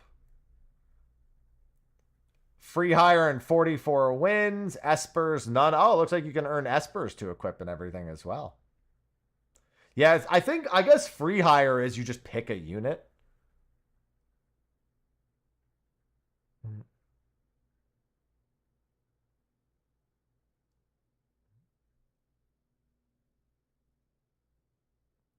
But you need to win 50 times to do that, it looks like.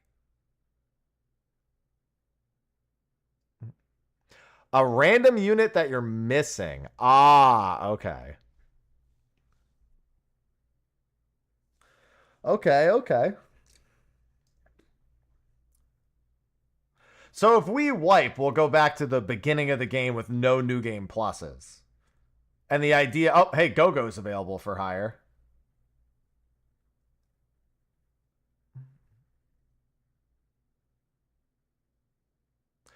Yeah, so if you don't have a character, you basically want to be hiring them, and I guess that makes it so that when you join again, that's a unit that you can... I guess I don't fully know. You don't even have to type Go-Go, you just have to type ! hire.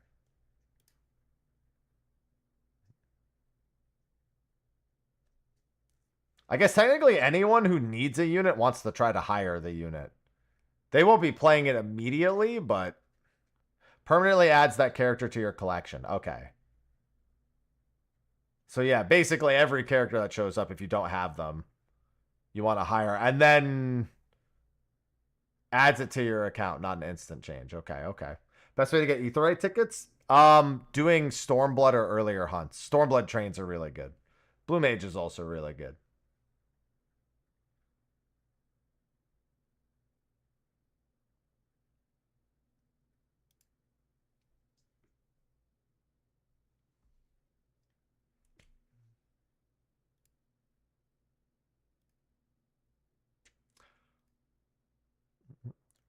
We're making it pretty far with this setup.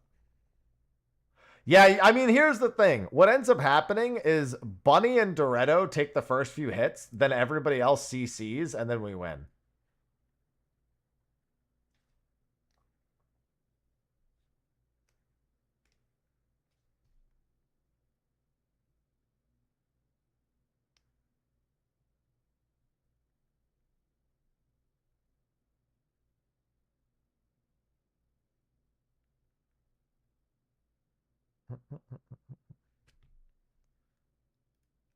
Yeah, S ranks for anything from Stormblood and below also really good.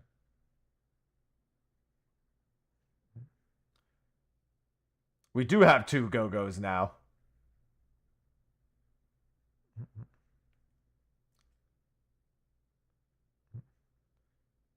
Wait, people are actually getting healed? That dual cast was pretty clutch, I'm not going to lie.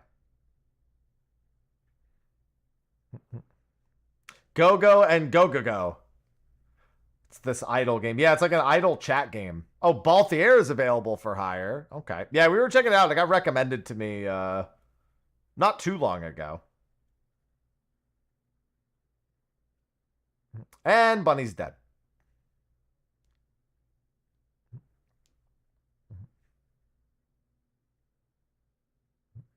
And then Soma changed to Balthier. I saw that.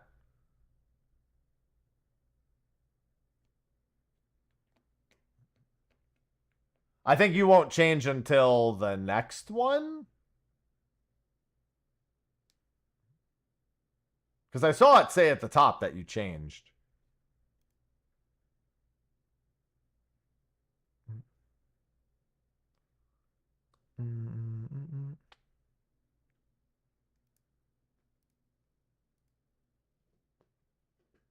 Hire the main character. Yeah, it takes place in the next fight. Go-Go is actually really good here, too. Hi, Ivy. Yeah, I decided to render a YouTube video, but because I'm live while rendering, it's slow as fuck. I have no idea how actually long it's going to take. I was hoping it would be done before State of the Realm. I don't know if it will be. Can you raise? There's probably characters that have raises, yeah.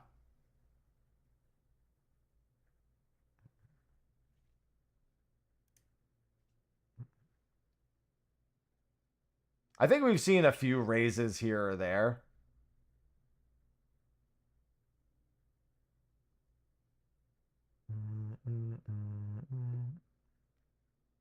That person might have also swapped to a different character, since people have been swapping.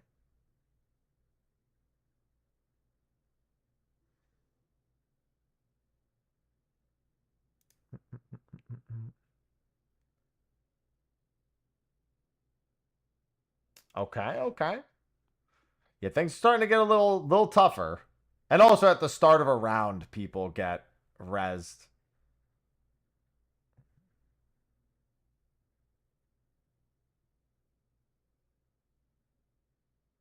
Goodbye, Doretto.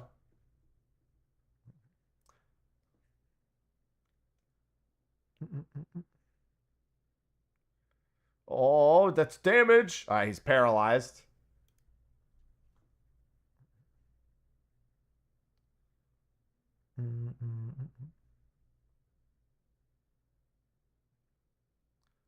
Stop! Well, at least tomorrow counterattacks.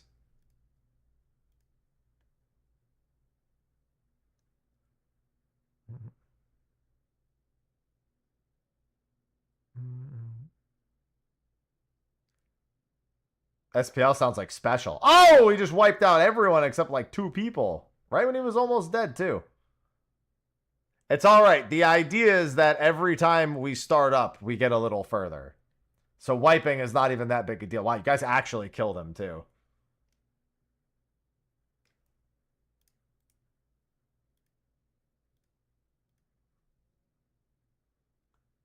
It's probably not going to look great against Midgard Stormer here.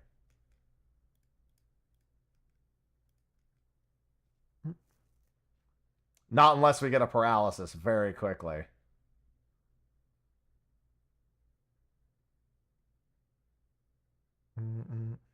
The good news is lightning is available for hire.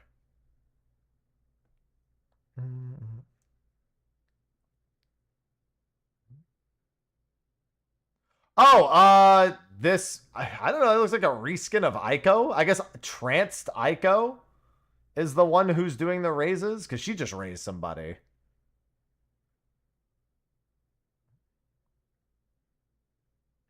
Yo, can somebody paralyze this thing?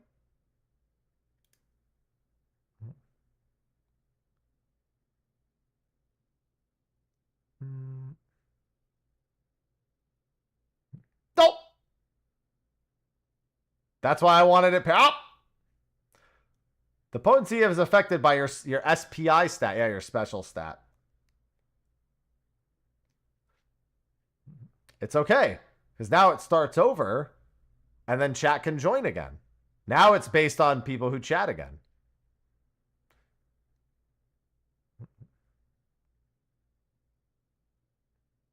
Yan? You don't even have to join. You just have to chat. Did Nightbot get added? No. I was wondering if it was going to count Nightbot as a chatter briefly. Oh, no, it did. It counted Moobot.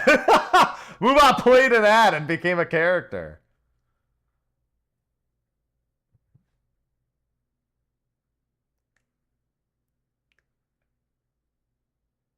Oh, Kiros is available for hire. Oh, you're asking Sky? You are... I don't know who that is off the top of my head.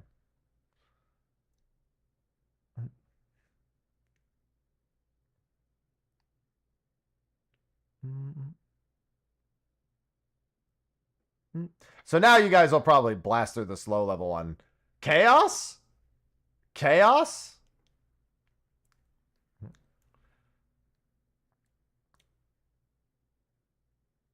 Yeah, Kiros was the one available for hire. Barrett's available for hire.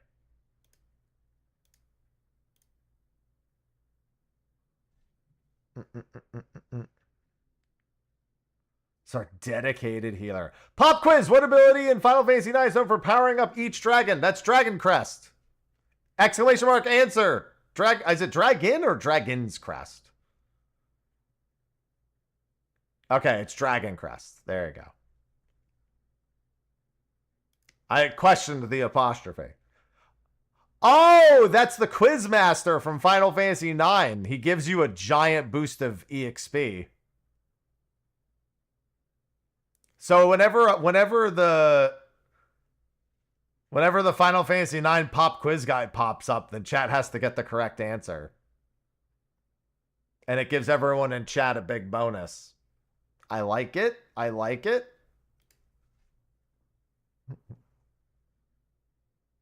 Ragtime Mouse. Yeah, that was a Ragtime Mouse pop-up. Yeah, because even if you're not actively fighting, you're still getting EXP as long as you're as long as you're an active chatter, from my understanding.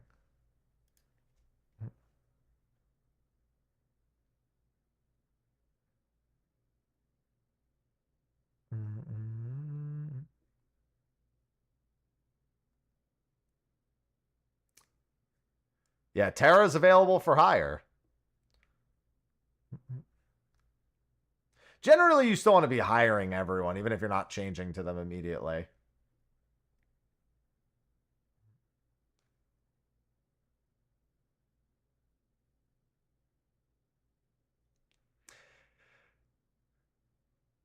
Yeah, we want chat people to start getting to Ascensions at 100 wins. Any way to know what characters you have? There's probably a list. It's probably in your, maybe in your stats. No, it's not in your stats.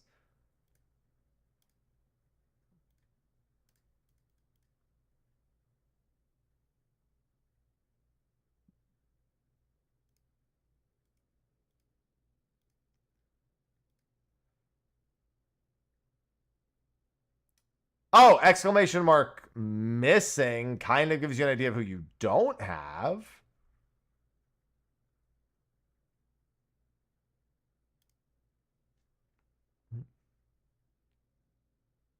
Like it says you're missing Kate Sith, Squall, and Ward, for example.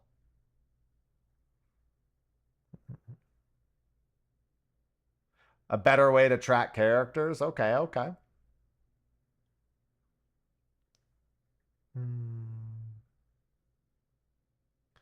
Yeah, see, now we're blasting through these lower level floors because everybody's leveled up a whole bunch.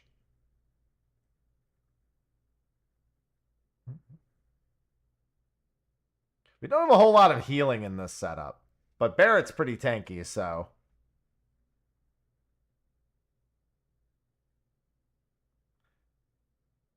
You need to win 100 battles before you're allowed to ascend, so it's going to be a while. Yeah, Kamari was doing really good the other time. Aiko is also... The Trance Aiko is also doing really good. Yeah, you can also change... So preferred stat, I'd assume, is how much of that stat you're getting when you level up. Oh my god! Who just did that heal? That was a massive heal. Yan. What's going on, Cairo? Furion? Is that who that is? Don't recognize him.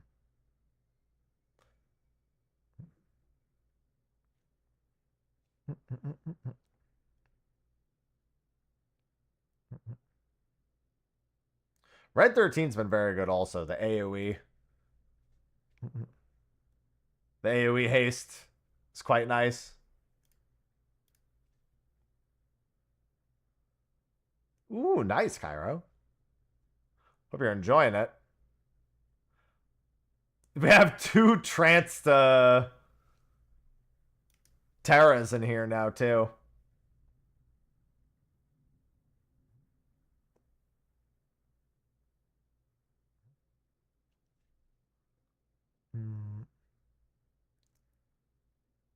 Spamming Meltdown.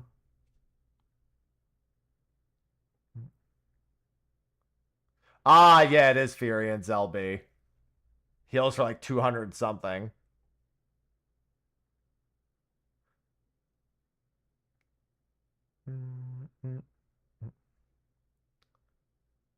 Hey, Lulu's available for hire.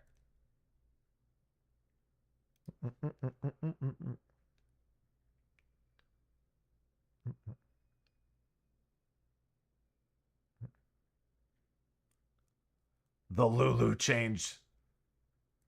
Does Lulu have a Labubu? She looks like someone who would fight with a Labubu.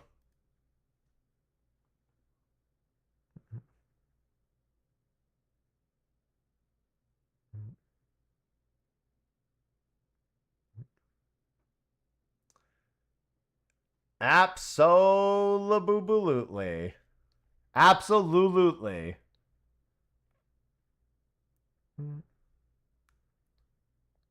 We're getting close to the same point that we made it to before. Doreto's still dead. I'd assume that as a tank, you want to preference a specific stat.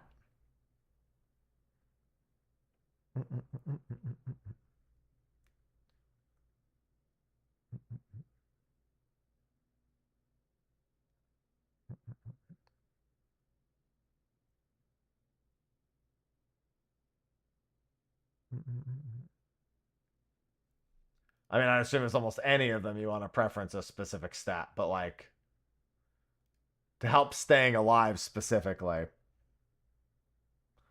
All right, this is where we started almost losing people last time. Well, I mean, actually, we lost everyone except like one person here last time.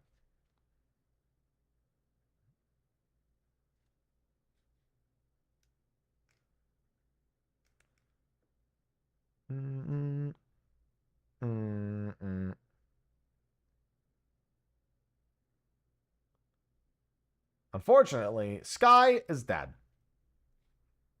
Yeah, we got State of the Realm in a little bit less than an hour. This render, I don't know. This render's moving along pretty fast. Like, it seems like it should be done sooner than it says it should be done, but I don't really know. Its remaining time hasn't, like, budged at all, but it's more than half done. Yeah, we'll see. I really don't want to interrupt this, but if it actually is only going to take 40-something more minutes, that'll be fine.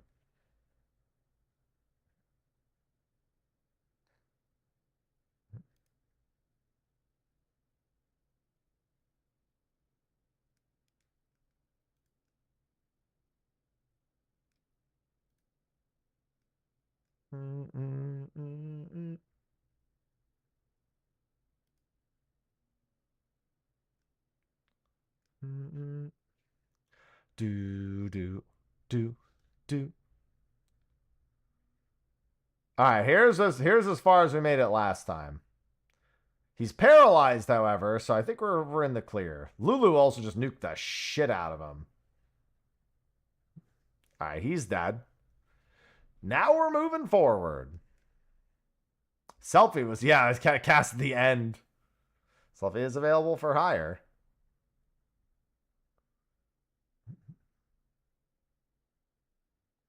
You know what's funny? I was like, I didn't notice that Lightning's attack name was Launch.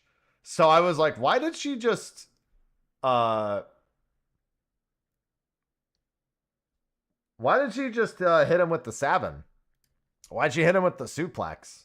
Then I realized it wasn't a suplex. Jesus Christ, Lulu just triple cast. I think that was her limit break, triple casting water. She's quite strong.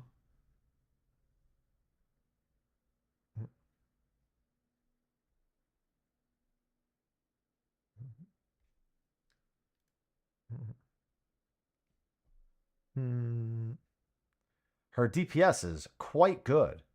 Unfortunately, Doretto is quite dead. Chaos Exulsion, thanks for the 52 months. Chaos.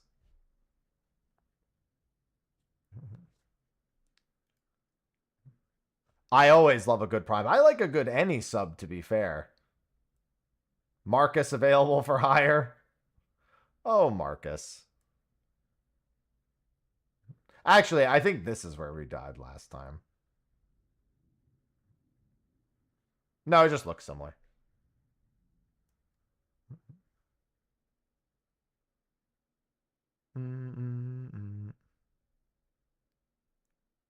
Okay.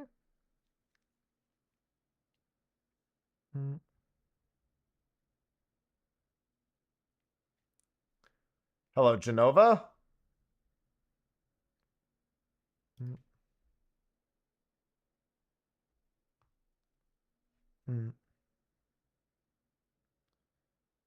Yeah, we're definitely getting to the point where we need some reliable crowd control.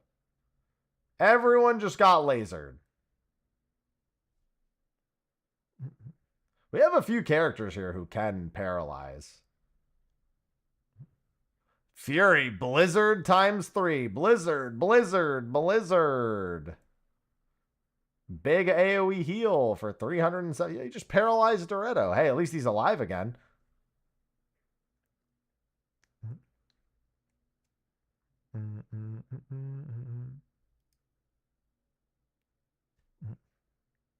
Dorito is getting blast. Everyone's trying to save his ass. Oh my god, that dot does so much damage. It's alright.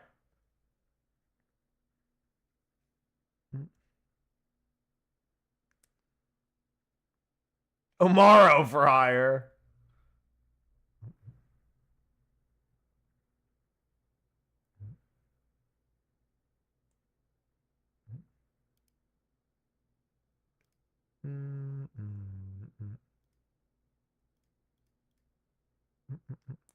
No eels.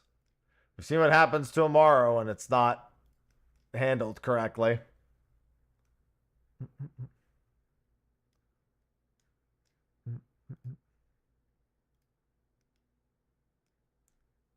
Don't worry, we got this. Barrett's got him.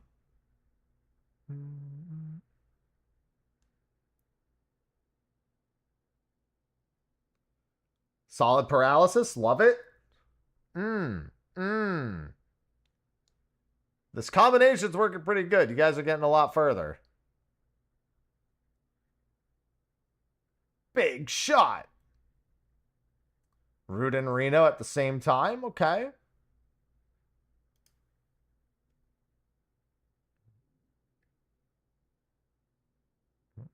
Looks like Rude should be the one to die first, ideally, but we don't have much control over that.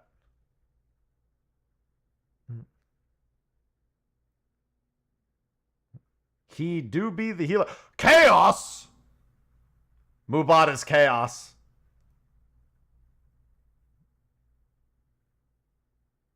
And Doreto's dead.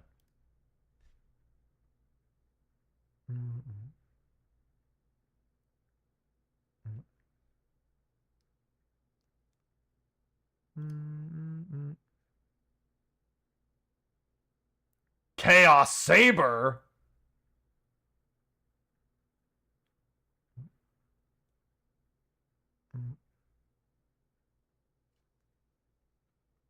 Alright, Root's dead. Dude, our damage is insane.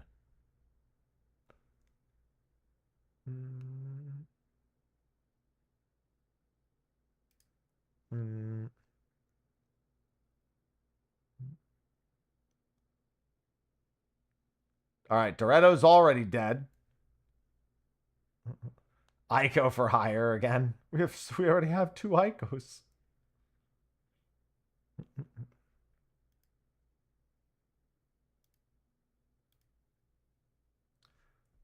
Well, I don't think lightning's provoked a single time, so I don't. Oh god, that's a lot of damage.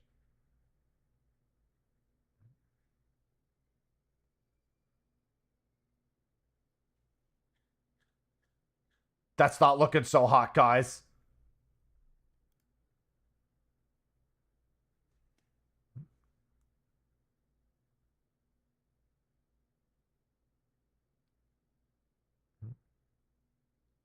The main boss is dead, so we might actually get past this round. At the very least, get the EXP from it. Oh yeah, we're good. Well, at least get the EXP from that round.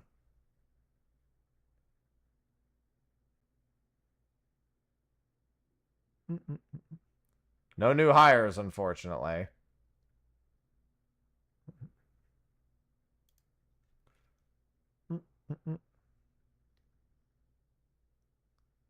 Oh, God. It's just one-shotting people every turn.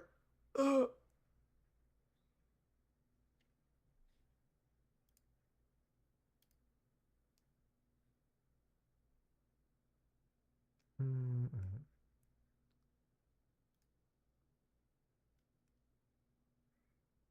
Yeah, I think you'll be lucky if you make it past this round. That's fine. You are supposed to, you know, fail, go again, fail, go again, fail, go again.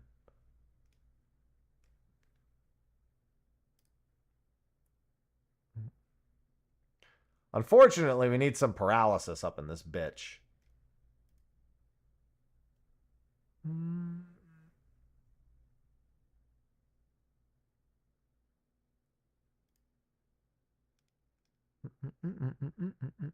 Oh, actually, you guys might be all right. This guy doesn't seem to hit as hard. I mean, it could just AoE wipe you all out right now, to be fair, but one of the heads is dead. It's going to be lost number next, because if it's lost number next, then I'm just instantly assuming the worst.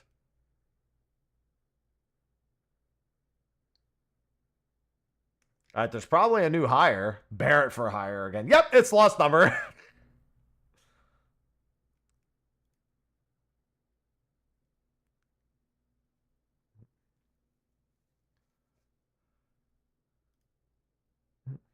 Dangerous.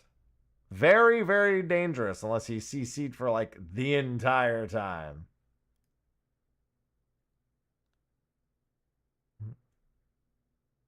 He's half dead. Maybe you guys got this.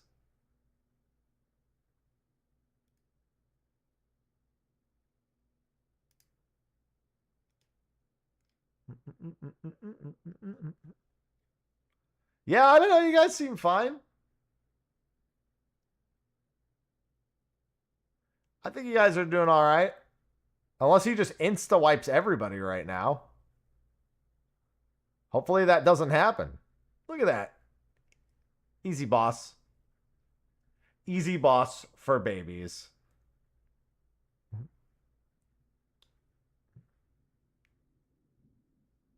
I hear a thunderstorm rolling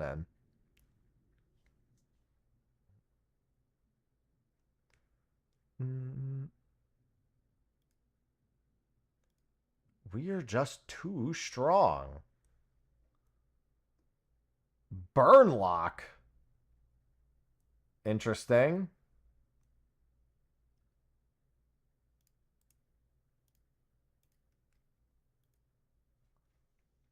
You guys are going to have some cracked EXP after this.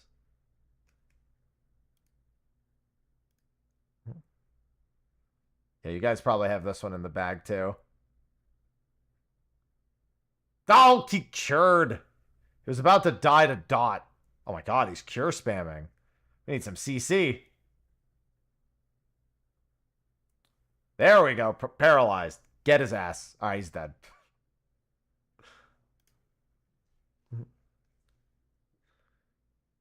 Making it pretty far. Are you fucking kidding me? We're going to die to him, aren't we?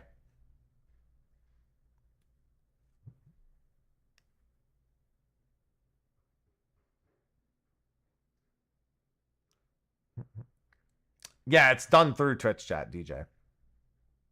Zach is available for hire. Freeze lock, interesting. Wow. He got oh, blasted. Obliterated.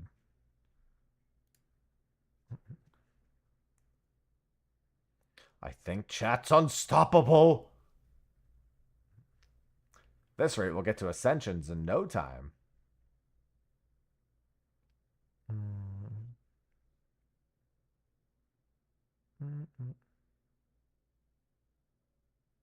Well, you changed this act. You then subsequently died immediately, so.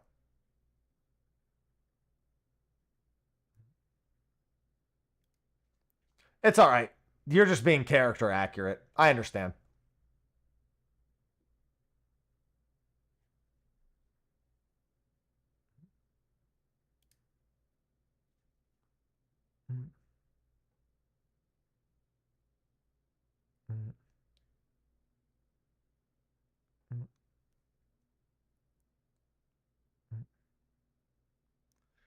Furion doing work, I'm not going to lie.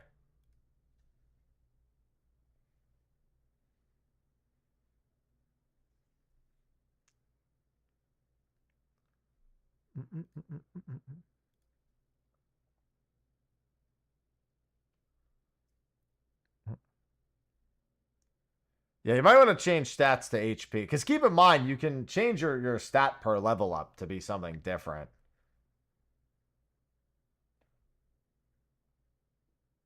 I think it's exclamation mark preference and then the name of the stat.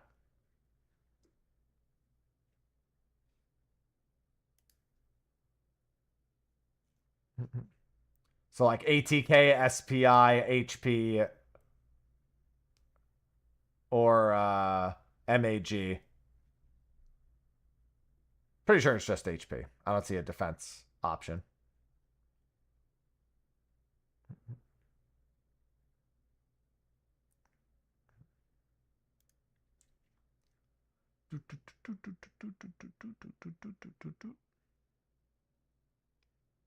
Preference victory. Stat not recognized. Damn. Unfort. Oh, hey, Demon Wall.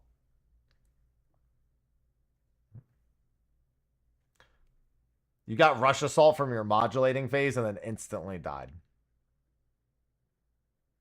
If you die a lot, HP preference isn't usually a bad idea.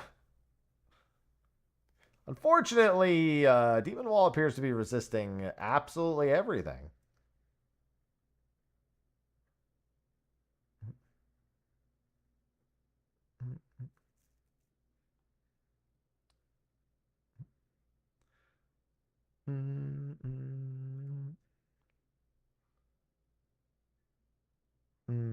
That's a lot of new game pluses.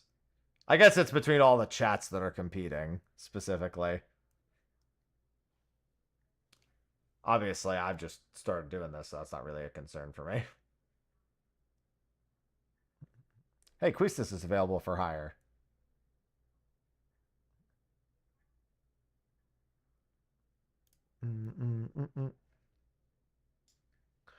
I gotta step out and grab a snack in a second. I didn't really eat much this morning.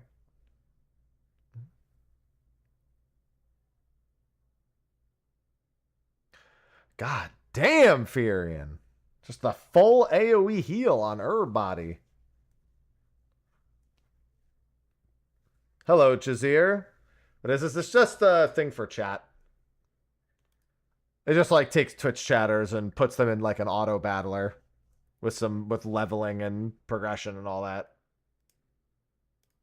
Final Fantasy themed. All right, I am going to use. I'm gonna go actually grab something to eat real quick and use the restroom. I will be right back. So fight to your heart's desire.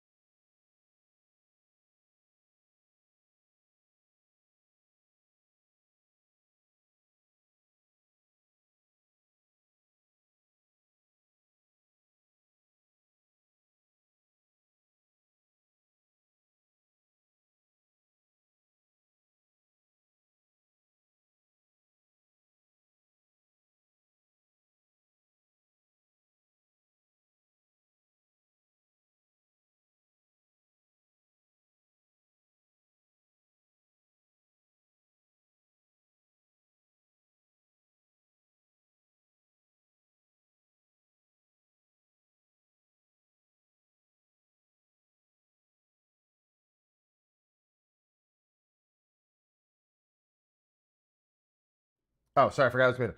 All right, you got it. 7.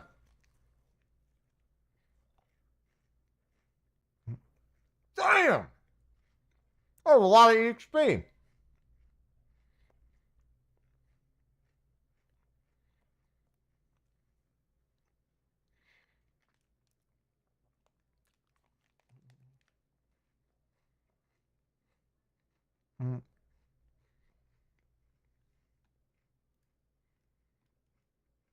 That's pretty cool.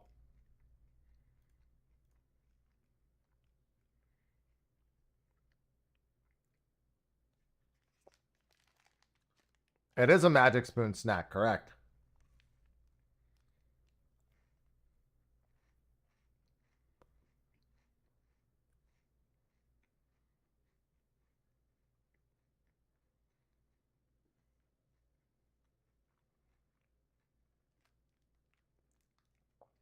They're so good. You guys are just melting shit now.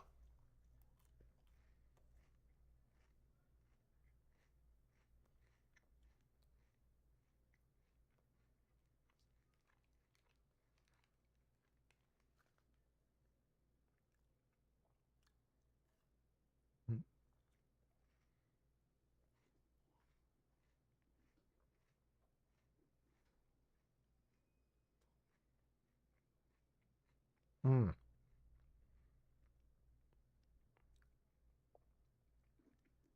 Don't forget, depending on the characters you like, you may want to change your preference between HP and all the stats, really.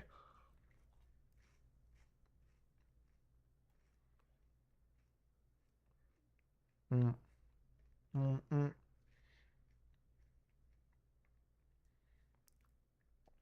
I don't think it's been 50 runs yet for free hiring.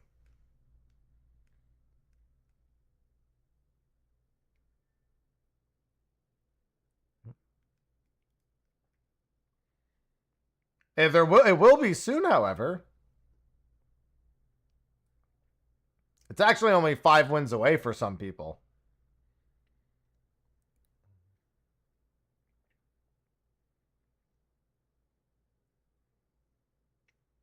Mm-mm-mm-mm.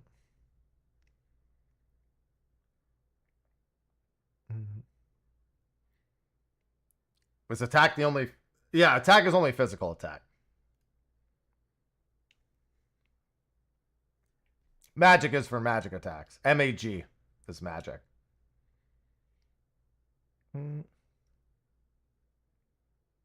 Mm.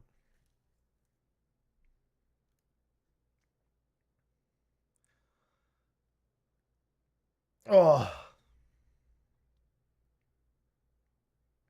I'm still surprised that this round hasn't ended yet. Alright, this guy's got AoE attack, so we'll see what happens. And it's also 3 targets, so...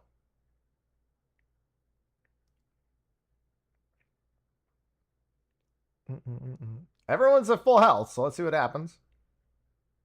Oh my god! The mages are just murdering everyone.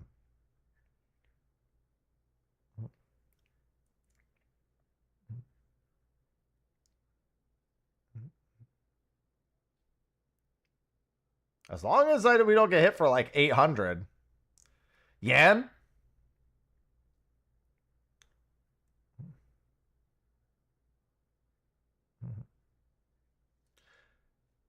Listen, they took our record keeper, so we found a new one.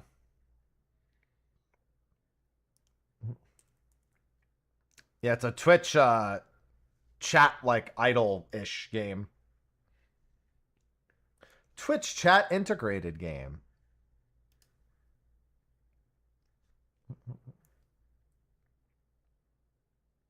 God damn, hit for 669. Nice. And now he's paralyzed, so he's probably doomed.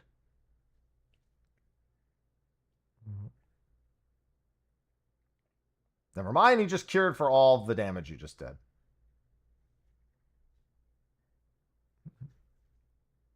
Stop it! Stop curing. Stop it!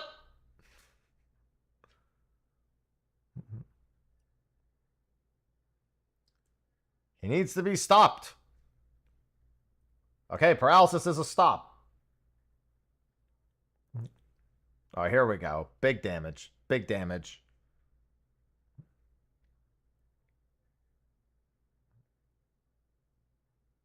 Chaos Saber for 700. No, he was almost dead.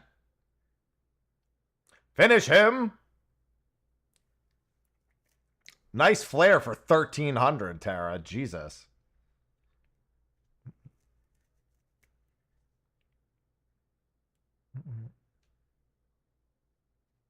Hello, Diamond Weapon.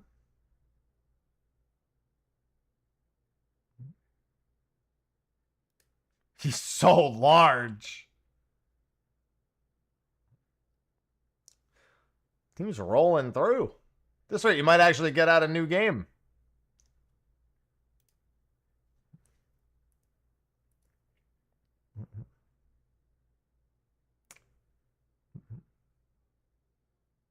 So there's 48 characters total, I noticed as well.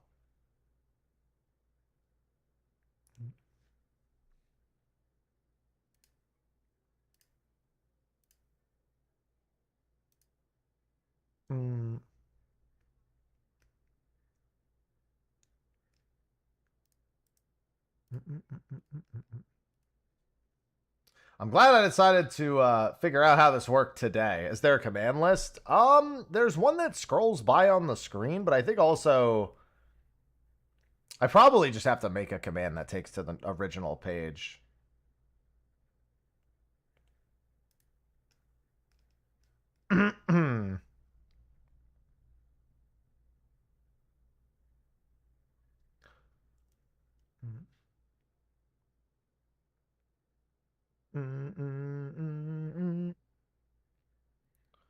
The big one is anytime there's a new unit available, you can hire it, and then you can freely change between any unit you do own. And then you can also change what stat you'd prefer to get on level up between HP, attack, magic, and spirit, which is just HP, ATK, MAG, SPI. You don't know Elena? Elena's cool.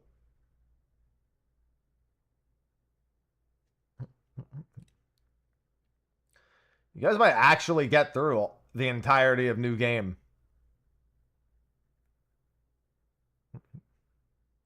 Not unfeasible. Spirit is for healing, I would assume. It's generally what Spirit is for. Or unless it's for dots. Sounds like it's for healing. Healing and dots. Oh, well, there you go. We're both right. How far are you? This is close to the end of disc 2. I think you would have, what, one more boss after this for the end of disc 2? Where's that mount from? Maps.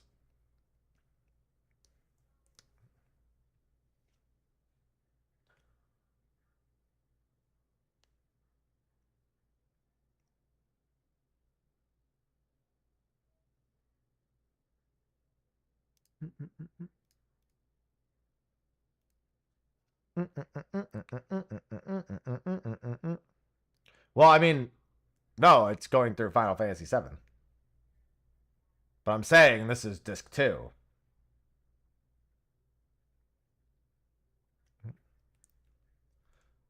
The damage is so real.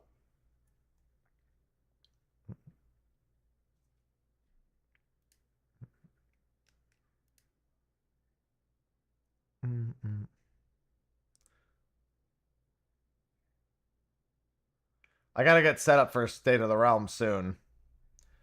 Please let my video be done rendering in the next 20 minutes like it says it will. Keep in mind that I'm going to be turning this off as I go to... I'm not leaving this in the corner during State of the Realm. I'm going to make the Discord channel real quick.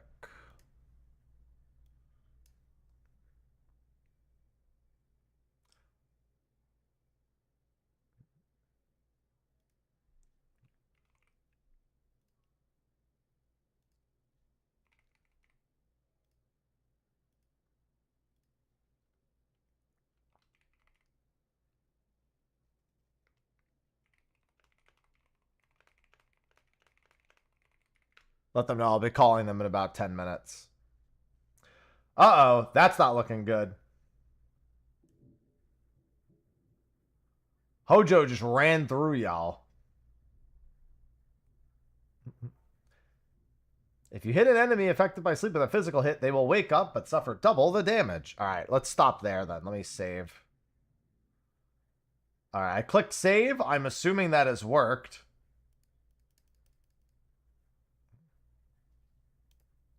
All right. That was fun. I'll keep that as an option for as a corner game in the future. Good run. Yeah, that was only the second run, and you almost you got through to the end of disc 2. You really... I mean, I guess I don't know about Ultima and Ruby and all them showing up, but still. It's pretty good magic synergy. But also, Yan. This Yan has been on the screen the entire time. Yeah, it only works through Twitch chat. Needs a chat to actually feed through. Yan? Yeah, and everyone in the Twitch chat gets credit for it too. So yeah, I'll keep that in the corner. I have to figure out what I'm doing tomorrow. Tomorrow we might do Palia. You have alerted the Yan. Yeah, I don't do free-for-all. So if somebody gets it, I do your map, your loot. So my Yan dropped in my map.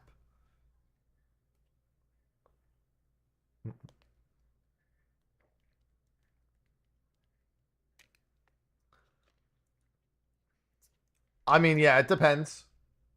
If you like completing things, it's not a bad idea.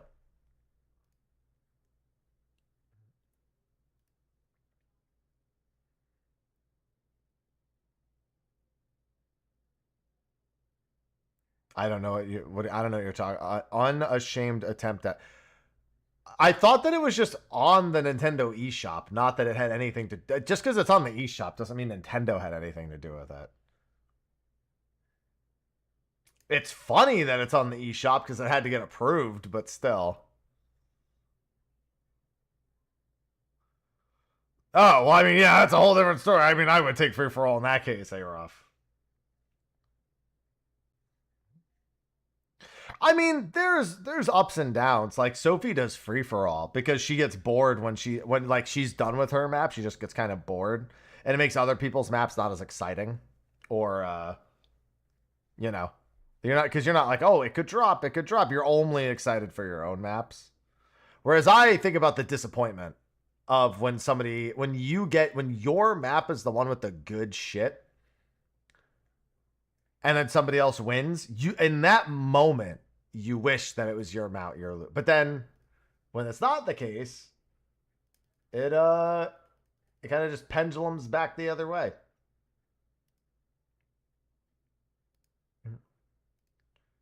All right, let's do this. I'm going to start getting screen's going to go black. What flavor was it? This Magic Spoon treat was blueberry muffin flavored.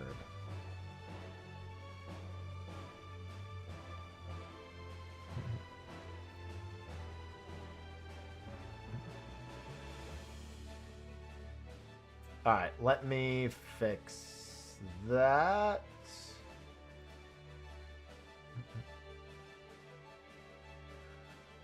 Hopefully my setup doesn't go dumb this week. Every week I'm afraid, because like I've been using a new like midstream thing, but I haven't.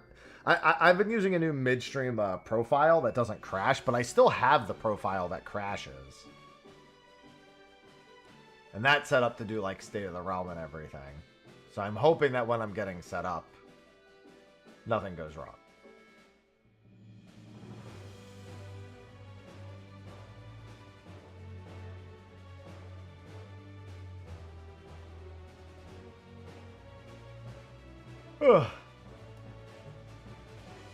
Alright, I've got that set up. Let me get the music.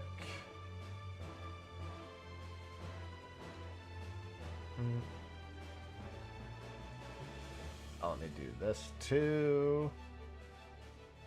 Yeah, you also don't have to worry about a new Occult Crescent part for quite some time still.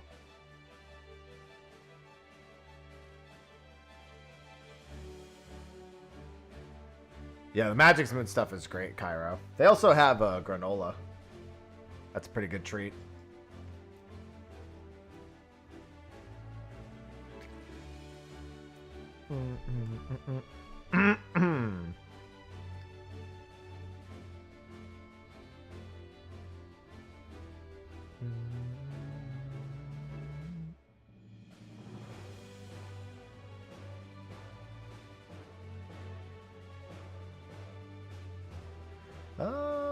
Let's see here.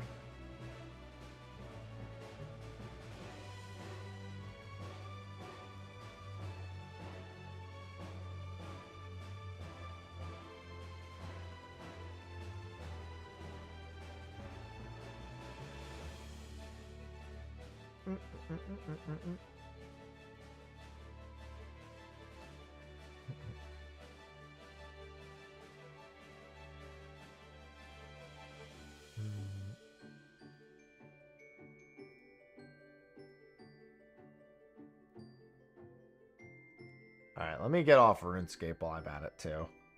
Spoiler cast it? Well, it's not even spoiler cast. It's all of Dawntrail. We already spoiled last week. We didn't wait. I was like, fuck it, we're not waiting.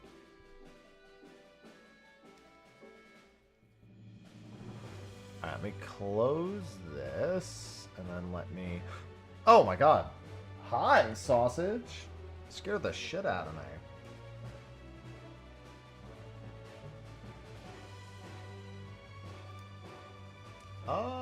Let's see.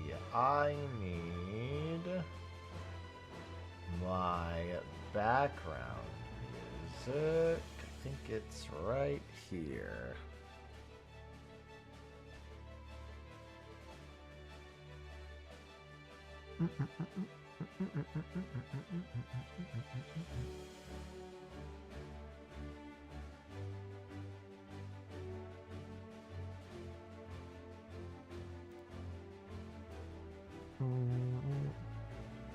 Hello, Shetty.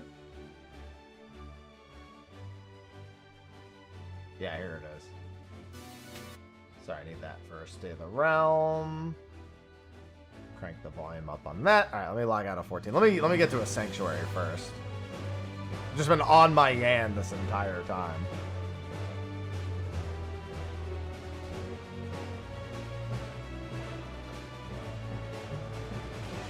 I am the mighty Yan. That might also speed up the rest of the render having 14 closed. Good afternoon, Avelia.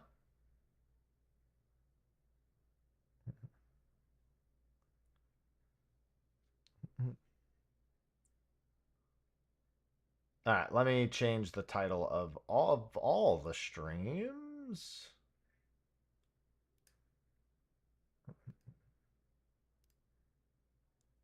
Let's do State of the Realm. Let's talk about State of the Realm. So,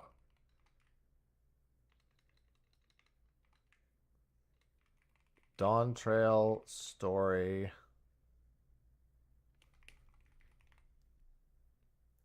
With Jesse Cox. Oh, I might need a little hit of caffeine. I didn't really have any coffee this morning, and I'm feeling it. A little bit of caffeine, but not a lot of coffee.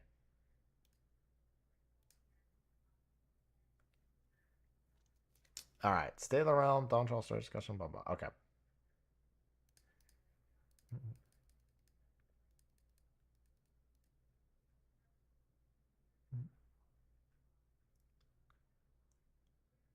Oh.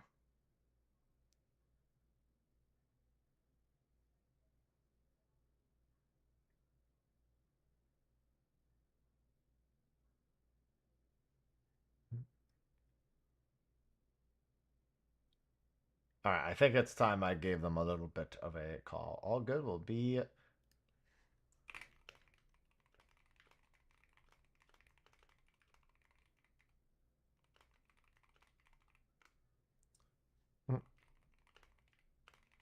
calling now for setup.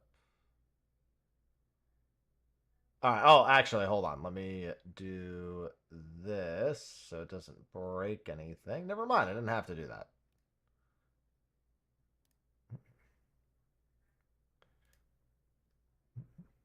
Hello.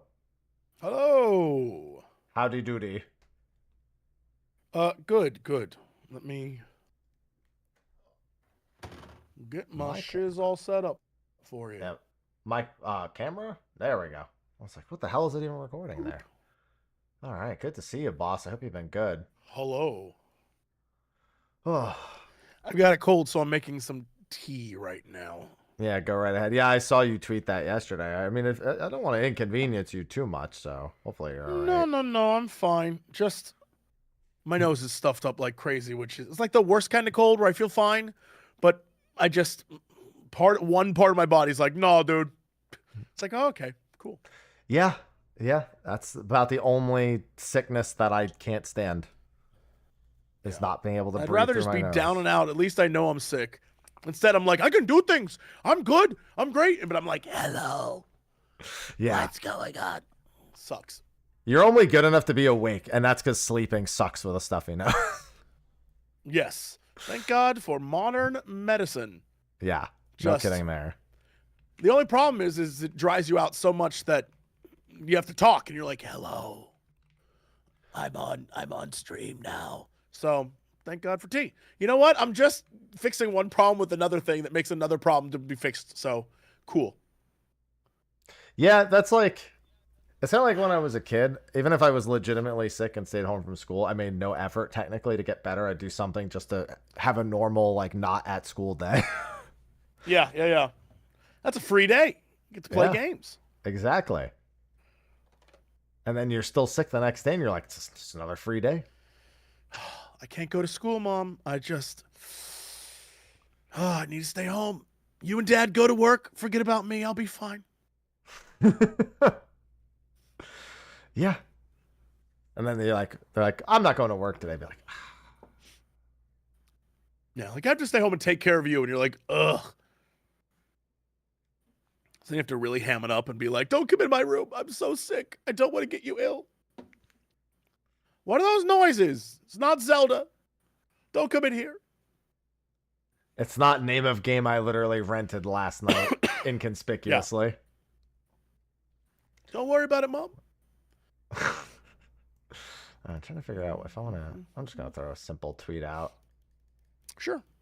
I saw one shit. earlier, Yeah, it was from but yesterday. I realized it was from yesterday. It was like, Yeah. oh, Yeah, I took yesterday off, so I just wanted to let everyone know that what the plans were for tomorrow. yeah.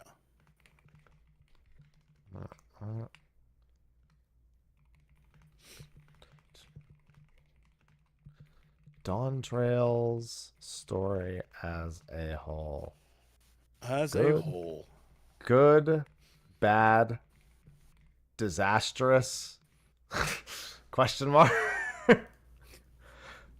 Good, bad, disastrous, great. Let's discuss it. No, not whole with just an H. Good, bad, Yan? Yeah, that's true. That's disastrous. I got mine today, so I'm having a disastrous day then. I saw that. Congratulations. Thank you. Got it with a 69. Wouldn't have it any other way. Damn. Sometimes life just works out that way. Man, I don't even want to talk rolls. I ran that new raid. Got back from overseas, ran the raid. I had not a roll higher than a 20 the entire time. Oof. I was like, how's this possible? So, it's fun waste of a week. It's like, all right, see you next week, raid. Yeah, that's how my luck's been as of late. So when I actually had something good happen, I was pretty surprised. Yeah. I really, thankfully there was no one else who was playing. I think I had to play a white mage.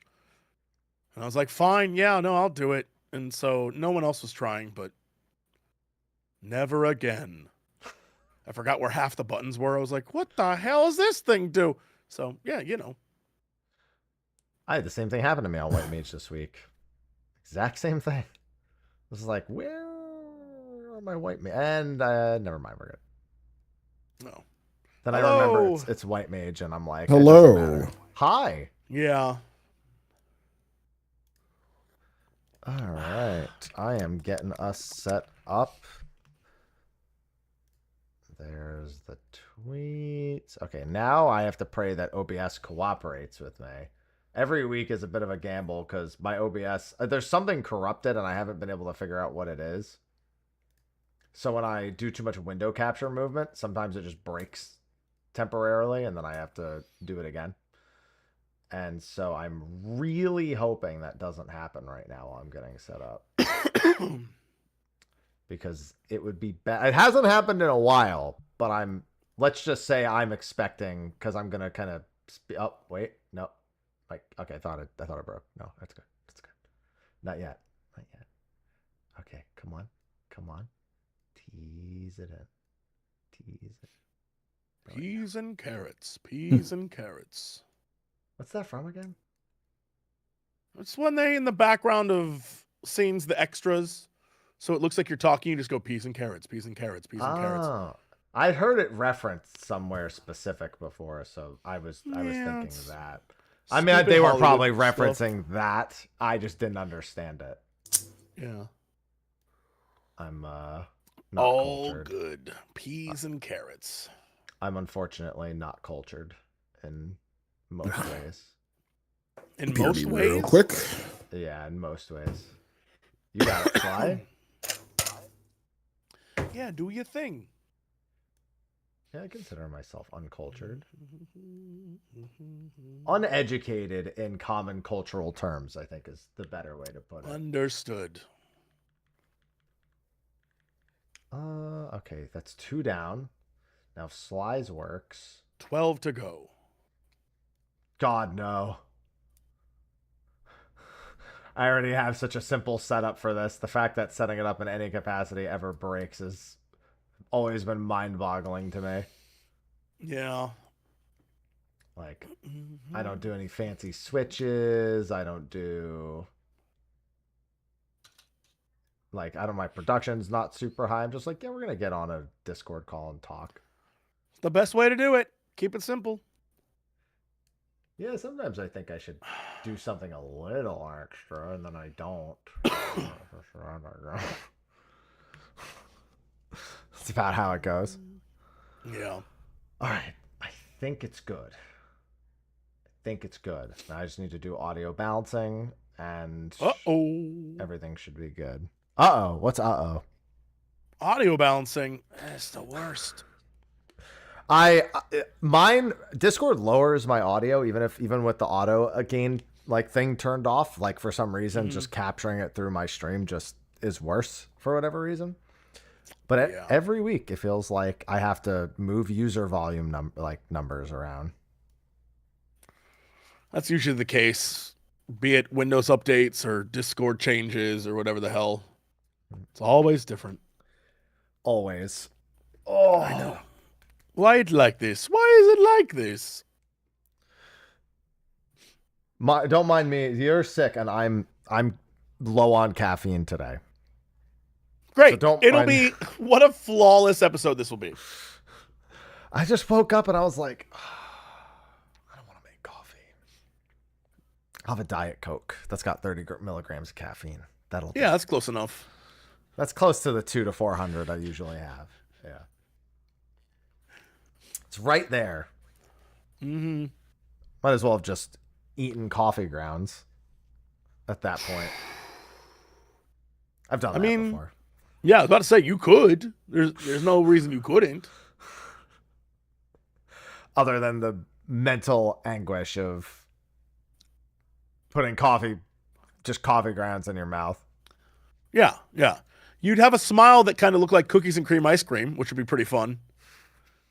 No? I think people would be concerned for my general health if they saw that. Cookies and teeth that look like... I never thought of it that way, but it really is. It would. That. Yeah.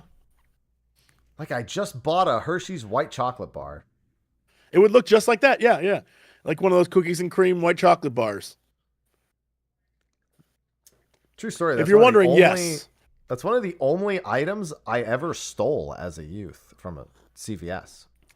Was a Hershey's white chocolate bar. Yeah. I was a big bubblegum stealer. No. Yeah. What They was the could go-to? lock me up. Oh, well, I started with the like Wrigley's 25-cent packs. They used to be 25 cents, Yeah. kids.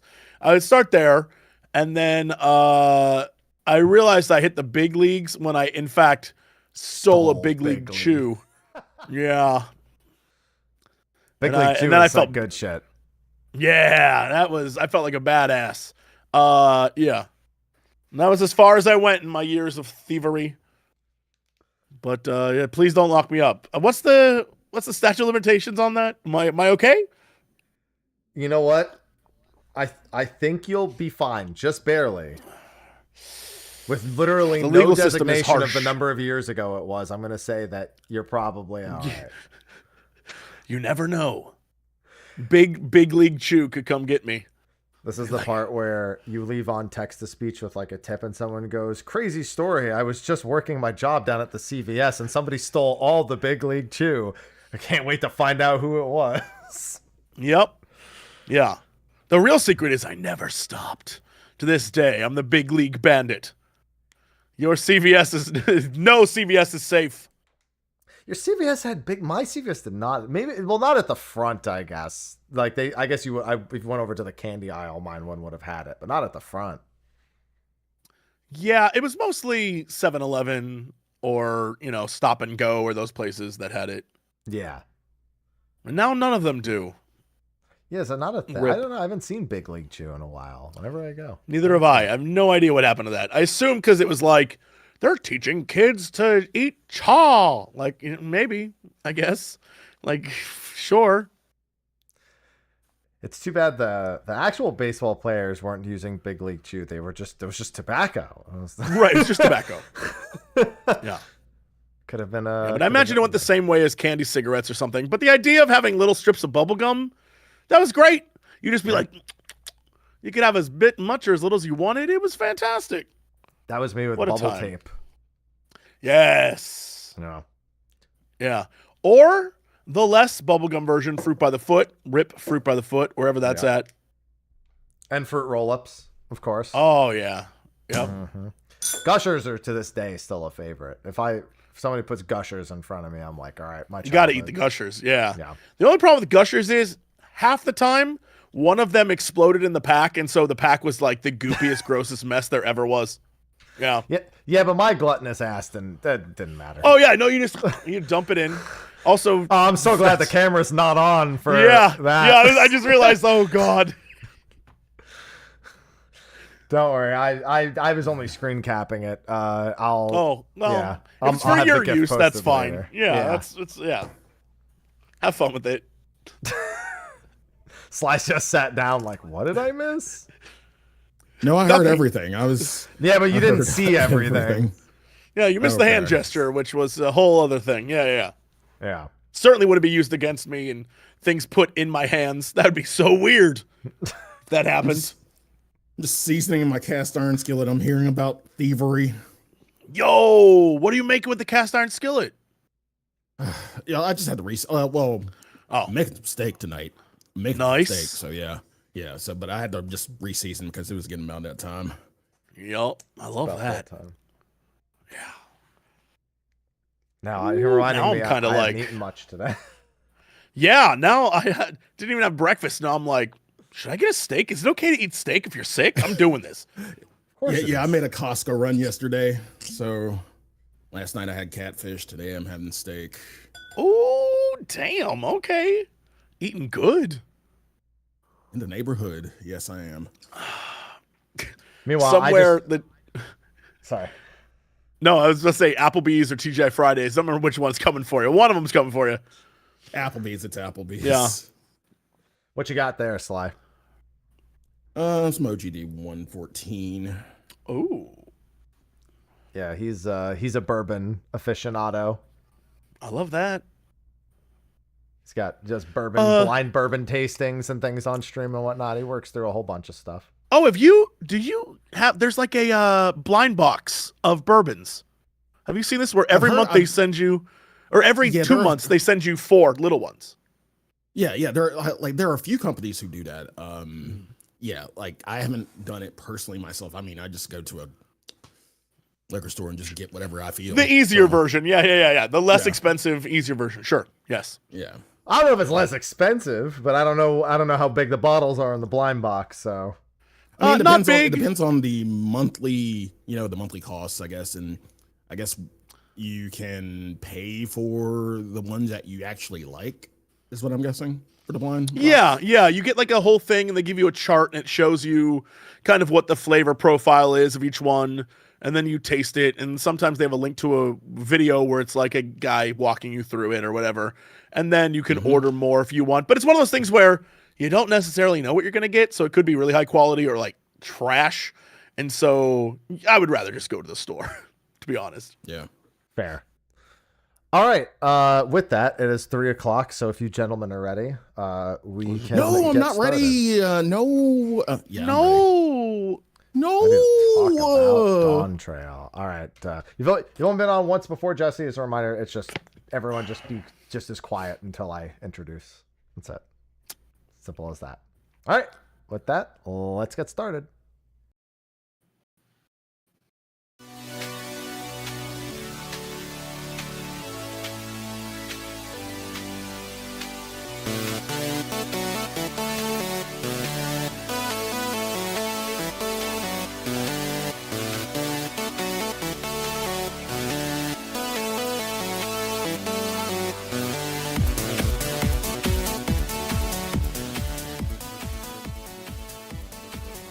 Hello, everyone, and welcome to State of the Realm. This episode, Dawntrail story. We're just going to talk about it. Doesn't need to be a big deal. You could like it, not like it. Could be terrible, could be great. That's it. That's what we're talking about. All right? So buckle in. I'm sure that the comment section is going to be fantastic on YouTube. Anyway, I'm one of your hosts, Mr. Happy. Of course, joining me is Sly. How you doing, Sly? I'm great. I am looking forward to this. Hi. All right, great. And, Sly and I haven't had a guest on in a while, so to talk about all of Dawntrail's story, we're bringing back someone we haven't had on in a few years, and that is none other than Jesse Cox. Hello, Jesse. Hello. Time flies. Excited to be back. Yeah, it's good. It's been a few years since we've had you on. We've had you on one other show. I remember it fairly well. It was a good time. The audience said never again, and now you're here. Yeah. How long did that take us? How long was that? Jesus Christ. Well, so I have a thing where I'm terrible at asking people to be on shows, so they go huge stretches of time. And me, I'm like, hey, you want to be on State of the Realm? Sure. Great, you're on State of the Realm. It's you do it last minute. I try to ask in advance, but when we're last week, I made sure to ask him a little, not ask Jesse the day before. I asked him on Saturday when he was in another country. Okay, so not bad. Yeah. But yeah, welcome back, Jesse. How you been? I know you're a little sick right now. Yeah, traveling back from the UK, caught a cold. I feel fine. I just am stuffed up, and if I sound that way, my apologies. But yeah, I'm all right. Sound good to me. Good to have you. Yeah, good to have you. Thanks for coming on. Sorry you're down with the sickness. I got some sort of crud. I don't know what happened with me, but yeah. Not disturbed, but a little sick. Yeah. Okay. Yeah, there it is. There it is. There we go. All right. Well, before we get started, just a quick, I don't have to do much of a sponsor read this time because the sponsor ad's just going to play on the YouTube side of things. It's going to get edited in after, so, and we're back from the sponsor read. There we go. Thanks, Magic. Wow. Thanks for sponsoring. That was so good. Yeah. They only paid for the YouTube side. They didn't pay for the live stream, so that's all. They only have to deal with it there. So thanks to Magic Spoon for sponsoring. Thanks to anyone on Patreon who's supporting as well, because we don't paywall anything. It's just there for people who enjoy the content. So thank you. Yeah. Okay. So first, we're gonna work a little bit backwards here. because 7.3 just happened. Yeah. Let's work backwards from there, because it's been a while since we had Jesse on. Yeah. So, Jesse, safe to say you've experienced pretty much all of Dawntrail thus far. Am I correct? Yeah, I've done everything. Okay, perfect. So, your general gist, not story-wise, gameplay-wise, how do you feel about the game? How do you feel about the state of the game? Sure. Man, that's a loaded question. So let me stress by saying that I come from a perspective that every time I do a show like this, or I'm talking about, the state of 14 and all the different things going on in it, I must stress in advance, I am a person who, a lot of people in chat or on forums or whatever will be like, this guy ain't no MMO player. So, and I say that by saying, I loved the fact that I didn't have to grind for the Mandeville weapons. I was so thrilled that I didn't have to do anything to really earn them, just play the game, because I hate grinding. Like Akal Crescent, I hate that stuff. I'm not a fan. Bosnia was great because there was story to it, but Akal Crescent, the story's like minimal right now. It may go somewhere, but for me, it's mostly get your Atma, you idiot. And I'm like, no, I hate this. And I've never been a fan of it. I'm just not. So when they were like, oh yeah, no, these Mandeville weapons, you don't have to do anything. Here, have weapons. I got every single one. It's the first time I've taken the time to get every single one maxed out because it was easy mode. And I loved that. I was a huge fan of that. And I'm well aware that is not the case for most people. Most people are like, I don't like this. I don't. So that's where I'm coming from. So let's get that out of the way now. With that said, I think that, mechanically, there's a lot to love in Dawntrail. I think some of the fights have been some of the best they've ever made. Visually, mechanically, like even doing some of the new raid stuff that just came out last week. I was like, yo, some of this is really well done and super fun. Some of it is absolute hell doing it for the first time, but some of it's really engaging and super fun. That I loved. There's also things that I think, mechanically when it comes to, we are now 5 expansions in, and we're still doing 2 pool boss, 2 pool boss, 2 pool boss, which I think is something we should change. Like on the back end when it comes to dungeons. So it's like there's a lot that I love, and there's a lot that I'm like, all right, that seems pretty old. And there's a lot that I personally am like, no, this ain't for me. And there's a lot that I absolutely love that seems like it's for me and no one else likes. And it's definitely a mixed bag. Like Dawntrail as a whole, I think mechanic, story, everything is like a straight solid 7 out of 10. Like I enjoy it, I like it, but there's things that I would definitely fix, and it's not perfect by any means. And there's a lot that I'm like, all right, it's not for me, but like, okay, I'm fine with it. I'm not going to freak out. And it has that sort of, I'm not a big fan of either it's a 10 out of 10 or it's trash. A 7 out of 10, it can be fun and not be perfect. And I feel like that's what this is. It's a solid, it's all right. I'm enjoying it. But I can acknowledge every complaint everyone has, because it's like, yeah, no, you're not wrong. There's some things wrong with this, but it isn't bad. I was talking about this a few weeks back, where I think the biggest thing about Dawntrail is because everything's kind of starting over fresh, and we're not really caught up in a big story anymore, although now kind of, but we're not like caught up in it. A lot of the problems Final Fantasy XIV has were still problems in Endwalker and in Shadowbringers, but people were so caught up in what was going on, they were like, I'm fine with it. We'll deal with that later. I like what's happening in this game right now. And so, yeah, it was, you were willing to overlook things. And I think now, because we're in sort of a weird, where are we going? What's happening? People have more time to focus on problems rather than their enjoyment. And I feel like that's kind of where we're at as a community. But those are my thoughts. What do you think? Chat knows what we think because they have to listen to us every time in this show all the time. No, I'll get you caught up. I'll get you caught up on my thoughts. I'm kind of in a similar-ish boat where I'm kind of a do, but I'm a do everything player.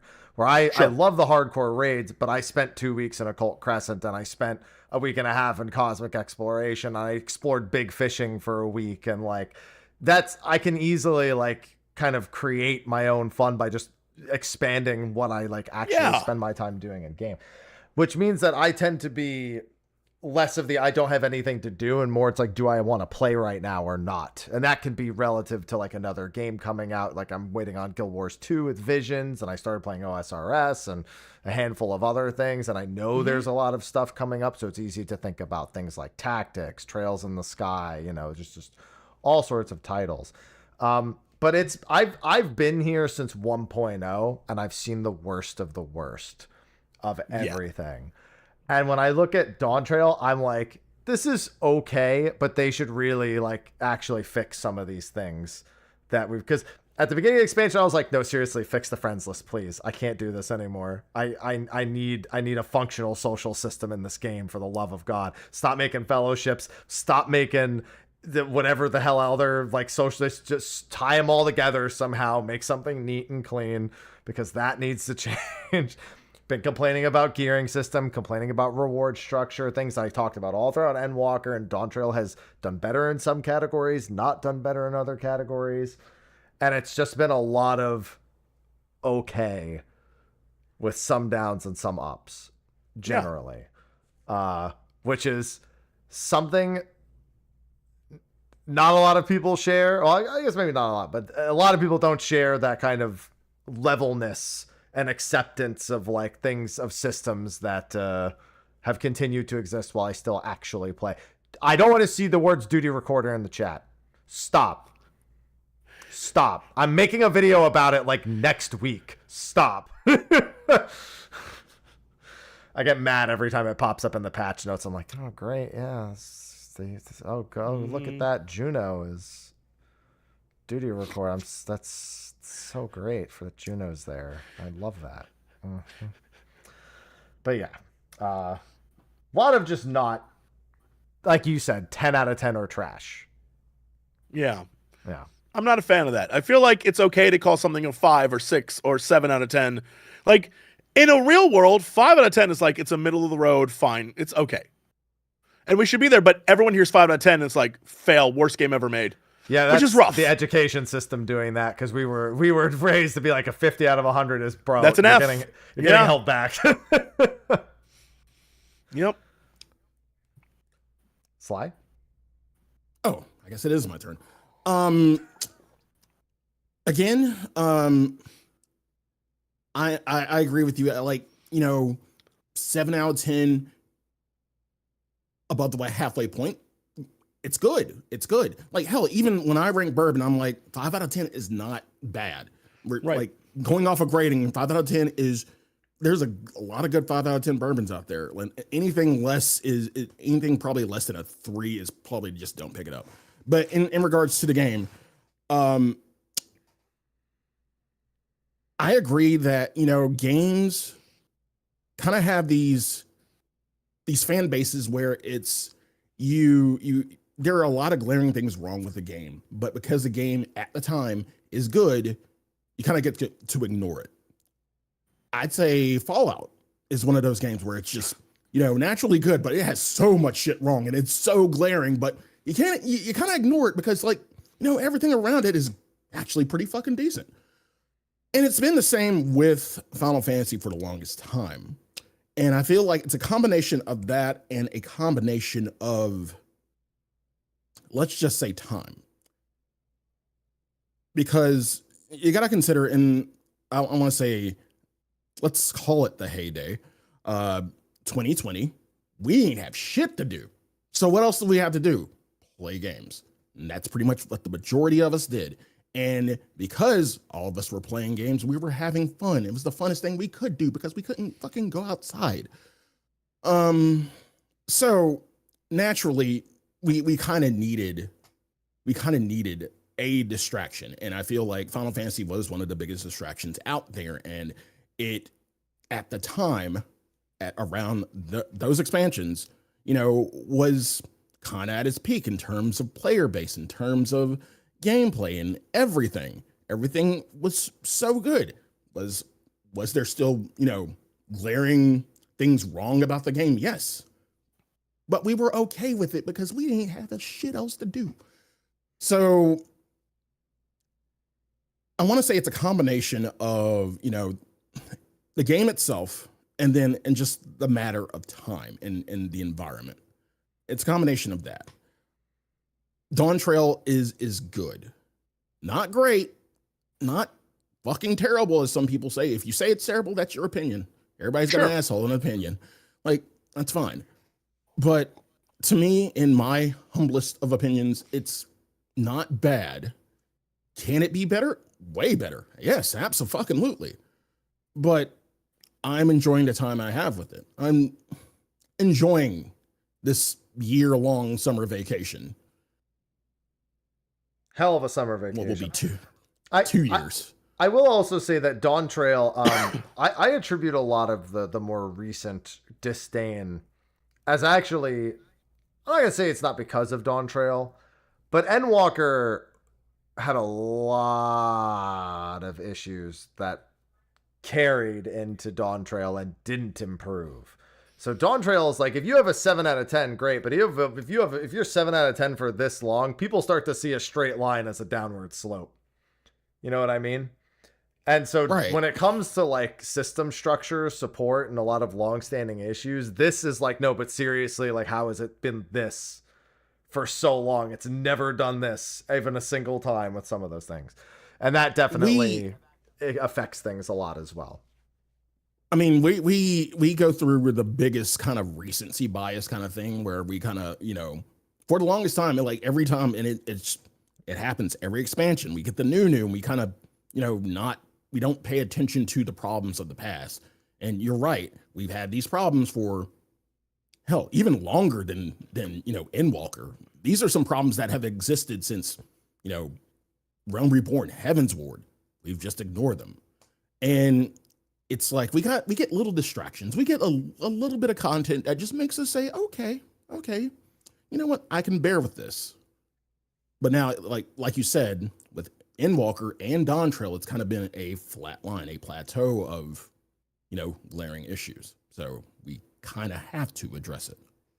There's also that weird, like, it almost seems like a perfect storm of background stuff happening where not only was this in development over COVID, not only was this during the development of Final Fantasy 16, which is a whole other thing that this team was like, there is a lot happening. And I don't know if it is something that we can say is, oh yeah, no, this was because of all these extra factors that we ended up or this is, because it's like old problems plus new problems equals a whole other thing. Or if it's, like moving forward into 8.0, does that mean it'll be changed? You can hope, but does it? I don't know. It could be exactly what Happy was talking about, where it's that straight line. Like, I genuinely don't know, but there's so many background things happening that it genuinely seems to be like, I don't know how you pinpoint anything in particular with what is wrong without just saying, like, here's the problems. I don't know how y'all fix them, but these are the problems. And I don't even know if you can fix them. These are the problems. And after a while, it just seems like you're constantly complaining about, like, suddenly you're just making the same video 12 times. If people watch, I'm okay with that. I'll take the ad revenue. I'm perfect. I've done it. Like, I'll be like, yeah, I made that guide before. I'll do it again. No, whatever. Yeah. Go ahead, Jesse. I'm sorry. No, I just think that it's impossible to truly know where to pinpoint things. But I guess the point I'm making is it's not about pinpointing or blaming what happened or a certain team or whatever. It's about, like, okay, what are y'all doing in the future?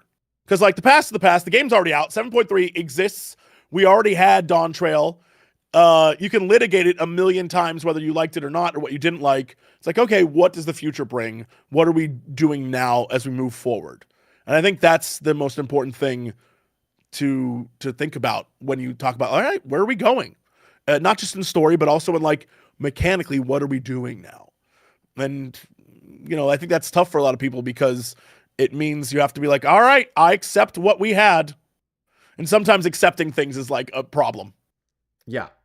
And in terms of people's interpretation, there's also, with the lack of being able to pinpoint, I mean, people keep pointing, for example, at 14 Mobile, which isn't developed by the Square team. Right. Not even remotely. Yeah. And then they see what that also, on one side, they see, oh, some people go like, oh, they were working on 14 Mobile, so that affected 14. Not the case. Like, yeah, they got in some meetings and said, yeah, that's okay. Like, not going to act like it was zero investment, but they weren't the ones actually programming and coding and doing all the art direction. Technically, they did that 10 fucking years ago. Right. But then you also have the mobile team building something from scratch, and some of the things it can do makes the actual game be like, can you cheat off your own homework over in China real quick, Square? Like, figure that out somehow, some way? I don't know. Hilarious, though. There was actually a live letter for 14 Mobile as of late, and there's a list of complaints that people have that they just literally pull up like a full-on list of complaints and go over them one at a time. And I swear I thought I was reading the North American forums. It was the exact same things, which isn't a surprise because it's still Final Fantasy 14, but even with all that they've updated, it's the same exact things being said. I must stress that same thing is, so even though I don't play WoW anymore, I live vicariously through all my friends who do. And I will constantly like snoop in, like, what you all doing over there? And despite the amount of people in my life who are like, dude, oh, I'm having so much fun. You know, like it's a totally different experience. That's great. If you go to the forums, it appears as though nothing has changed. Yeah. It is, they're the same complaints, the same things that everyone was complaining about 5-10 years ago, still happening. And I think that's because it's the way it is with MMOs. I've said this countless times. I would never want to be an MMO developer because you can never make everyone happy. It's an impossible task. It's just, there's no way. There's only one happy. Yeah. And you're in chat with us right now. Yeah. So you can't make everyone happy. Impossible. Yeah. I do it just to see the look on Sly's face, to be honest. There's I saw nothing else in it. Every time. Sometimes he hears the word and I see his eyes glare up at the camera to see if I'm having any sort of reaction. And honestly, that fear is enough for me. It's so quick. You can just say, I've had people change their entire vocabulary here because Frosty's a big one. Frosty goes, I am so content. Something synonymous with happy. Yes. Yeah. Glad. But yeah, I think Dawntrail kind of suffers from being at the bottom. That's not to say you can't have negative opinions about the story itself that comes from Dawntrail. I think it's an important distinction to make. It's just that some of us have noticed these things long before. Sure. And Dawntrail seems to just be kind of the breaking point for some people. Now, before we get into the story, I'll ask you one more question regarding let's look ahead. I'm not going to ask for specific things, but there seems to already be an adjustment in specifically the content department where they want people to no longer feel like there is only 3 or 4 things out of 10 things per patch. They want to make sure that 7 out of 10 activities they release in any given patch is something somebody wants to do. Quantum with the new Deep Dungeon is really their first attempt at this. They've already said the Variant Dungeon will be getting similar changes. So Variant Criterion as it was, likely not there. We know Fort Tower, they're probably doing a casual and a hardcore. So this kind of method of letting everyone get their claws in some way so they don't get to a patch and go, well, I'm done. Did the story, logging out. Do you've got experience with a lot of other MMOs, and you've seen a lot of MMOs struggle to get that kind of tiered system to be engaging enough. Do you think that that's in any way a promising enough prospect for the average player while also being a promising effect for the hardcore player? Or do you think this is if a game for everyone is a game for no one situation? Yeah, this is tough. This is one of those things where, using the amount of time I played in WoW, for example, or just general MMOs, the idea of we're going to make it more accessible so more people can play is always smart. Having more people in your game means a bigger community, which is great for an MMO, especially an RPG, which is built on community. And that's the reason why people want to play. The more people playing, the more you want to be online, et cetera, et cetera. It makes perfect sense from a standpoint of a business. The problem is, from a human standpoint, if you're into hardcore content or you're a person who likes harder challenges, watering stuff down ruins your fun. And so now you have your hardest hardcore player base disappointed in what they see because they like the idea of it's a challenge. I defeated it. I can show off that I defeated it with this item or whatever, or a title or something. And so that's a whole thing. And then going back to WoW for a minute, when they did Mythic Plus, right? In theory, awesome, super fun, love that. In reality, it eventually became, if you want to be good at Mythic Plus, you must have this class, this, ability, this gear. You must be, like, there was a meta to it. And if you didn't follow that meta, you're not coming in. And so it was sort of like gate kept by the better players. And then it ruined it for the players who were casual. And they were like, I don't even want to do this content anymore. And so that's a problem as well. Again, I would never want to be a dev of an MMO because it seems like a pain in the ass. I feel like, yes, across the board, allowing people to do more things is awesome. But also, as a person who once was very into hardcore things and now is definitely not, I understand how I would be angry if suddenly everyone can do the thing that I've been busting my ass to do. Does that make sense? Yeah. Yeah, it's and believe us, it's happened. AKA crafting. There were the hardcore crafters who kind of got mad that it became more accessible because it's like now everybody can get in on our. Why you got to remind me about my desynthesis takes. When I was making bank off desynthesis because they were like it was such a pain, and I knew you had to consider the 3 that you could level, and then they made, and I was like, yo, you know what? I'll just desynth leftovers. I don't want to do this anymore. You ruined it. Took it away. From me. I'm also, because I'm an old head, I'm a big, I don't know if the fan is the right word. I encourage some degree of what I will call reward sparsity, meaning that not everyone needs to get every mount. Not everyone needs to get every minion. It's funny because as I've been diving into OSRS for the first time, knowing there's a beaver that I have a 1 in 344,000 chance of getting is honestly a little more encouraging for me than it is discouraging because I'm just kind of doing, like, if I see it, it'd be wild. But like, I remember, playing WoW and seeing, going into AV and seeing someone with a black Karaji tank and being like, that dude was part of the opening of AQ40 on his server way back when. And like, that's cool. I'm not like, where's mine? I want that. That's not fair. So it's some of the old tendencies and the new tendencies tend to mix and match. So like, I'm always worried about the accessibility from the, will it actually be good for the game perspective? Sure. I mean, a great example of something that I'm glad they haven't ever changed, because the experience is one I think every 14 player should have, is going back and doing the Stormblood. Oh my God, what's the name of that dungeon where you get Ozma? That is BA. That's a Baldessian Arsenal. Yeah, that's a hellscape.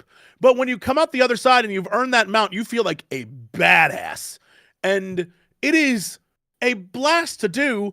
But yeah, I would never want them to be like, we're gonna make that easier. And I know that's a weird thing to say, as I'm like, I hope everyone can play stuff.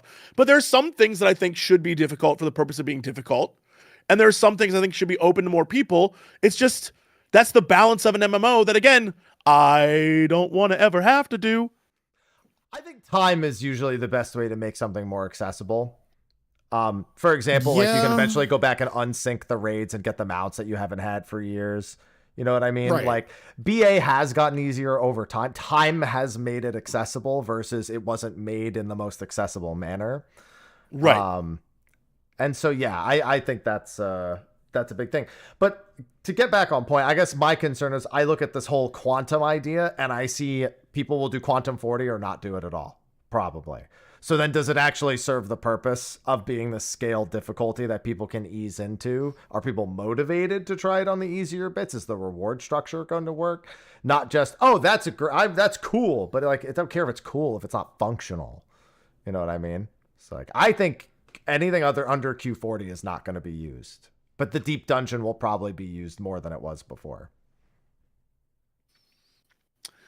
Yeah, I mean, again, going back to the Mythic Plus system, eventually it will be only the people who want to do the hardest version of it will be playing, because most people will just peace out. Like, it's going to happen. It might not happen immediately, but that will be the outcome eventually. Yeah. Well, we'll have to see, because they already seem to be wanting to put these types of functions into the game so people feel like they can approach it at a method that works best for them. But that doesn't necessarily mean success. It's an idea. Right. And so it needs to be executed on. All right.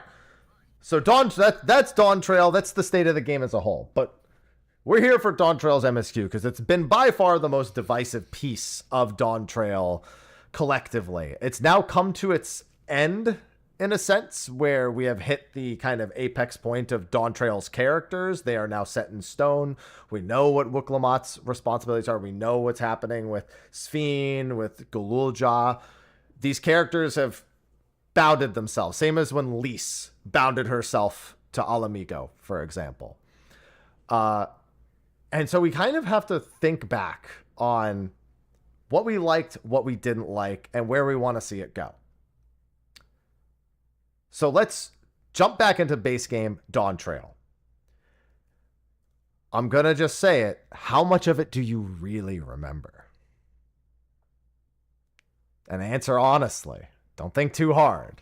How much of it do you, because how much you remember is going to say how much you actually, like, you know, enjoyed it or liked it. If we were to kind of if I were to quantify it in like a number from like 1 to 100, I'd say arbitrarily about 68%. Oh, come on, man. You couldn't just do one more. No. This isn't a joke, okay? No. It's 68%. We're not here to joke around. We're talking Dawntrail.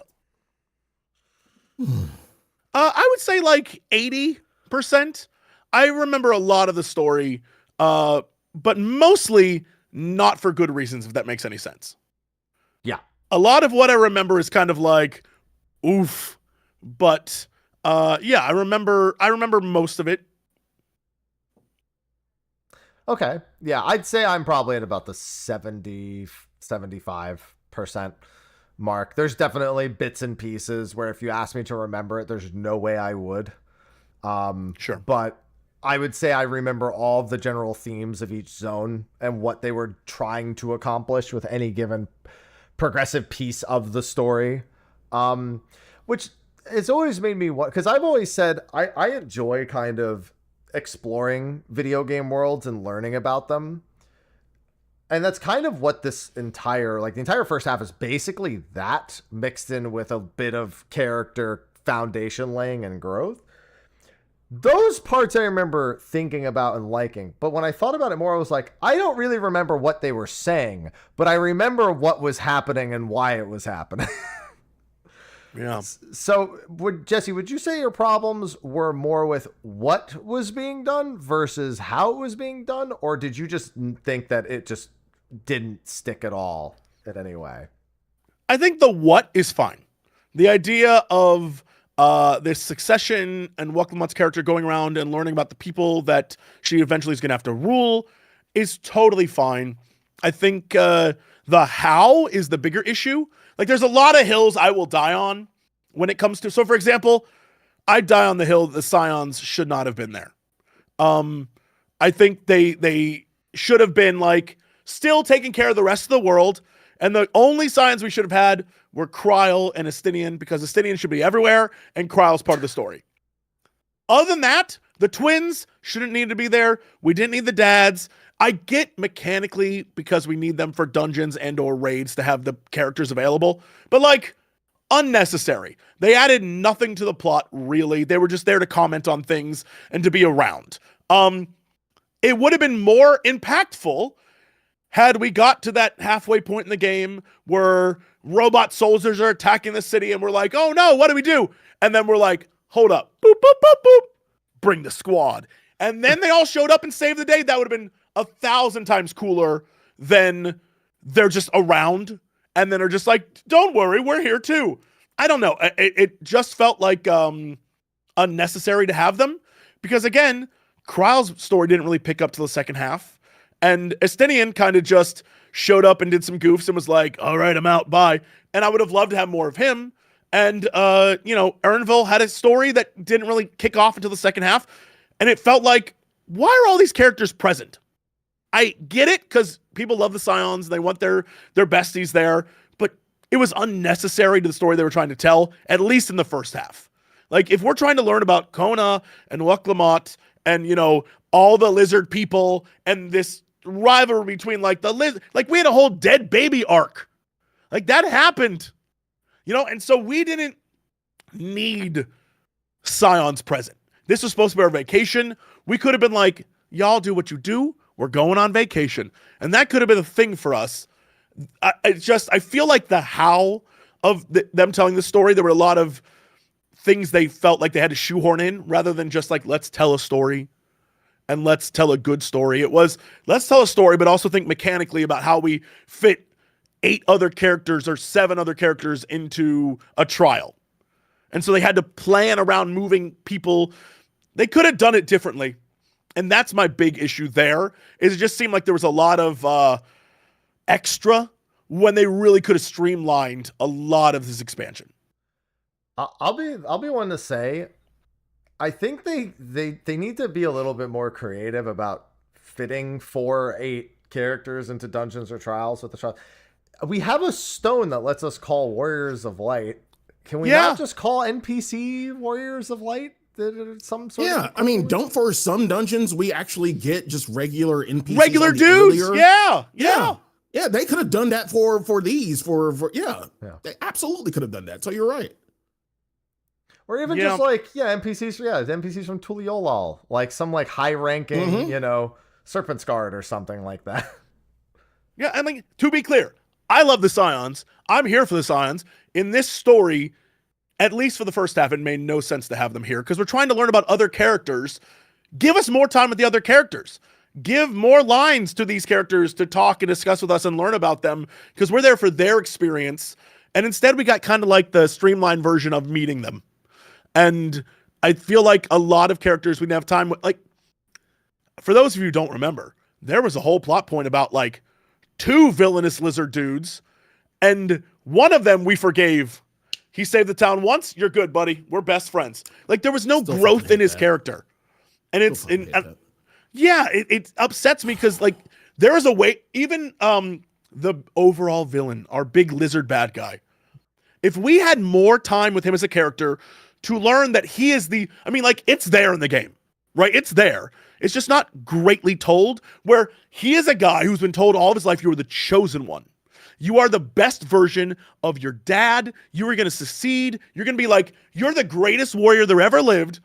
And then he loses. I think the idea of that would crush a person who's been told that his entire life.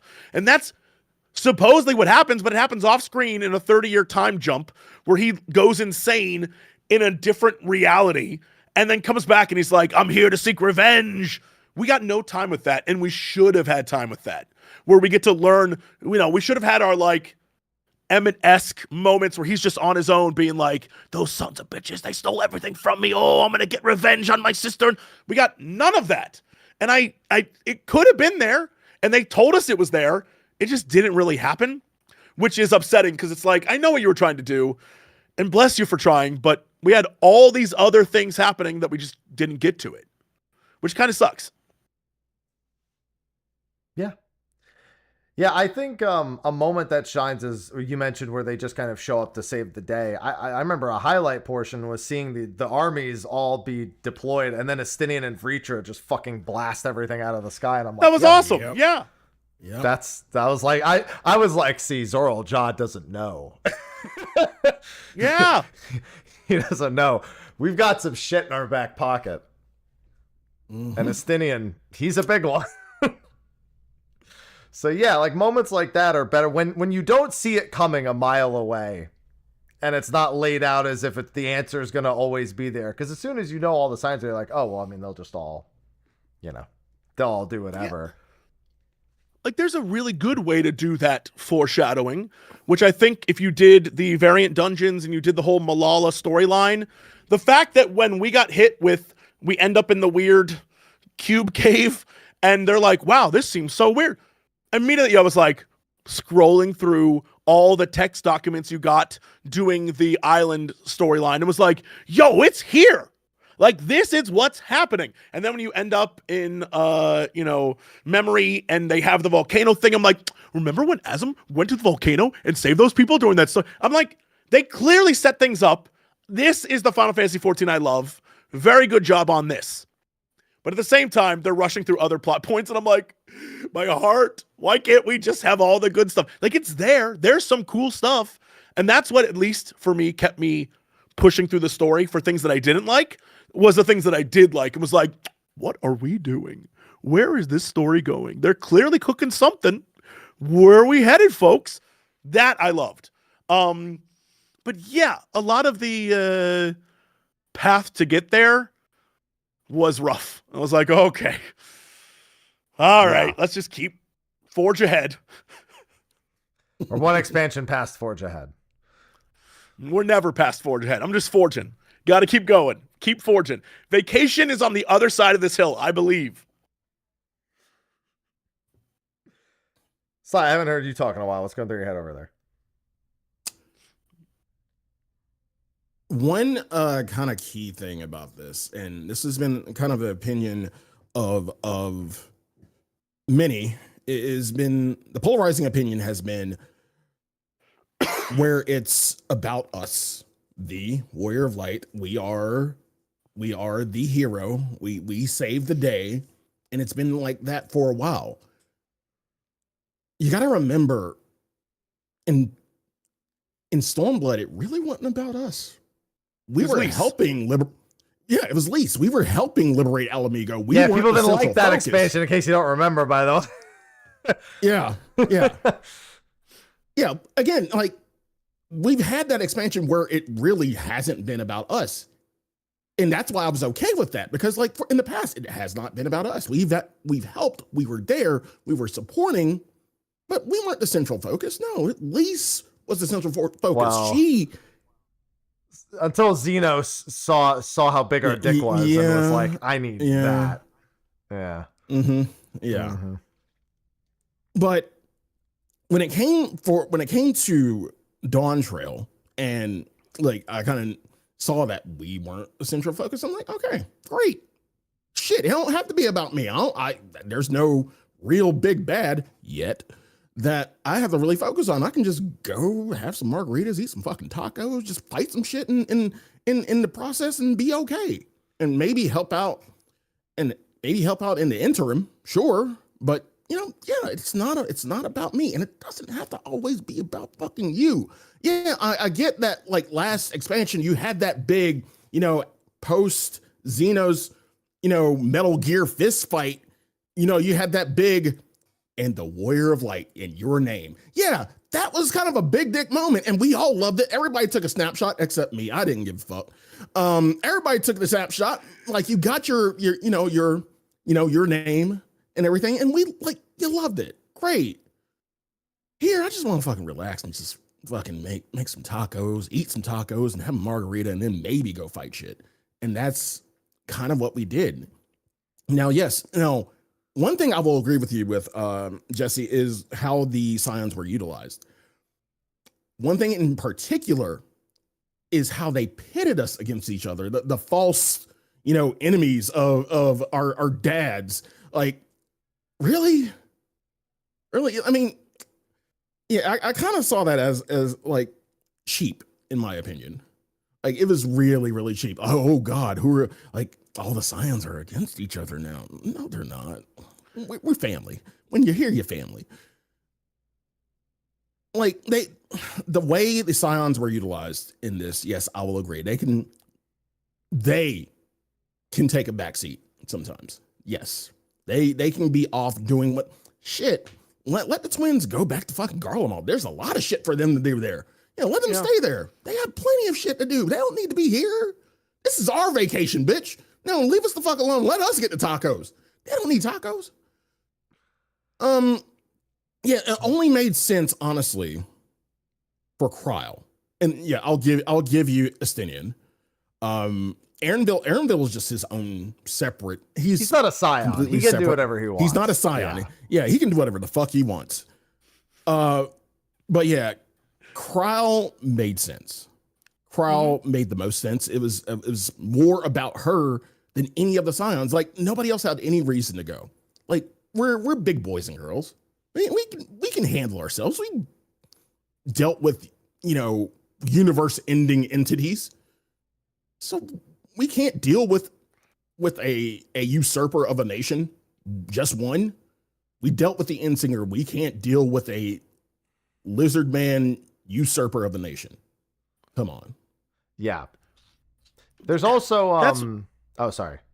No, go for it. Go ahead. Now, I was gonna say, like, we're talking about like using the new characters. They actually do have one point in Dawntrail's story where this is executed better, and it's actually against Valagar Mando with the trust. You get Zoral Jaw as a duty support during that. You get Wukama. Yeah. You get Kona. Like you actually get like a bunch of the new characters like linked together there, and I think that's generally what the point we're trying to get across. And if we're going to be a supporting character, we need to be surrounded by new characters, not old characters. I'll say another example. When Wuklamot fights Galul Jajan, we stand off on the side. Maybe unpopular opinion, I lose the effect of me being on the sideline when I'm controlling Wuklamot in the middle of the fight.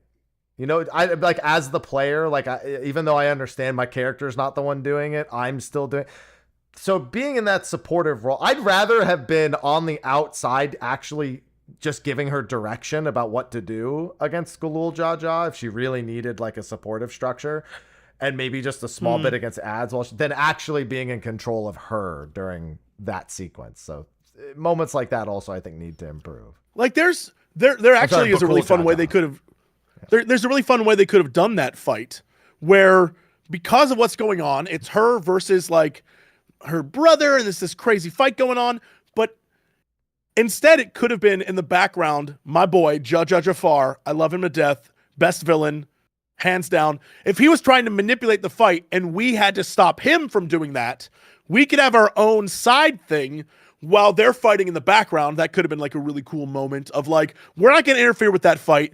We're going to mess with the guy who's trying to interfere with it and stop it from happening. Like those little tiny things could have made all the difference in the story. Because in my mind, when I played this expansion, I was like, oh, we are basically Ardbirding Wuklamot this entire time. We're here to give you this new character advice on how to be like a real hero. And we needed that advice at one point in time because, Stormblood, we're there to help Lise. We're doing this thing. And then Ardbird's like, bro, I got you. Let's go on this adventure. You're going to go through some dark times, but I'm going to teach you let's do this together. And so having that moment of teaching and educating her and in a way because the biggest challenge they had is, and this is why MMOs don't do this, is ending an MMO. They literally said, period, book close. We're going to start a new book. And most MMOs, in fact, almost all don't do that. It's terrifying to do. You just keep upping the stakes. And eventually it gets to ludicrous proportions where you're fighting like the most insane thing that for some reason is stronger than the other most insane thing you fought. And so in this case, they're like, hey, we're refreshing. We're going to do it from the beginning. And there's only a few ways to do that. Either you cut our power and we lose it, which I don't think players would love, or you create an even more crazy villain compared to the concept of despair, or you say, hey, we're going to put you on the sideline for a minute. You're not the main character. You have all your powers. You're still untouchable. You literally went to space and punched a bird, but like, it's chill. You're going to have your vacation. And that's what they picked. They picked the one where we're still powerful. And honestly, by the time we hit 7.3, for me, that paid off in a really fun way, and I loved that. But going through the base game, yeah, it's kind of like, we are powerful. No one here understands that. And that's why the signs shouldn't have been there, because they were all like, right, Warrior of Light. We'll just let them do their thing, when everyone knows I could slap it. Like Happy was saying, every villain was a complete punk bitch when you think about it. They were nothing. Yep. They were nothing to us, and we could have ended it, but we were like, we're here to support that person who needs to do this herself. Very much like Lise, which is going back to Stormblood. And again, that's what they were trying to get across, but they just, it like didn't land, because they were like, we got 80 things to do this expansion, which again seemed like a lot. And so by trying to do so much, it watered the story down to the point where like nothing really landed in base game in a way that I wish it did. When you talk about those 80 different things we had to do, how could that have been handled better? Because I'm assuming you're talking about us going to each individual, area of Dawntrail. Is that what you're referring to? Like us going like a great example is we hit this point where, so we have the rivalry, like you were talking about. The rivalry lasts exactly one dungeon, and then it's gone. We have, by the time we hit the next dungeon, we have to fight a giant world-ending monster super bird that flies off to another zone that we never go to, but we see our characters walk there, and in the distance it looks beautiful, but we'll never visit that zone. And so we battle this giant bird, and it's like, it'll destroy everything. This is the worst thing ever. And we go off and we fight this bird. The bird, solved. Problem solved. And it's like, so many people could have died. And then immediately afterwards, we're like, you two-headed lizard goofball, why'd you do that? But before we were told this is the end of the world kind of stuff. It's that vibe where we're going through so many important things that it makes none of it seem important. Yeah, it's like scaled up, because we used to get primals popping up all over the place. Going back to A Realm Reborn, even all the way up through Stormblood. I mean, the Lakshmi section of Stormblood is like, in my opinion, probably the least effectively told part of all of Stormblood. It's just like, eventually just like, oh, I'm here at Lakshmi. I had to help them. I had to help these Dhyanta, and now I'm killing Lakshmi. Ooh, big deal. And that's kind of it's like that, but scaled up, because every primal we were told, if we leave this unchecked, like, it's a threat to the entire realm. And Valagar Man does that again, except now it's just like a big old bird that's like just happened to be really strong, but it's it's kind of that again.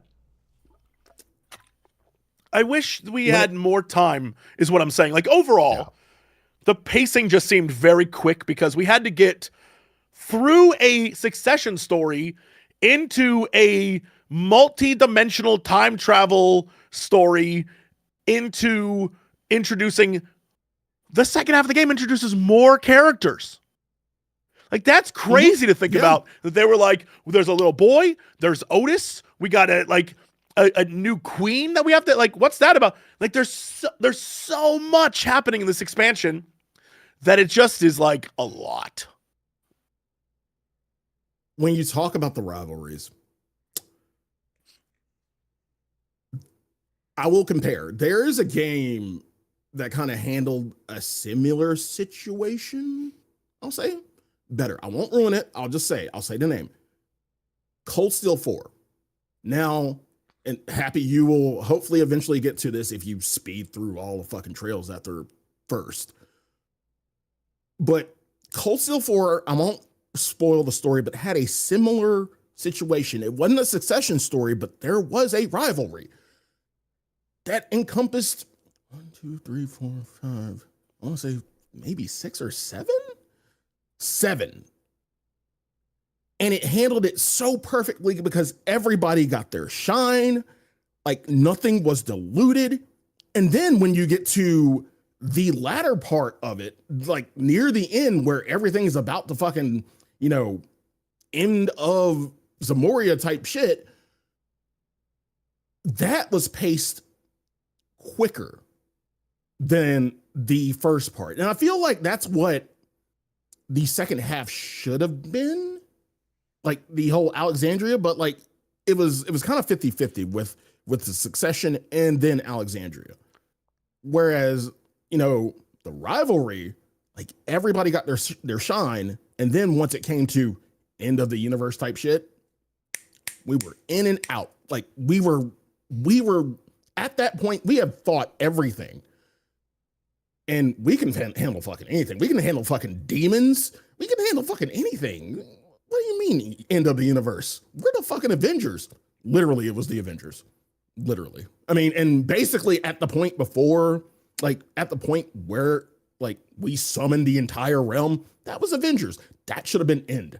That should have been the end, in my opinion. But no, we got that before the end. So yeah. It's tough because like there are a lot of parts I really do want to like about it, and I think generally I was okay with it by the end of it, but only because I understood I basically understood what was trying to be told at any given point and put it together logically in my head and went, all right, I like that. Versus any individual character action being like the thing I liked, which inherently means I didn't like a lot of them. If that makes sense.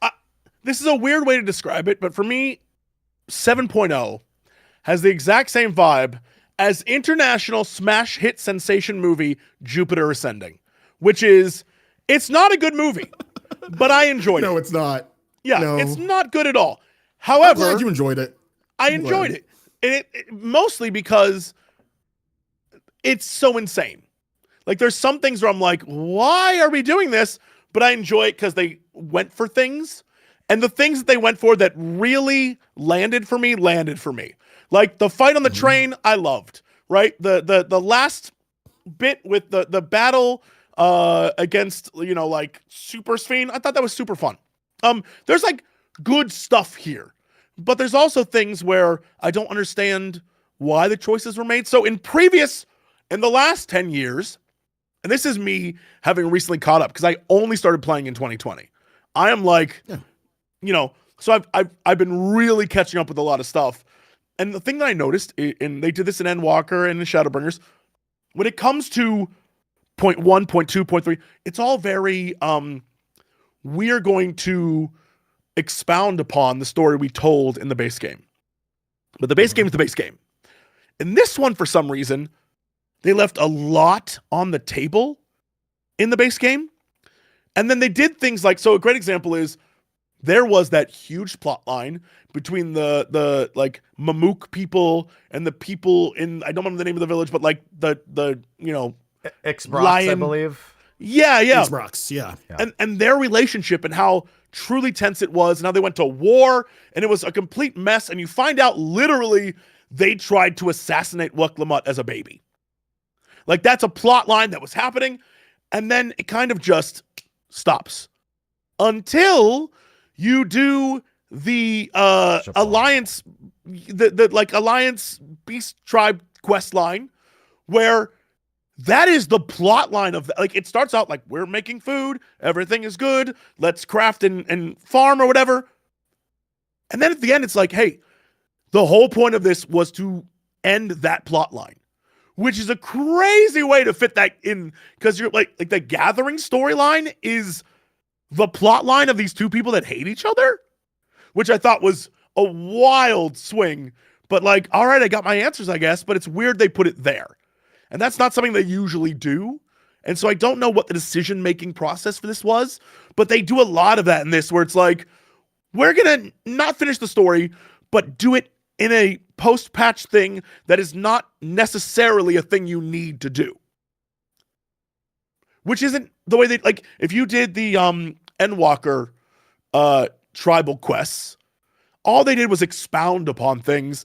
And if you did, like, the Barista at the End of the Universe quest line, that was great. I was like, oh, this wraps up so many cool things. But the story ended in a way that if I didn't get that, I'd be fine. This time, they were like, oh no, that whole dead baby trying to murder Wuklamut, doing like a war between two factions. We're going to forget about that because there's robots. But then we come back to it and I'm like, as a Gathering quest line? That's so bizarre. I have no idea why they made that choice. I would love to know. Yeah. Probably just because quick it had to thing, do with the quick thing. metal jaw. Yeah, I guess. By the way, you mentioned the bar at the end of the universe. Did you get the wacky races resident reference Loved it. for it? Yeah, Loved yeah, it. Thank you. I was so happy. I'm glad you did. Yes. Mm-hmm. Also, Okay. how dare they? That quest line and the one with the Loporits. I was like, these sons of bitches, I'm crafted right now. Why are we doing this?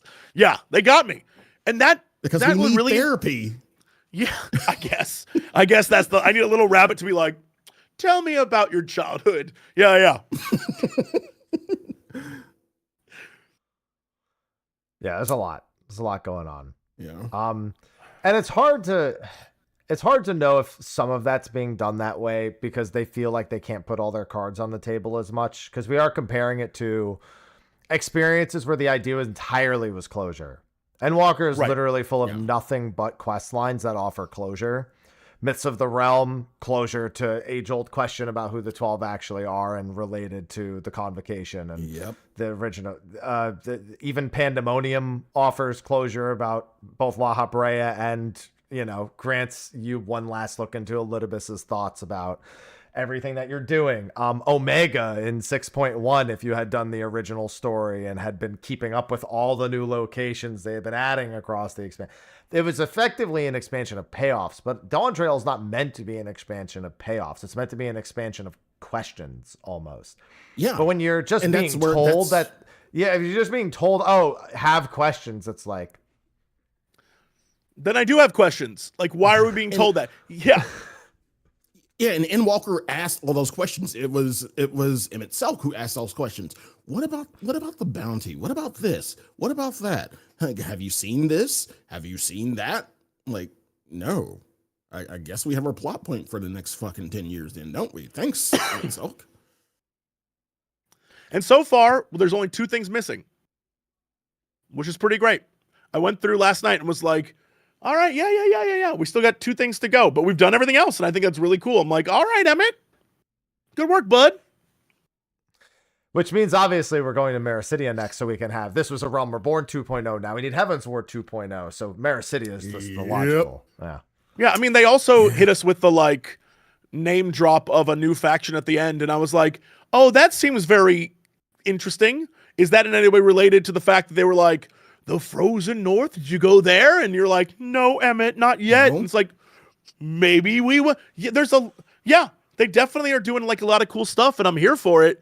And that's 7.3 landed for me. I was so happy. But yeah, 7.0, it's just, they were like, it feels kind of like a forced version of a Realm Reborn. A Realm Reborn was, hey, we're going to just toss out some ideas. If a Realm Reborn wasn't forced enough? Right, but they're like, we're going to toss out ideas. And this time they're like, put a lot of stuff in, and then we'll pull those threads later. But they just put so much in that the experience felt like a lot of, oh, okay, we're moving on to the next thing now. So we're going to forget about that. All right, well, guess we'll come back to it later, which never feels like good storytelling. Whenever I think about a story, whenever I think about anything that we hear about, or everything that we heard about from Emmett, and anything that we hear about, the Winterers, anything like that, I get referred to the map and look at the cloud cover, and I'm like, where the fuck are they covering? Okay, we have this whole thing between, we have this whole area beneath Garlemald that's still covered. To the east of Garlemald, that's still covered. Mericidia, aka Upside Down Land in Aetheris. That's covered. There are certain things that have a lot of cloud cover. There's a lot of, uncharted lands or uncharted territory that we haven't been to. And I get referred to the map every time. Now look at it. I'm like, where could that be? Huh. I mean, we haven't even gone to actual Hingashi yet. We're on an island out the coast of it. So that's a whole, there's so much to explore that I'm not worried about them coming up with ideas. I just want the ideas to be good, cohesive. Focused. Yeah. Yes, cohesive. Okay. hit us with something, but have it laser focused so we can get invested in what you're doing in this which again, I think that's why there's a lot of love for Heaven's Ward as the first expansion, because it's like a Realm Reborn is kind of all over the place, and Heaven's Ward is hyper focused. And it like gets you invested in what's going on in a way a Realm Reborn simply did not. There is one part of Heaven's Ward. Sorry, I have to Go ahead. One part of Heaven's Ward where they fall flat, and it's because they set up a thread that goes nowhere, and it's Nanimo and fixing the end of it. Because the whole point of that is like, oh yeah, now you need to go be isolated in Ishgard, and then like a few patches in, you're just like, by the way, she's just asleep, and we need to go break Raubon out of jail so we can get these motherfuckers back in their seats of power. So let's just do that. You want to just take care? All right, then we'll go back to Ishgard. The Asians are there. He already told us, you know. And I feel like that is unfortunately because of a Realm Reborn and choices made there, you know? Yeah. So the big question is, because this has been done quite a bit where, you know, every expansion we have kind of a couple of focuses, right? Like it's not, like you said, it's not focused on one particular thing, AKA we have, you know, the Succession, and then we have Alexandria. Should they have been two separate expansions? Yes or no? I guess they would. I mean, conceptually, yeah, but storytelling wise, so much of each of the stories hinges on the other part of the story and the characters in them that they would have to do major story rewrites and character rewrites. But if they wanted to include the Scions, then yes, it should have been two separate things. Like it should have been, it reminds me of Battle for Azeroth, when it was told to everyone, the war is back in Warcraft. It's now about the battle between the Alliance and the Horde. We're going to make all of BlizzCon about this. I'm going to shout at you like, for the Horde, for the Alliance. And then when you played the expansion, it was literally like, no, the battle was for the soul of Azeroth. Don't you see? And you're like, what the shit? That wasn't what I was promised. And it's the same thing here, where it's like, we were told the Scions are versus each other. It's about this who's going to be the next leader of this thing, but there's going to be a twist at the end. And the twist was one half of the expansion. Yep. And it's like, okay, so the whole Scion thing didn't matter at all and was just used to hype us up on stuff because they couldn't tell us what the twist was because the twist is so out there insane bonkers. And, you know, it should have been two expansions where the Scions versus each other. And like you were saying earlier, the idea of at the end, we all come together to fight like a big bad. They could have done that. But it's Final Fantasy 14, so we had to have some like, you're level 97, shit's about to get weird. You know? So that is how it normally goes. I mean, I love even going back to Heavens, where level 57 is the Vault, where you find out, wait, they're not the good guys. Damn it. We knew that. Like, if you know anything about RPG, the church is never fucking good. Hell, hey, that's where I get rezzed in Dragon Quest. How dare you? Hell, in SMT, the literal church, the literal real world church is not good. Fuck you mean? Yeah. Attack and dethrone God. That's the whole point of an RPG. That's how it works. Yep. Yeah, pretty much. Yep. So, but it should have been two. If like in a perfect world, it should have been two. Because there's also a lot of like the whole idea of we need this key. Our villainous plan is to go around and suck the life force to keep our robot or digital people alive. That is so much to add on top of this wacky Succession story. Like, there's just a lot going on. And the more you think about it, the more you're like, that was also part of the plot, dude. What? Put it like this. Aaronville could have had his own expansion. Yeah. Aaronville. That could have been all about Aaronville. And I would have been okay with that. Like, yeah, it got kind of split between Wooklamont and Aaronville, but yeah, Aaronville could have had his own expansion. Mm-hmm. Yeah, there's a part where you begin to tell that the War of Succession is literally just there to set up Solution 9 more than anything else, and it's not really meant to be a plot line all on its own. It's then it makes you wonder, yeah, I needed to get to the Golden City in some way, but like that was how, huh?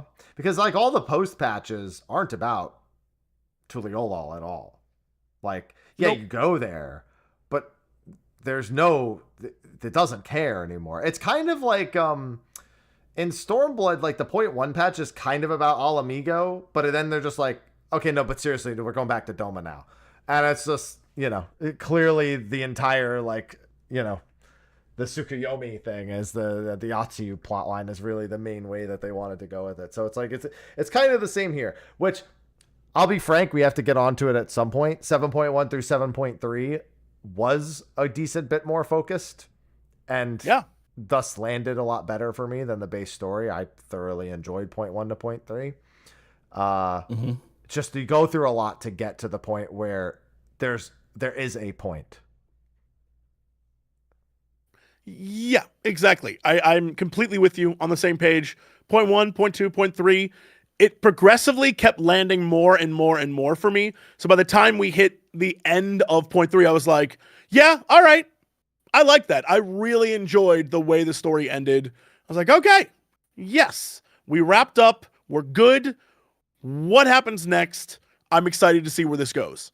It made me feel like, yes, all right, I'm back in. Let's do this. And that definitely wasn't the case for 7.0. 7.0 was like, what? Where are we going?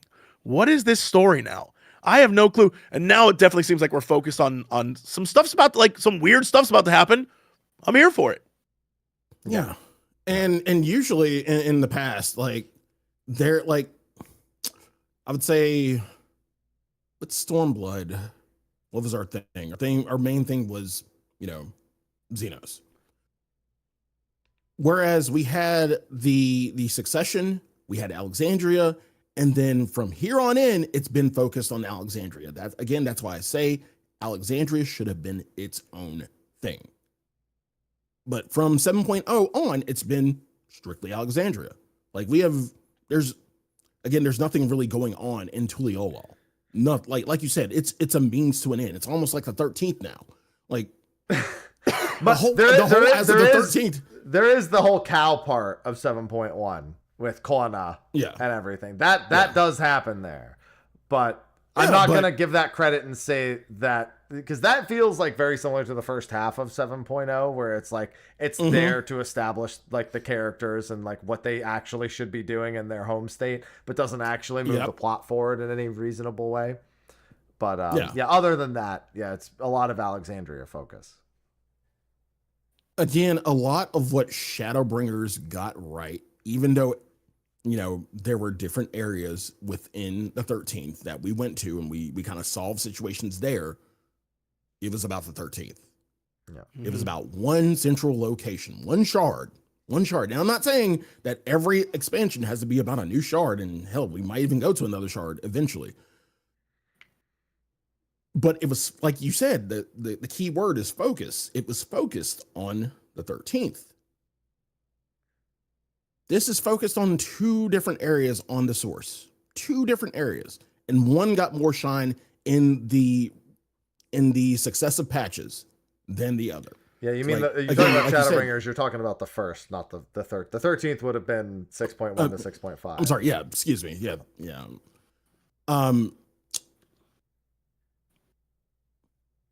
But even still, the successive patches have been about Alexandria. Like Tuliolol is a means to an end. We don't do nothing is going on in Tuliolol. Like they have their Dawn servants. They have everything. I mean, the Dawn servants fixed everything. I mean, they didn't fix everything. Like there had to be problems in Tuliolol. Not world ending, sure, but there still has to be problems. One would imagine. Yeah, it's I definitely think that there's a lot that should have been split, but they had to get us back to, like, I guess the problem is if the story is about aligning succession and this tournament and going around and learning about the new stuff, from what we just came from, it's not that compelling. Like they'd have to really come up with something compelling to make the stuff when they included with Alexandria is pretty compelling. But again, because everything's crammed together, it's sped quickly. So like one of my first big like, wait, what moments was when you see President Baby and Otis for the first time, and you sit down with them around the campfire, and they're about to lore dump on you, and then Alisaie changes the conversation completely. And you're like, what? They were going to tell us about the past. We were going to learn some things. And it's like, no. Yep. We're moving on. And it took until, going into the Resident Evil dungeon to be like, oh, now we're going to learn about this kid's mom for the first time. That was a huge question I had. And they were going to tell us and then said, no. Let's move on. And I was like, what? And I think there's a lot of that in 7.0 that really was. You were not a big fan of that, I'm guessing. I love the reveals we got, but the whole like, we're going to keep the story going. We don't have time for you to learn anything. No one's going to give you an Emmett explaining the paintings on the walls. A great example, there was that cave in the Peru zone. I can't remember, or Capacho, whatever that was. Yeah. That cave that had all the artwork on it. We didn't get our like, now I will explain this crazy story to you. We never really got that. And I wanted that. And so, yeah, I wish we had more time to just sit in this world and absorb stuff rather than let's keep going. We got to get you to fight robots. Okay. We have a decade more to go through, like a little less than a decade now, but a little less than a decade more. So we'll probably get the breadcrumbs eventually, maybe in 7.4 or 5, because it has to lead to, like you said, it has to lead to. Go to Mirror City, story. I'm telling you. I mean, eventually, yeah. Eventually, again, clouds. now. Read Next. the clouds. Read the clouds. Listen, that's why they brought Vritra over, because now Vritra's going to be like, hey, remember how I helped you? Well, I got some shit now that we got to do, because when my Tiamat flew down there and I lost contact with them or some shit. Because Tiamat just fucked off to Mirror City. It's just like, I'm fucking done with this place. I'm going home. I fucking hate it here. Everything's been bad since I woke up. So, moving on. Yeah. But I think really the meat of Dawntrail's kind of enjoyment is really focused on 7.2 and 7.3. Alexandria. And yeah, it's all Alexandria. It's uncovering a bit more of the past, tons of Final Fantasy IX references. And wait, before you say anything, I have a really big question in regards to Alexandria. And yes, I realize Alexander was Heaven's Ward, but why couldn't they have utilized anything from Alexander and Alexandria? It's the namesake. I mean, are you fucking serious? Why? You couldn't have done anything with them? Anything? I mean, yeah, we fought Alexander on the source and yada yada yada, but nothing. Honestly, the only part that makes that surprising, Sly, I would love to tell you that's because there's no way we'd be dealing with primals, but we're dealing with primals, so now I can't say that. Right. Yeah, you can't say exactly. That's what I've been. I actually have a really important point about that coming up later. Okay. Perfect. Very important point coming up about it later. We touched upon it last week a little bit, but I'll be curious to hear what Jesse thinks. While we're talking about 0.2, 0.3, I must stress, just from like a storytelling, literary standpoint, just in like good stories, it is very clear the old adage that the best stories have the best villains, and you need a good villain to tell a story. And base game, there was no present villain that I cared about. None. They introduce a little emo boy, and suddenly I'm super invested. Like, okay, this guy's got a plan. Things are happening. I'm back. Let's do this. And I think we needed that. We need a little shot in the arm of like, okay, there's some evil afoot, and it actually is more cohesive and makes like something's happening more than like, I am evil robots fiend, and I want to murder you to keep my people alive, which is no different than Emmett. Like, we were given sort of a rehash of what we had gotten to. And so it's like, all right, now we have like, wait, this guy's plan makes no sense. What is he up to? What's going on here? What are we doing? And that's something I'm invested again. And I think a lot of people are as well. And so I'm like, all right. So are you saying we need a central foil? Because to be fair, in ARR we really didn't have a central foil. I mean, we had the A Realm Reborn itself, is honestly, I feel like Sly, we should never use a Realm Reborn as a template of something that needs to be done. I mean, but it's the comparison, right? Like, because this is the sort of, right, but like it's been over 10 years. Like, Gaius is your original one, with Nero being a whiny bitch baby about how much Sid is liked over him. right. And then Nero Again. becomes like the second character that we're constantly like, what is this fucking guy up to? Like, stop. I'm just you just get over it, man. And eventually he does, and now he's married Sid and they're together and all that. But you know, The happiest Yeah. endings. And then after that, it was Laha Bread. Like, Laha Bread was the main villain. So Right. yeah, like having like we again at that point we didn't have a central, main thing to go against yet.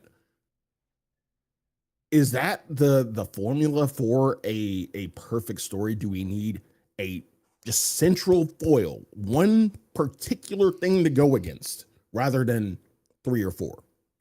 We need, it doesn't matter the number or like a central character. We just need the villain to be a character and have a story that seems real, and them to actually have motivations. It's like, you have Robo Lizard. All of his stuff happened off screen. You don't connect with Right. it. Sphene, No. for me, I understand the point was she was supposed to be this, like, very much a parallel to Emmett. Like, I get it. But having just overcome that, I had no connection to what was going on, because I was like, I've been there. I, as a player, have done this before. You can't break me. Like, when they're like, shut down the servers, everyone must go away. I'm like, the option is everyone else dies. I just spent 2 expansions making that same judgment call, where I and my friends were willing to sacrifice ourselves to save everyone else, because either a guy was like, I'll turn you all into my old friends, or a bird was like, I'll wipe out existence. And you're like, not today, bitch. Like, that is, we've done that. We've experienced that before. So as on an emotional level, it's not landing with me when they're like, goodbye, mom and dad. I'm like, no, shut it down. Those people aren't even real. Shut it down. They're manipulating your emotions. Shut it down. We have to save the world again. That's who I am as a hero. And so having a villain as Calyx be like, all right, I was the one behind all this. I'm doing some things. I have a plan. It's for this reason. And then in 7.3, you see like, oh, I love that. It was just more focused, and he had a character and was a person. And we just spent an entire 0.3 patch learning about him. So now he has even more character. And I'm like, yes, okay, this is how you do it. You introduced a villain. They could, all the others, as he's, who cares right now? We have a villain who is now part of a bigger plot, where I'm like, okay, like La Habrea, I can hate this guy. F this dude. Let's go. Yeah. And it's a good thing you talk about hating Calyx, because Sly does not like him. No. He is the worst villain we have ever fucking had. The absolute fucking worst. The man has, like, he's a science baby. He has no emotion. He has literally, like, every villain we've had has had some form of emotion, and this dude is a literal fucking robot until the last moment where he's about I love to that. fucking get. I hate it. I fucking hate it. I hate it. Like, even in the meso terminal, when we're going through and he's describing everything, like, charge, soldiers, you're about to die. Like, could you, like, at least have a little quip or anything? Be Peter Parker. Like, have some quips. Like, seriously, do something. Peter Do something. I think it's fun because he is like he was, how old they say he was, 11 or something? 11. Like, he's basically a broken kid who is a digital version. So he's not even the real him. He's a Right. digital. And I understand that. But every digital version of the Endless at least had some form of emotion. Yeah, that's why I like him, because this guy's messed up. He's like not like he's genuinely he's an overconfident piece of shit. The brilliance of 7.3 for me is it's his grand plan is he's like, you fools, you think you can defeat me? I've created a primal. And you're like, that's all I kill, dude. But because he don't know you like that, when you're like, so be it, bitch. I loved that moment. It was such a perfect way to end the they don't know me expansion. Was the villain's master plan was to make a primal? I was like, this guy's what an idiot. I loved that moment. And the fact that he's like, oh, if only I'd done this. And it's like, no, dude. We would have beat you anyway, any day of the week. And I loved that. I thought it was so much fun. Yeah. And so him being like, I talk like this because I'm so confident in myself. Like watching him crack is fun because it's like, no, you're not. Yeah. You're a kid, stupid. And I love that. And that was the only time I liked him. And that was the only time I like had any appreciation for it was when he cracked. Like we had to crack this dude. Jesse, I just want you to know, here on State of the Realm, we have a phrase. Sly has coined this phrase, and I think it pretty accurately represents his overall emotion towards Calyx. Fuck them kids. Yeah, no, I agreed. Fuck them kids. Michael Jordan picture, fuck them kids, man. Fuck them kids. The funny thing is that I saw a lot of people say, oh, his plan was to have this regenerating, stronger every time primal, but I'm like, that's all normal, set. Like we just fight harder and harder versions of primals as a mechanic in the game. That's who we are. We slay primals to the whole point that Emmett was like, we could be on the same team. You're that good. That's who we are. And so it just I loved it so much because it's the greatest way to end the vacation arc where it's like the villain's grand plan is to hit us with a thing that we are known to do. So he's shocked that we can beat it. And it's like, hell yeah, of course we could. I like that. I like that a lot. And I love the reveal at the end where it's like, how did he learn how to summon primals? Oh, okay. Here we go again. Let's get out the old, boxing gloves because we're about to go to war. And I love that. I'm ready for it. And I have no idea what their plan is. It doesn't make any sense to me right now, but like, who knows what'll happen? It's my favorite part of that cutscene when after you beat Necron the first time is everyone else around you is like now kind of like tired and you're just like, The scene you are just normal. Dude, the scene, especially as a Lalafell, is so good. The scene where it respawns and Necron starts oozing the ground and everyone's like, oh, and they're dying. Your character is just standing there. Unfazed. And I was like, this is the coolest shit I've ever seen. Let's go. Because it's one of those moments where it's like, y'all forgot who I was. Let me show you. It's great. I love that entire bit. Rhymy, you put it best. This was a Captain America moment. Like, I can do this all day. I can literally do this all day. Yeah. Now, one of my favorite bits that Dawntrail has now set up is in 7.3. We now have what I have been predicting the entire time in that Ascian involvement. Sure. This has been kind of new. Every time we do a show, Jesse, I bring up the recurring theme. Yoshi P had said, remember the Ascians who are unaccounted for. Are missing, yeah. And the whole time, since Dawntrail, before Dawntrail even released, we saw Sphyn's tiara and noticed that it looked a lot like one of the Ascian sigils. And that has never left my mind. We were at the same event. I remember when he said it. Yeah. Yeah. But now my brain has actually gone in another direction that involves this, that actually goes back to a thread that has never gotten closure in old Final Fantasy, going back to 1.0. There was an Ascian. We don't know who it was, but we know the name of the person they possessed, and that of Travanchet. Travanchet is the one who gave the horn to the goblins to make Alexander, and he happened to have another relic of the ancient days to make Alexandria. And I think whichever Asian Travanchet was is probably the one in charge of all of this too. I think I'm going to verify this really quick because I think it's really obvious. When you go to the ASEAN names. Yeah.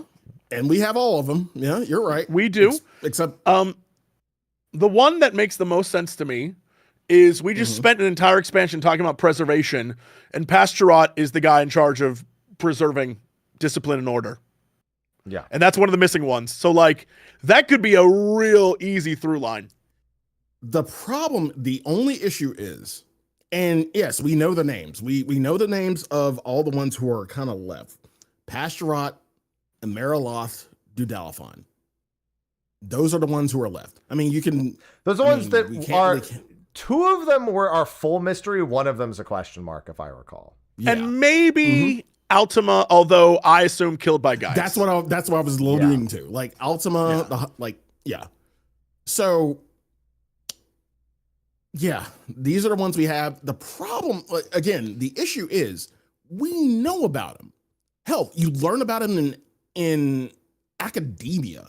The problem is, in any of the notes, they never bother to gender the actual, Asians. We knew Igayorm was the female, was one of the only female. Wait. I forgot Ameriloth was the one we dealt with in Eureka. He's dead. He's done. Okay, so we can cross off Ameriloth. Thank you. So, Dudalafon and Halmaret. Halmaret is the other one. Halmaret, yeah. Thank you. I was going to say, we had this discussion last week. I think we only brought up Pasturat and Halmaret. Dudalafon.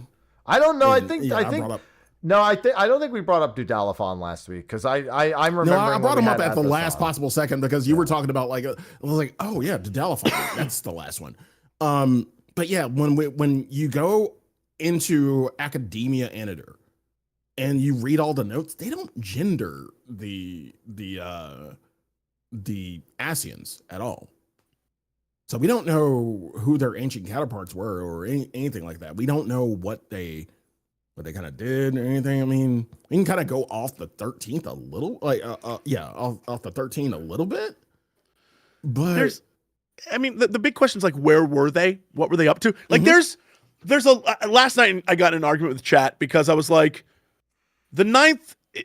Everyone was saying the 9th is saved now because of the end of the scene. I was like, no, that's one tiny fraction of an entire planet that was destroyed by lightning. We can't say that it is a saved world. It just wasn't rejoined. And they were like, no. I'm like, they said a storm destroyed it doesn't like suddenly everything's cool. Yeah. So and it was my never assumption rejoined. it's just not rejoined. Yeah. But it doesn't mean the world isn't a complete mess like the 13th. We just don't know.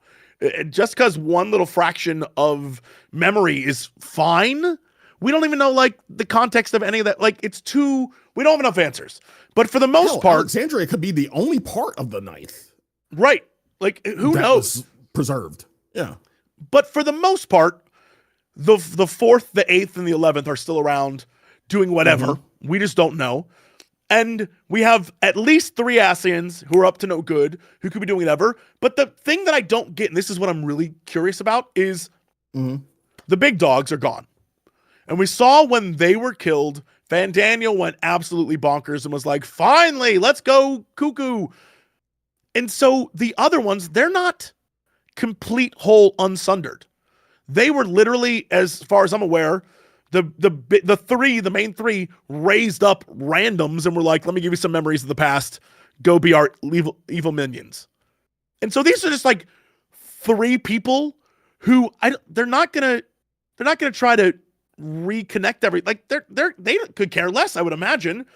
What is their plan? What are they up to? Why would they need some key to, travel through there's a lot here, and I have no idea what the plot could be because, again, it doesn't make sense that they would be like, yes, we too are also like the unsundered. There's no way.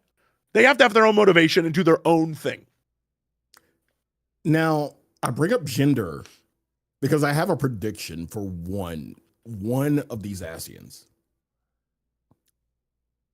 When they make their appearance, one of these Asians is going to be Moonbreda. It's a hunch. It is a fucking hunch. It is the Sly, biggest hunch ever. Go get a tinfoil hat. I mean, I need you to go buy some Reynolds wrap, and I need you to one make of these make a Asians little is going to be hat. Moonbreda. I'm calling it. I'm fucking calling it that one of these Asians is going to be Moonbreda. Like you were like, Assassin's is going to be Reynolds. We're going to wrap it up. and like it's going to be a plot point. Like it's going to be a big plot point for a certain scion. We all know who it is. Like it's a hunch. It's a hunch. It is a hunch. There's an interesting thing where last night I spent a lot of time looking at the actual like crystal on the inside of the key, and it is again the same color as M's crystal. It gave the same vibe, and we're told that the crystal we have was made by Emmett, given to Hith, given to us. It's not the original one. So there's like that plot point as well.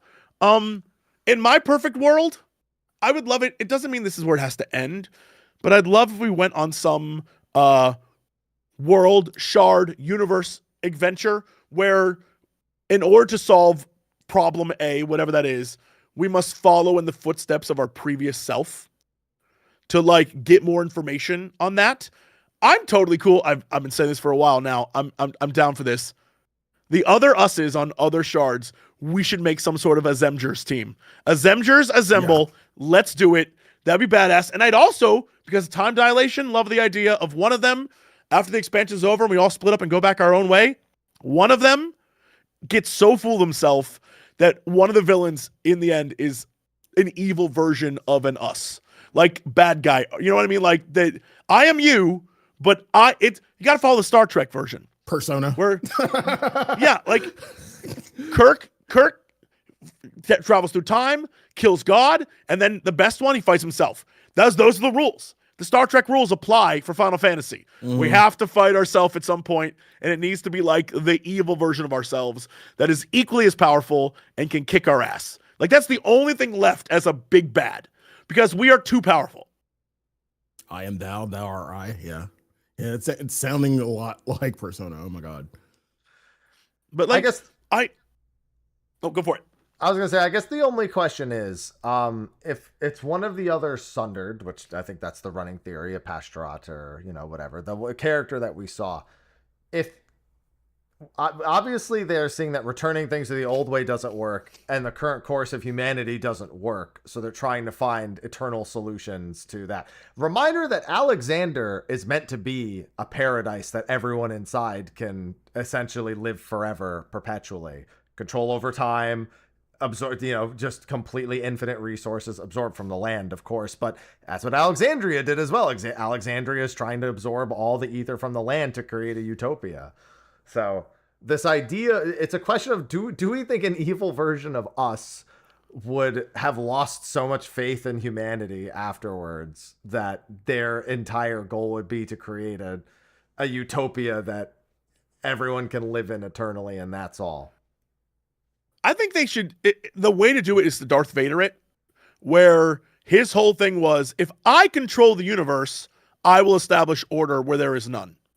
And I'll kill whoever I have to kill to do that. Like that was his like Anakin thing. And so I think here, the idea of you going and finding people, or it could be whatever, but like you finding other shards, reflections, and being like, hey, you're a hero, and you like help train them and they're your buddy. And then eventually they kind of like, over time, they go back to their world and corrupt and slowly are like, I had to take control of my world because every damn day I was out there solving problems. Like, you know this. You never have a rest. You're constantly moving from one problem to the next. If you just did the right thing and took control of the world and ran this shit, there would be no problem. Like, that's what I did. And look at me. I'm the king of the world. Like, that is a good arc for your, like, it's one of those you can understand. Yeah. You can understand why someone would do that if they were driven to it and they like had a little screws loose. And that's, every day you're just like, no, all right, off to another adventure. You never really have a rest. Yeah, and Injustice art sounds good, honestly. On paper, it sounds good. Like, bad versions of the Scions, like what would be the alternate of the Scions? Like, I mean, we saw them in this expansion. That group that shows up to talk to Sphene was literally the like Bizarro Scions. Go back and look at them. It's crazy. They all are like, wait a minute, who are these people? These random NPCs are just pure Bizarro Scion. the Justice Gang. Yeah. Well, yeah, that's kind of Infinite Earths too. Yeah. I also like either. Yeah, go ahead. I definitely think that if they want to stick with the whole idea of conquering death thing that Calyx was obsessed with, a really messed up fun twist would be, instead of rejoining, doing all the stuff, it would be breaking the I guess, like, I was about to call it the life stream, but like the ethereal sea, like shattering it so there's no difference between that and the physical world, so that there is no death because like the sea just exists. And so all, like, that would be crazy. That would be like a weird, yeah, no, we will destroy everything by making everything exist within this ethereal sea where there's no, like, there is no time or space. You're just here. Like, that's a pretty like dark twist on it. That would be kind of 13th-ish.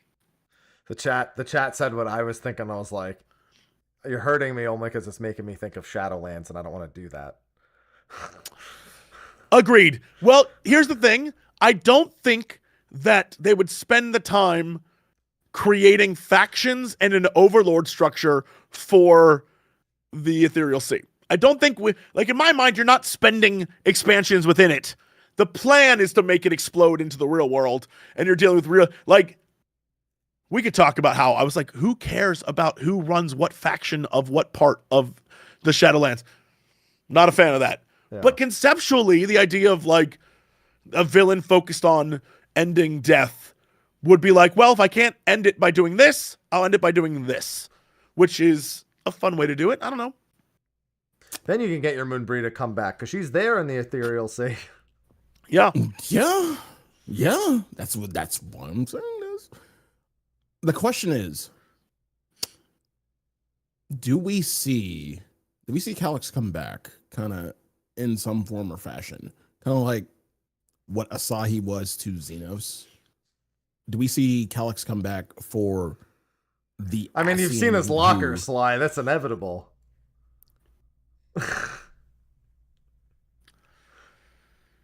I don't know. This could be like he is gone by the end of 7.5 and he ushers in a new thing, or he could be a through line through all of this moving forward. But the question I have is, the man shows up in a like black empty space and then like just a dude walks up to him. Where is that? How does that work? What does that mean? Yeah. There's a lot of questions there. We don't know. A villain walks up to him. I'm sticking with You're this right. for my Moonbreeda. I'm sticking with this. Yeah. Also, I'm totally down for like a several expansions of a really great like lady villain. I would love that. Yeah, I'm here for it. A Dommy mommy villain who has like not the personality of Emmett, but like she's she brings the sexiness and everything, but she's got the give wit. us a Devil's Wears Prada villain. I'll take that. Yeah, who's just mean. Yeah, that's what I want. True story. When I was young, the adult channels, one day one of them was just working, and the Devil Wears Nada was on instead of the Devil Wears Prada. Just wanted to a throw classic that story in there. The classic, of course. Why?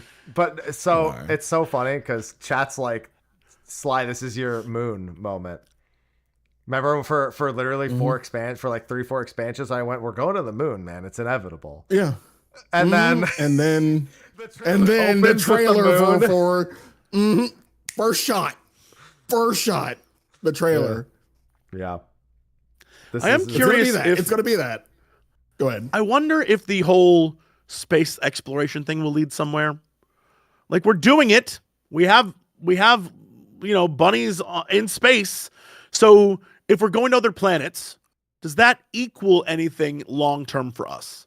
I have no. There's like they always do. There's a lot of loose threads they can pull on, and there's a lot of things that still exist that we can grab on.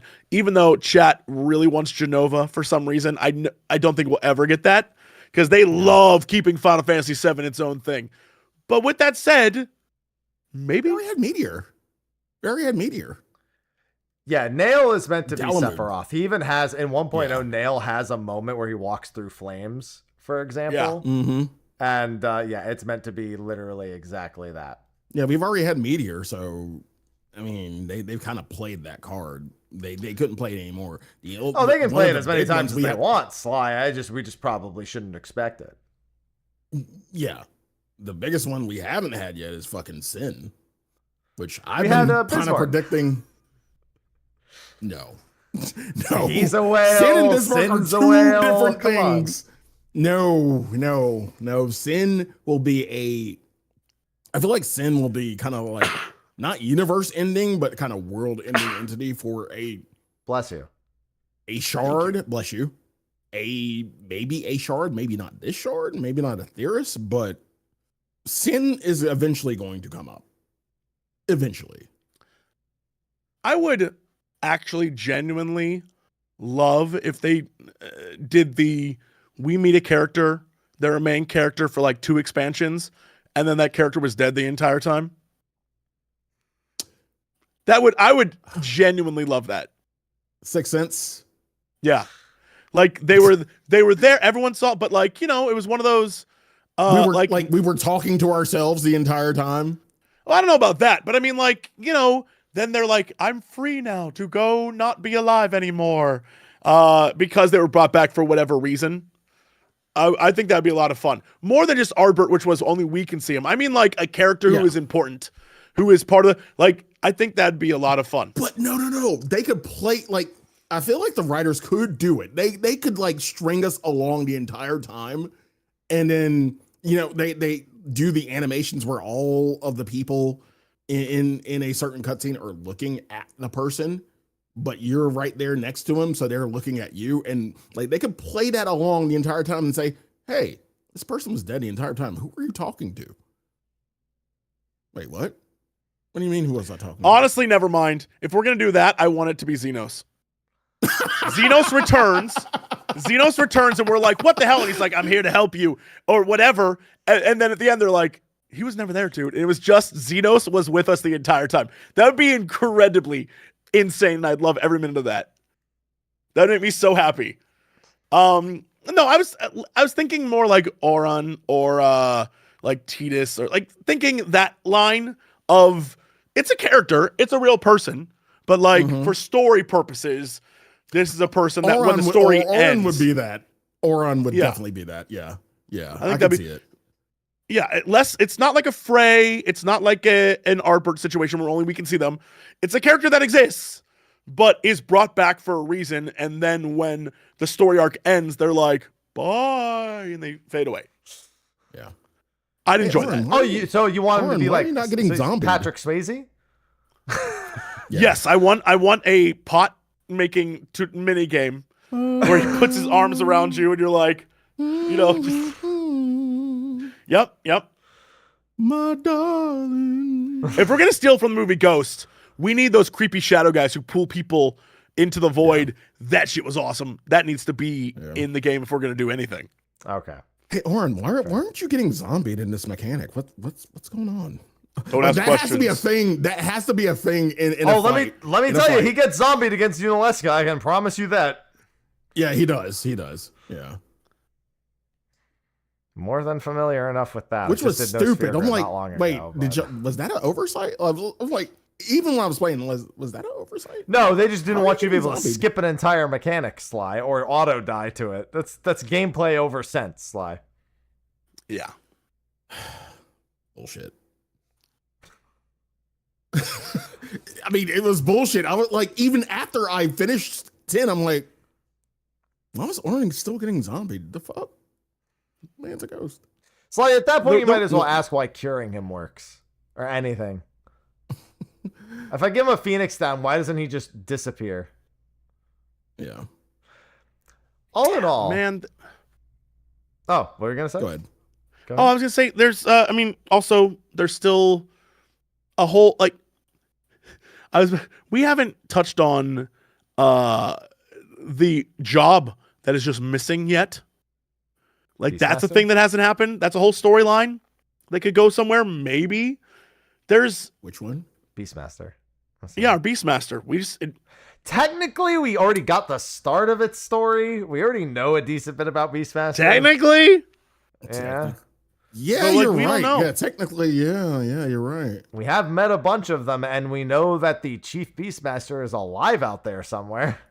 yeah, like there, and that's a whole storyline that they had to end early. And so if like I'm down for just more of all of that would be fun. There's a lot of Final Fantasy 12 stuff we haven't even tackled yet that could be included. There's a lot of different things that they could add. Plus, like you were saying, that map has so much cloud cover.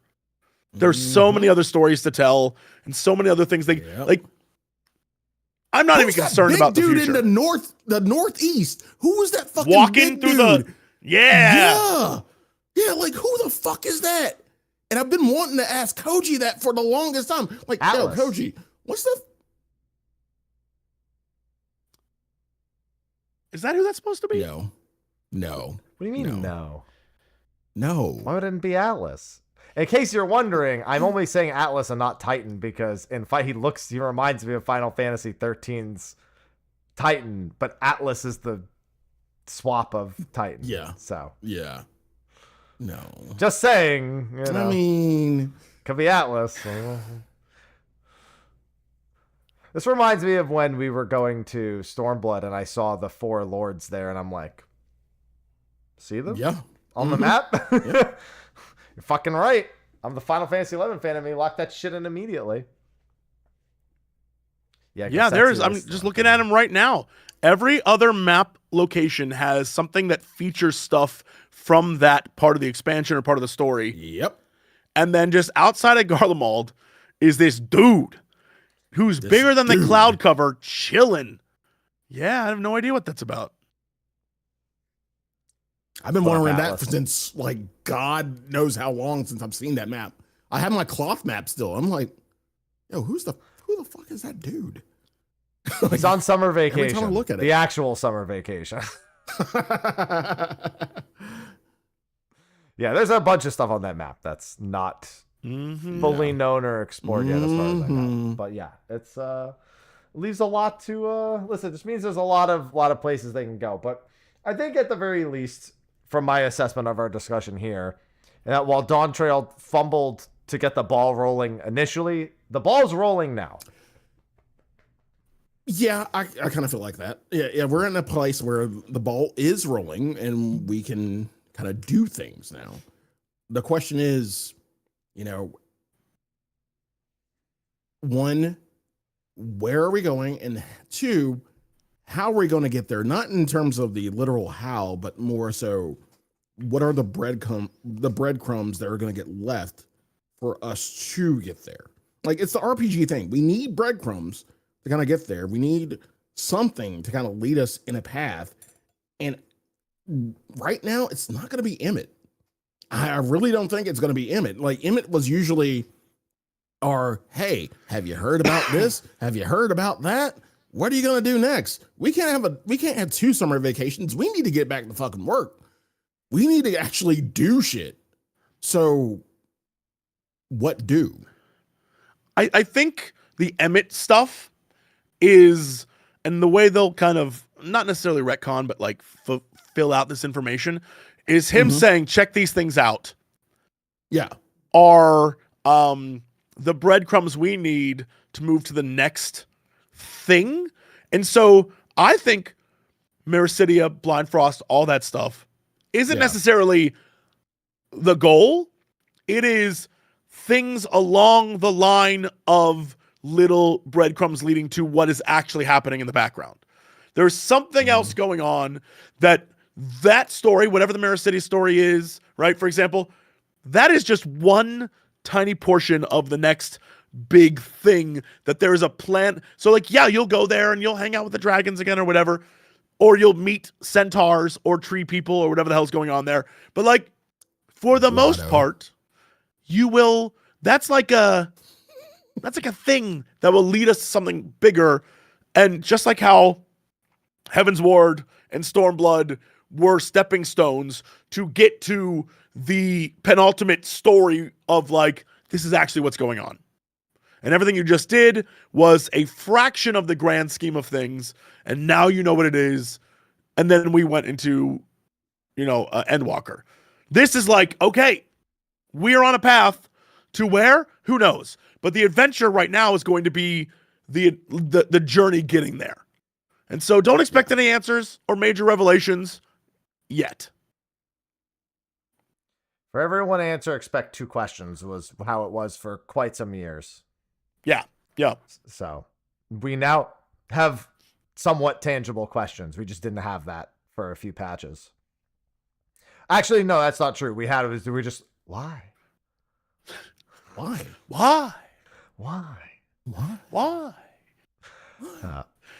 Overall, I think we touched on our feelings about Dawntrail fairly thoroughly without having to dive into every single event that defined it. And I think if we did that, we would go crazy. It would be a longer show, of course. Yeah. It'd be a longer show, and I don't know if we would survive it. No. It's a big question mark on that front. So, with that, just right about our usual end time, I think we can start wrapping things up. Before we do that, are there any final thoughts? Anything you feel like you didn't get to convey before we wrap up? Jesse? Not me. I'm all talked out. My throat is dead. In case you can't tell, I am out of water. I'm out of tea. I got nothing left to fall apart over here. Do the Sid thing and drink some goddamn tea, man. He did. He's out. It's gone. Nothing, man. There's no electrolytes anywhere. No. Wait. One last thing to say. As a Final Fantasy XI fan, I love the raids, even though they have nothing really to do with Final Fantasy XI. And I love Jar Jar Jafar. He's my favorite villain. He's the best. That weird lizard grin he gives is my favorite thing on planet Earth. Thank you very much. It's a real job? Yeah, it's a real job. Jafar. Jar Jar Jafar. I love him. Yeah. Jar Jar Jafar. Do you think that sports drinks in Alexandria are full of electroplates? All right, now that I've done with that joke.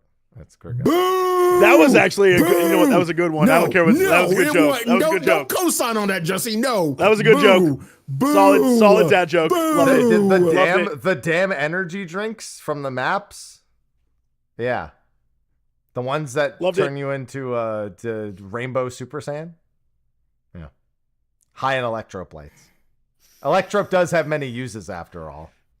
Right. Shut the fuck up. Shut the fuck up. It's what Alexandrians crave. Exactly. I hate both of you now. Why, Jesse? Why? I believed in you, man. I believed in you. There's your first mistake. God. There are no limits to Electrope's potential. Thank goodness. All right, with that, let's wrap things up. Thanks for taking the time out of your day to join us, Jesse. I know you're traveling, you're sick. Jesse. You had a podcast this morning. You had to rush the MSQ. You had to do a lot just to be here for a couple hours. So I loved it. Thank you so much. Appreciate it. Why don't you give your outro spiel, however you would normally do that? Sure. So if I'm playing the Final Fantasy or whatever, I'm over on twitch.tv/Jesse Cox. If you want to see less Final Fantasy things or watch the videos of me reacting to stuff, that's on youtube.com/Jesse Cox. The podcast I was on this morning is over there. I also do a show called Tell Me About, where I have cool people on to tell me about things that I thought I knew and I know nothing about. So the next episode, for example, is about factory games like Factorio and things like that. And the next episode after that is speedrunners. I have 3 of the biggest speedrunners in the world coming on, so it's going to be a ton of fun. And then I made a new channel literally just to test the algorithm, because my original YouTube channel is so old, the algorithm does not work with it. And it gives me no accurate information. So I made a new one called Too Old for This, where I literally it's bottom of the barrel content. All I do is react to things that people send me that are like, Gen Alpha and Gen Z kids love this. What do you think? And so I'm learning about Labubu's. I learned about what Skibbity Toilet was. I learned about the Rizzler. The most recent one, I learned about a guy who makes secret rooms in his home. And I thought, oh, cool, secret rooms. It's not cool. It's not cool at all. So, I'm doing one about Dubai chocolate in a little bit. I'm just, all the things people are like, this is awesome. My old ass is going to go learn about it. So come join me for bottom of the barrel content. It's great. Jesse, in my head, so just the other day I started watching Xiaoma again. Mm-hmm. And a few months ago he did a video where he read to a language course. But he was like, well, these are younger people, so I'm going to write the speech entirely in Gen Z slang. It's an amazing video. Yes, I've seen this. And it is. You said Skibbity Toilet and it all came back. I will say the things I learn are fascinating. Like Skibbity Toilet, for example, the first couple, I'm like, I get it. It is just like the trash that we used to do when I was a kid. But eventually becomes something insane that I'm like, what? Same thing with the Rizzler. I was like, oh, this is very sweet. But like, is this getting weird? The internet. What I'm saying is it corrupts everyone and is so bizarre. And the rabbit holes I go down, tune in. It's good stuff. When are you going to watch 90 Day Fiance and watch the insanity that is that? Please adding it to the list. No, Jesse, no, don't do it. Don't do it. I'm trying to save you, man. Trying to save you. 90 Day Fiance is more like a marvel of modern technology and it being too powerful at bringing people together when it really shouldn't. Probably. She's been making me watch it. She makes me watch Love Island, and I say make. I enjoy watching it with her because it makes me feel better as a person. But you know, if you want to watch the greatest reality show in the history of reality shows, look up Are You the One season 6. The premise of the show, it's an MTV show that used to be on before COVID. I don't think it is anymore. But the idea is 20 people are brought into a house. And the season I'm thinking of, it's New Orleans. But 20 people are brought into a house. And the premise is they all win $1 million if they match up into 10 couples. But as people fall in love, they refuse to play the game. So it's very like crazy, sociological experiment because some people are like, you are my one. And when they're told they're not, they're like, well, I refuse to get with someone else because I love you so much. And you're like, ooh, it's great. It's like watching a science experiment go wrong. It's so good. And the one that's in New Orleans is hilarious because they're all a mess. Except for one guy who's like, I'm here to win the prize. It's lovely. Cannot stress it enough. One of the best reality shows ever made because it is designed to hurt those people in the craziest way possible. Mwah, good stuff. I'll keep that one in mind. I still gotta watch Dexter. The new season of Dexter's almost done. I haven't even gotten that, and I want to see that. I've heard nothing but fantastic things, and I've not gotten around to it yet. But I will tell her, and she might even know what you're talking about. She watches Big Brother. Probably because it was amazing. I've made every single person in my life watch it, and I will continue to do so. It is like watching a train wreck happen in just slow motion. Oh, it's beautiful. Great TV. I look forward to it. I think. I don't know if I should. Okay. Thank you, Jesse. Thank you for taking the time to join us on the show. Sly, do you have the mental capacity with which to exit stage left? Bourbon. That'll do. You can find me at twitch.tv/Sly, aka Gray Fox. You can find me on Twitter, Sly, aka Gray Fox, Bluesky, Sly, aka Gray Fox, everywhere. Except for YouTube, youtube.com/The Velvet Room. What am I doing? Today is Friday in California. So, started Spider-Man 2, finally. Yo. Yeah, I know. That shit was hot. That shit was fucking fire. After this, I will be doing, my bourbon stuffs, obviously, where we have bourbon, watch bourbon tube, whiskey tube, react to bourbon tube, react to hunts and everything. I got a little bit of Final Fantasy stuff to do tonight before we get to Velvet Room Bar Trivia, 90s edition. Last week we did 2000s.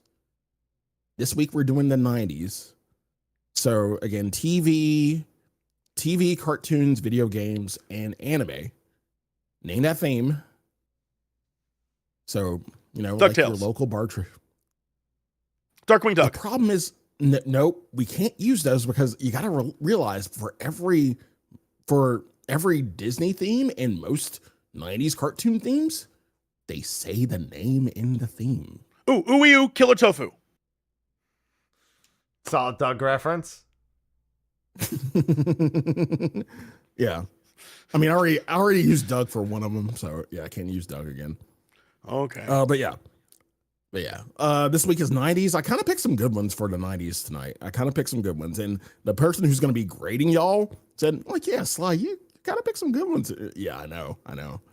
Like, so yeah, good luck to all of you who are taking part in bar trivia tonight. Tomorrow, again, is Shinobi. I will be finishing Revenge of Shinobi.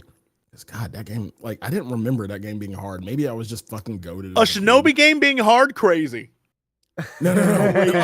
Like, to be fair, I mean, I understand Ninja Gaiden was hard. I didn't remember fucking Revenge of Shinobi being hard. Shinobi 3 was a fucking cakewalk. Once I get to Shinobi 3, I'm done. Yeah, like, and then I can get the PS2 of Shinobi, which is, I mean, I liked it. I bought the game. I bought both Shinobi and Nightshade, but still, like, yeah, I didn't remember Revenge being that hard. I remember Arcade being that hard, and I experienced that last week. I was like, okay, I'll move on to Revenge. Get to Revenge. Revenge is fucking unfair. Oh my God. Revenge is fucking unfair. But yeah, that I will be returning to Final Fantasy 11 next week.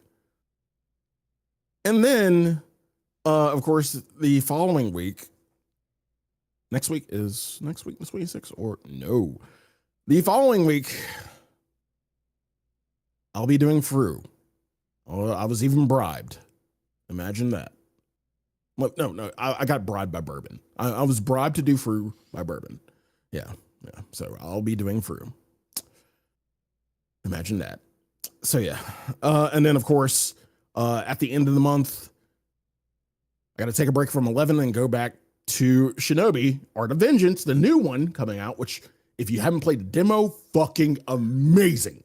It's good. Bro, it's good. It is fucking good. And then, of course, Super Robot Wars, which you know me. He loves I love busting. my robots.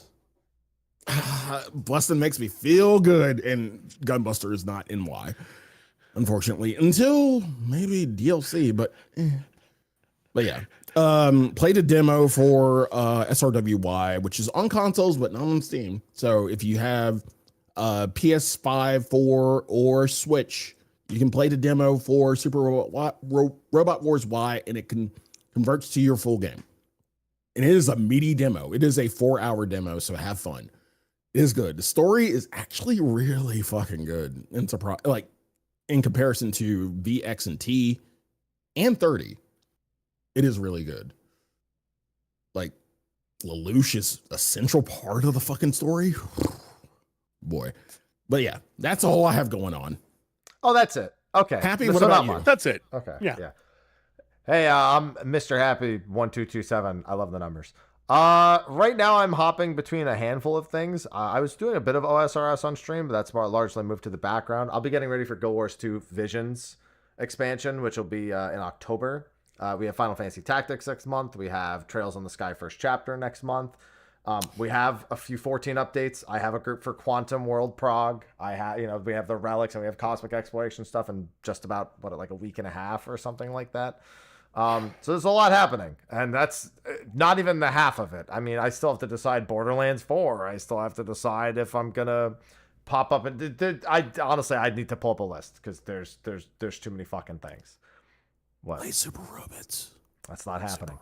Let me tell you, of all the things that I'm not making time for, there's Pokemon Legends ZA, or as I like to call it, Pizza. To be fair, you don't make time for Fire Emblem, so you will not make time for Super Robots. So yeah, I can see that. No, it's not. Yeah, that's definitely not happening. Yeah, there's a whole bunch of stuff that I got to get prepared for over the next several months. So I expect it to be a very busy time, both on and off of Final Fantasy 14. So pray for me, and be sure to tune in because we got some cool stuff coming up. But anyway, thanks again, gentlemen, for your time. Thanks, everyone, for tuning in. Thanks to Magic Spoon for sponsoring the video. That'll be on the YouTube video, not here on the live stream. And with that, we will be just doing a quick post show, just winding down for a minute or two, and then Jesse can go rest his voice, and I can go get my food, and Sly can go get his night started. So yeah, see, I mean, we could hang out for another 20 minutes or so if you wanted, Jesse. You know, you just keep your voice. No, he needs his voice. No, he needs his voice. No, guys, it's okay. I can keep going. It's fine. That's literally me, like playing Final Fantasy 11 at 3 in the morning when I was in high school. Just saying. Yep. Yeah. All right. Thanks everyone for tuning in. We'll see you next time. Till then. Bye-bye. See you soon. All right. And cut. The audio is still live, but like we just go quiet so I can do the editing for a second there. Yeah. No, appreciate it. All good. A lot. Yeah. Yeah. Thank you so much. Coming on the show when you're down with the sickness. Ooh, Like, yeah, please, like I said, I feel fine. It's just this bit right here is a complete mess. But like, I think that most like, mornings when I look at myself, crazily enough. Yeah. Yeah. So you understand what I mean? Yeah. Exactly. Yeah. Mm-hmm. I look and I go, yeah, this whole thing, Like complete mess. it's complete mess. Yeah. Oh man. But I'm also doped up on a ton of cough medicine, so good time. Well, that actually is more fun. The halls, the Vicks, all the things. Oh no. All the things. The Dayquil, NyQuil, all of it. I'm on the Quill right now. Yeah. You're on the Quill. It's crazy they don't just sell Quill. Right. Day and night? No. I prefer Quill. No, Quill. Yeah, just 24-hour Quill. Yeah. Mm-hmm. Full power. And it's just alcoholic as fuck. Like it's just like like your usual dose is just highly concentrated, lasts the entire fucking 24 hours, and you're just hopped up. Yep. I'd be fine with that. Yeah. I'd be all right with that. Yeah. All right. Well, we'll let you get some rest so you can have that voice and yes, please, not strain it anymore. Yeah. Thanks, y'all. Have a good one. You too, Jesse. Thank you, Jesse. Wait, real quick. Yeah. When are we doing the Old Man podcast? We talked about this at the last Fan Fest. We need to fucking do this. When are we? You let me know. I love to complain about things. Follow me on Twitter. I'm following you. Kids I'll be in your DMs. All right. I'll be in your DMs, man. Let me know. Yeah. I'm going right now. All right, go get your rest. All right. Oh, you meant going and following him. Yeah, do that first and then go. All right. Cool. Thank you, guys. Have a good one. Thank you. Talk to you later. Bye. Bye. All right. Bye. And what's our situation for next week? I'll let you know.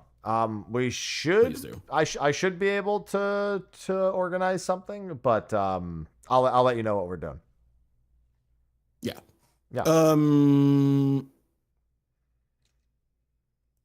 I usually make my schedule on Monday.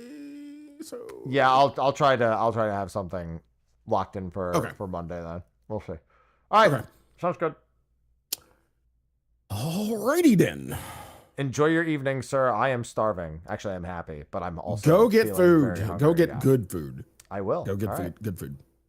All right. Bye-bye. Yes, please. Bye. All right, I hung up on him, everyone. Okay, that is going to be a wrap for State of the Realm. I'm going to get this chopped up and put to YouTube for tomorrow, and then I've already got a video for Sunday, Monday, and then I can get working for next week's stuff. Anyway, with that, I will see all of you tomorrow. Tomorrow might be a kind of chill day. We found a Final Fantasy chat idle game that chat can play no matter what I'm playing. And I think I might actually check out Palia tomorrow. I played it a little bit with Sophie earlier in the week, and it's basically like MMO Stardew, but it's free to play. And they've been in like early access for a while now. But I'm feeling like I want to wait a little bit longer. I want to wait until at least next weekend for more Guild Wars 2. I want to wait till we're closer to Visions and I can maybe get some stuff on sale. Plus, we can look at the specs next week. And OSRS, I'm probably just going to be doing on my own, like just, you know, a personal project, I suppose. And maybe we'll do a little bit of it here and there. But otherwise, I'm going to be doing some 14, probably do Palia. And then I've got some other stuff that I want to see if I can coordinate into the weeks and whatnot. So if you want to play Palia tomorrow, if you want to check it out, it's free to play. So you don't need to pay anything for it. And there's some like group benefits for like grouping up to do fishing and gathering and stuff. Although I'll probably be mostly just going through progression. But if anyone wants to pop on and check it out while I'm doing it tomorrow, that would be cool. And it is, I believe, cross-platform and cross-save as long as you link it up. It's free to Palia, yeah. And I haven't run into any like microtransaction stuff yet. There's outfits, but I haven't. No, obviously I'm not going to do any of that. But we're going to bring it up. Anyway, I'll see you all tomorrow for the regularly scheduled broadcast. And until then,